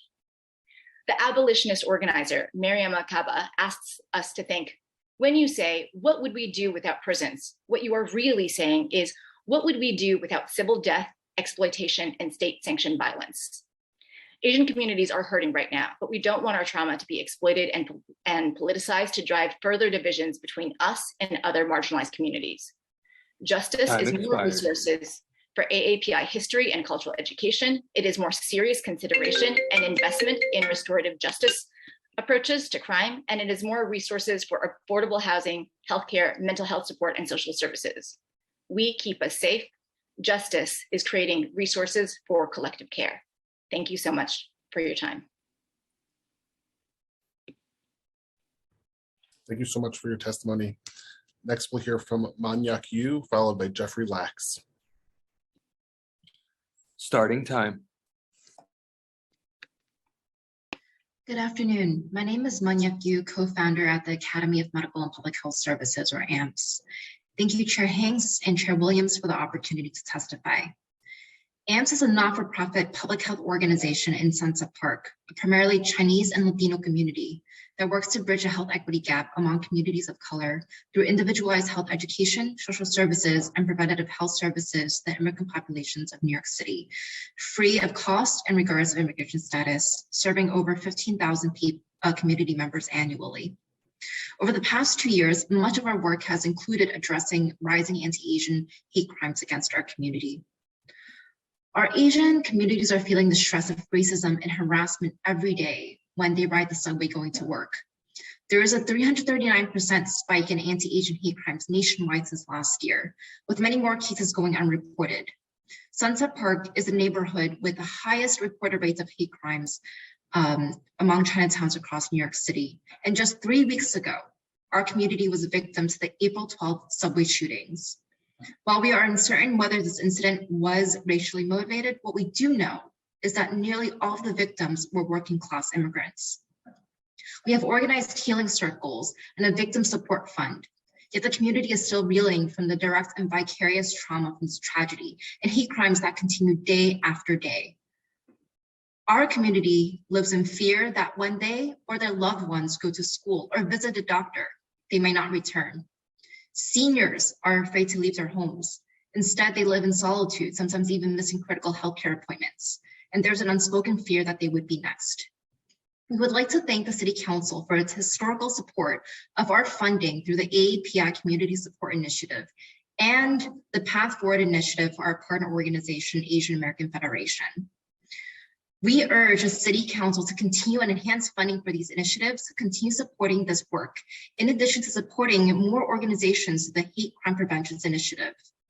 The initiative has allowed us to support our community safety programs where we offer free short to middle term, bilingual mental health counseling, support groups, social services, and self-defense classes and upstairs and bystander intervention workshops for our most vulnerable community members, including women and seniors. There is currently a 3-month waiting list for mental health services as community members continue to experience loss, isolation, and increasing anxieties. As a partner of AAF's Hope Against Hate campaign, we are providing community businesses with safe zones training so businesses can serve as safe spaces to help targeted individuals with immediate resources and reporting. We're also providing safety accompaniment services where volunteers are trained in bystander intervention and accompany vulnerable residents to everyday activities. And finally, we're offering solidarity building to help our communities build mutual understanding and stand up for one another. Our community can only heal when our city can support us in doing so. AAPIs are now 18% of the city and growing, and we can no longer be invisibilized. We appreciate your support to continue this critical work because we know that this public safety crisis will not end until we can come together as a community to proactively prevent and address the violence that we're experiencing. Great, thank you. Thank you so much for your testimony. Next, I see Councilmember Caban has her hand raised. Councilmember Caban, do you have a question for one of the panelists? Yeah, thank you. Just a very, very brief comment. I know lots of folks have been just giving such powerful testimony, but I did want to highlight the testimony given by Panthea Lee and just encourage folks that are also here when we talk about getting to the roots of violence and really identifying the causes. I don't know, maybe it's a little bit inappropriate, but it would just implore folks, in addition to exploring all of the testimony that's been given, but checking out the Nation piece that they wrote called Sex, Death, and Empire, the Roots of Violence Against Asian Women. I know I learned a lot and would add a lot to this conversation as well. And I just want to thank all of the advocates that continue to tell their personal stories and share with us all on this really important issue and topic. So thanks. Can you send it to our offices? The testimony, the report, thank you. Yeah, the report, thank you. Thank you so much, everyone. Next, we will be hearing from, bear with me for a second. Next, we'll be hearing from Jeffrey Lax, followed by Elise Boxbow. Starting time.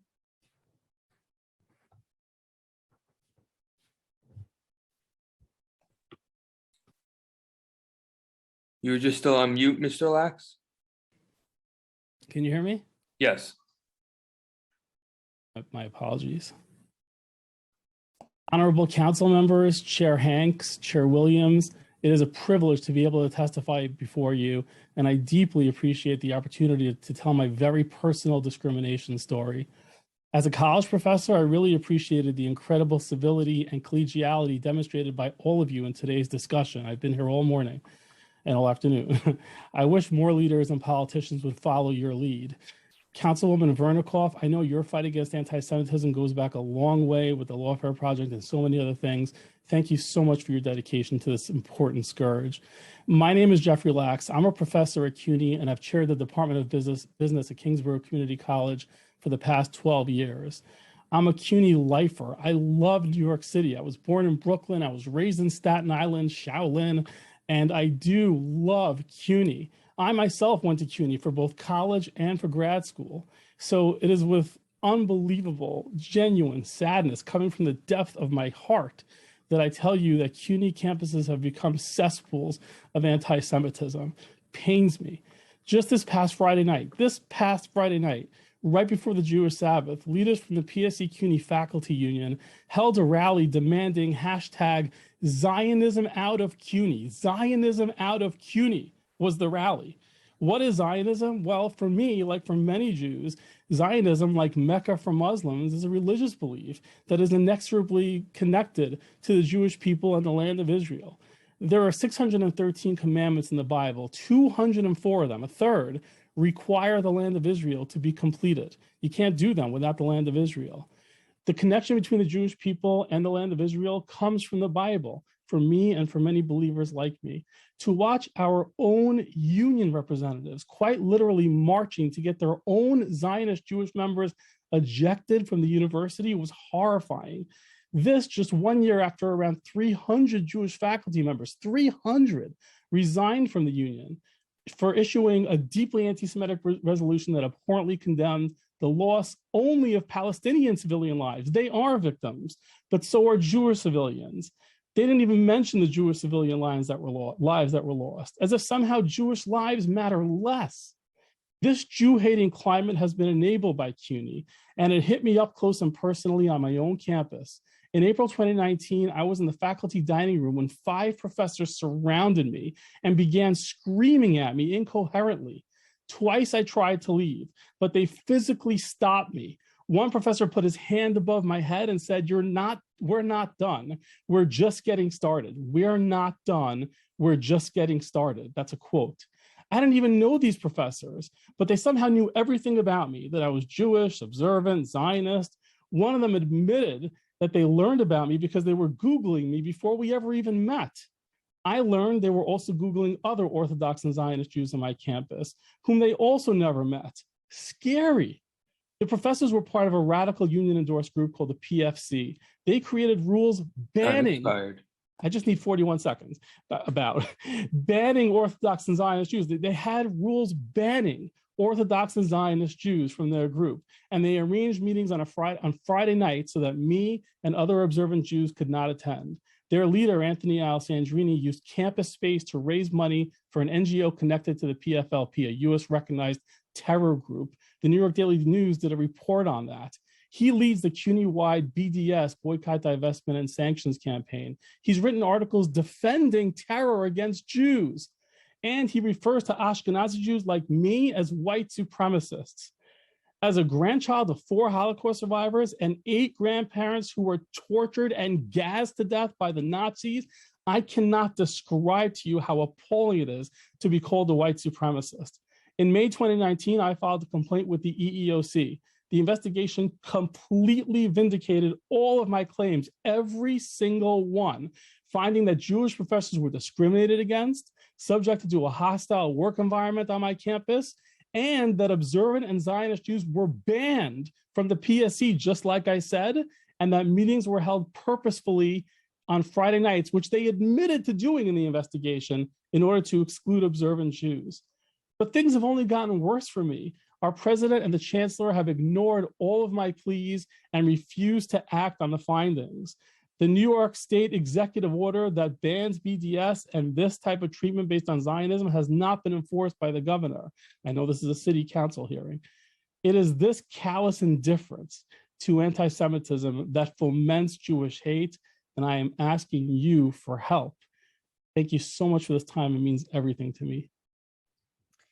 Thank you, Mr. Lax, for your patience. I know Minority Whip Vernikov was fighting really hard for you to be bumped up, but then you had hopped off. So I just want to thank you for being on this hearing for so long and for your patience and for sharing your story. I just wanted to highlight that because I know you have been patiently waiting and wanted to just thank you.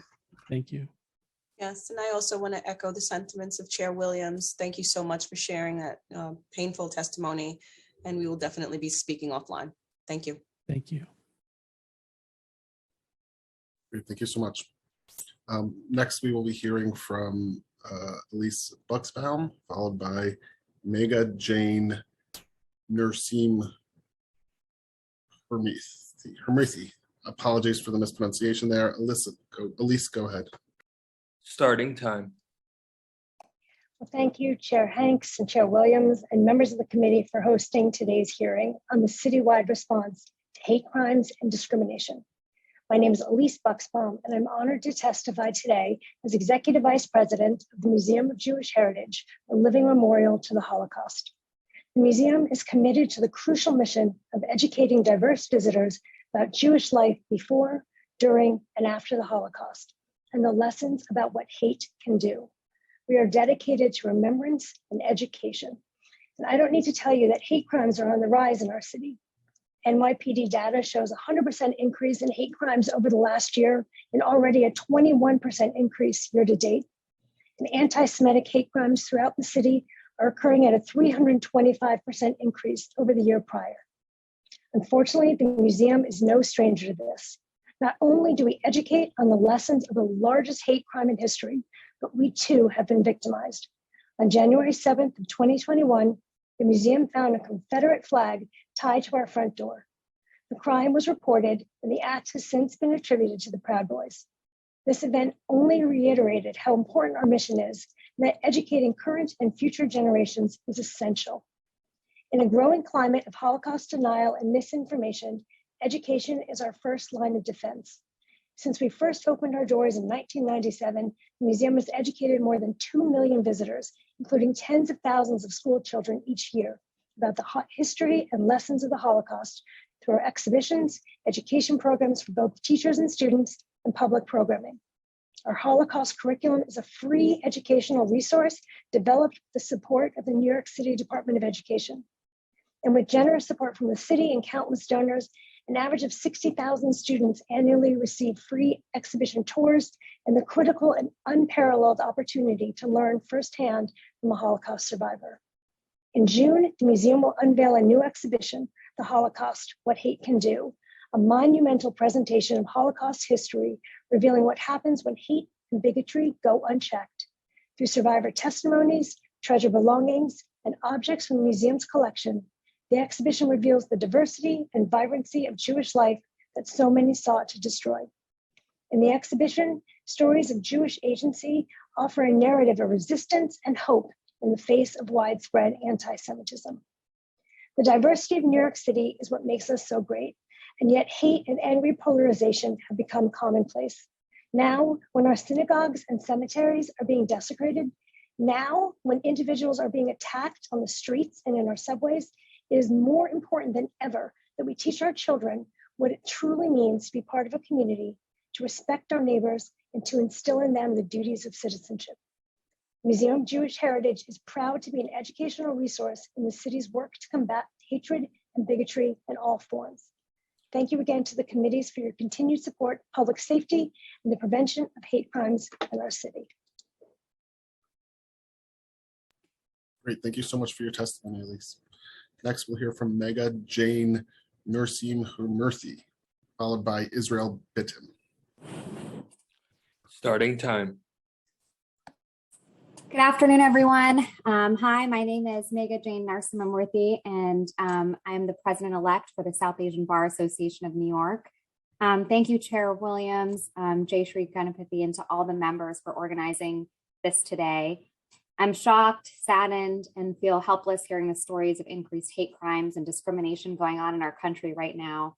The South Asian Bar Association of New York was founded in 1996. We're a group made up of attorneys from all communities, South Asian heritage, which includes Bangladeshi, Bhutanese, Indians, Indo-Africans, Afghans, Indo-Caribbeans, Maldivians, Nepalis, Pakistanis, Sri Lankans, and Sikhs, practicing all in the New York metropolitan area, in all areas of the law, including individuals fighting for civil rights and discrimination.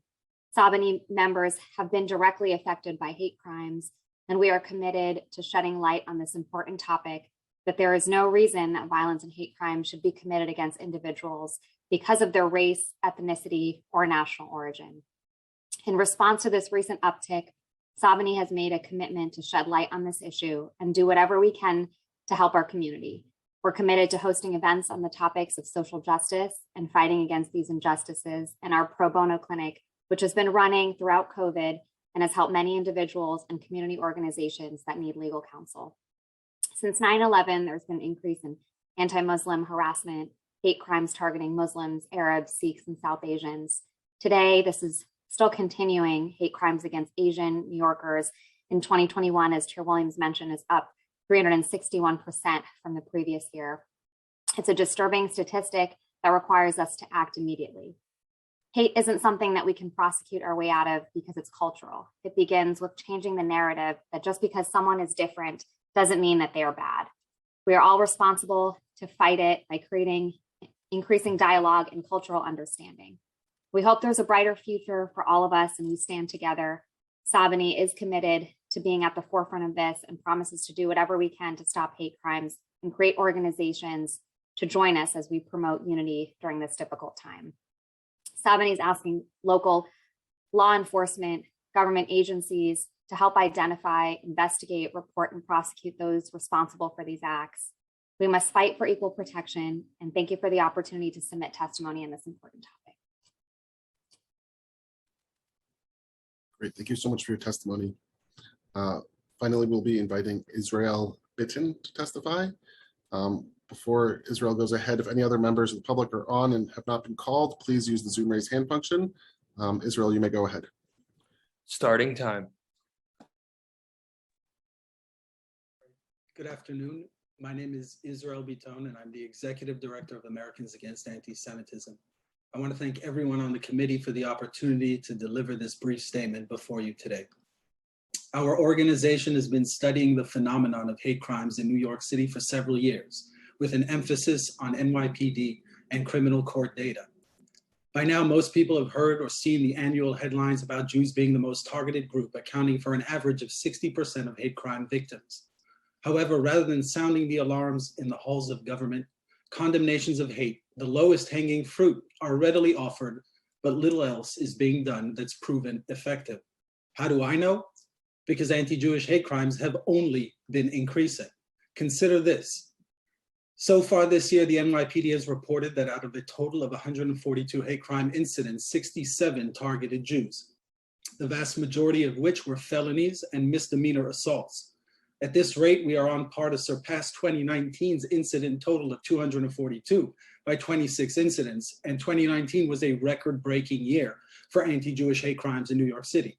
When the 2019 data was released, it had been widely noted, again, how Jews represented some 60% of hate crime victims, and elected officials rushed to condemn the hate, but few have bothered to examine the phenomenon even one layer beneath the surface. If they had, they would surely have noticed and brought attention to the disturbing fact that in the peak year of 2019, anti-Jewish hate crime incidents were reported in nearly 80% of NYPD precincts.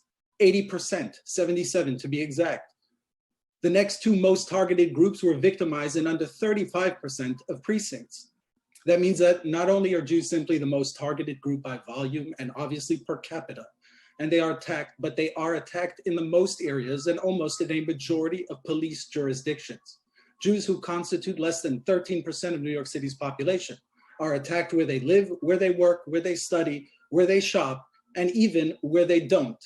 Such a data point is far more revealing and telling than the one most often reported about Jews representing 60% of hate crime victims. Likewise, the data also discloses two other vital points that cannot be ignored by anyone serious about stymieing the tidal waves of violent hatred.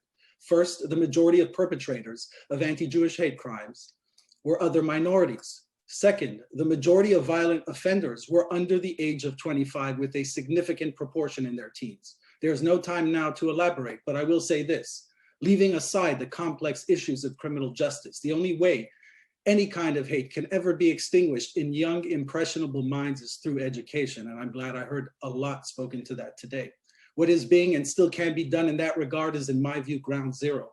and we need to work from there. Our organization will be releasing a detailed report to the public by the end of this month on the matter of hate crimes in New York City, which I'll Time be expired. in advance with members of the committee. Thank you very much.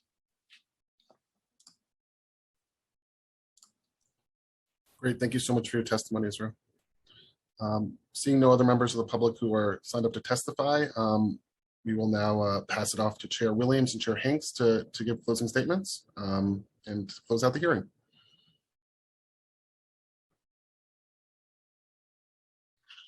You want me to go first?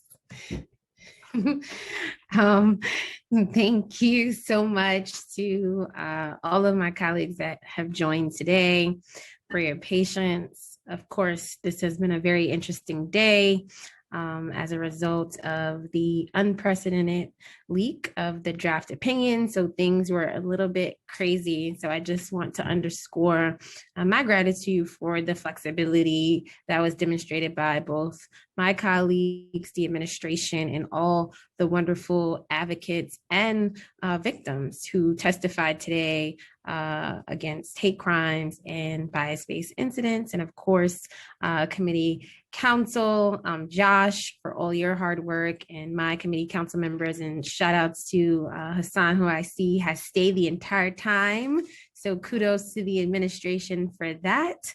And I look forward to continuing to find ways to better address the issues that were raised today.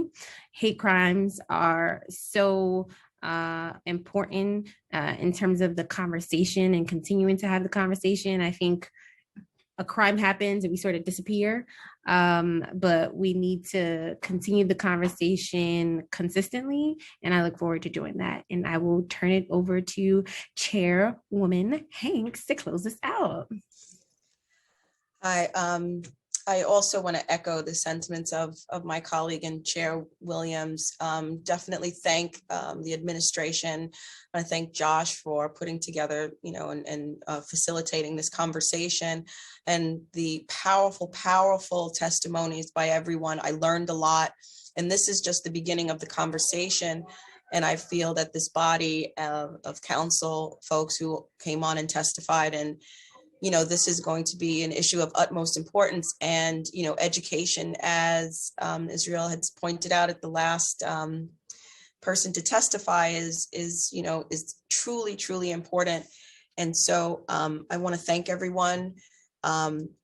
We knew when I became the chair of public safety that hate crimes was going to be the first piece that we would really want to address, and I'm glad that we did, and I'm glad that I had my colleague Chair Natasha Williams, who gave also just an incredible opening statement. So thank you all so much, and this will not be the last. We are going to be touching base with many of you.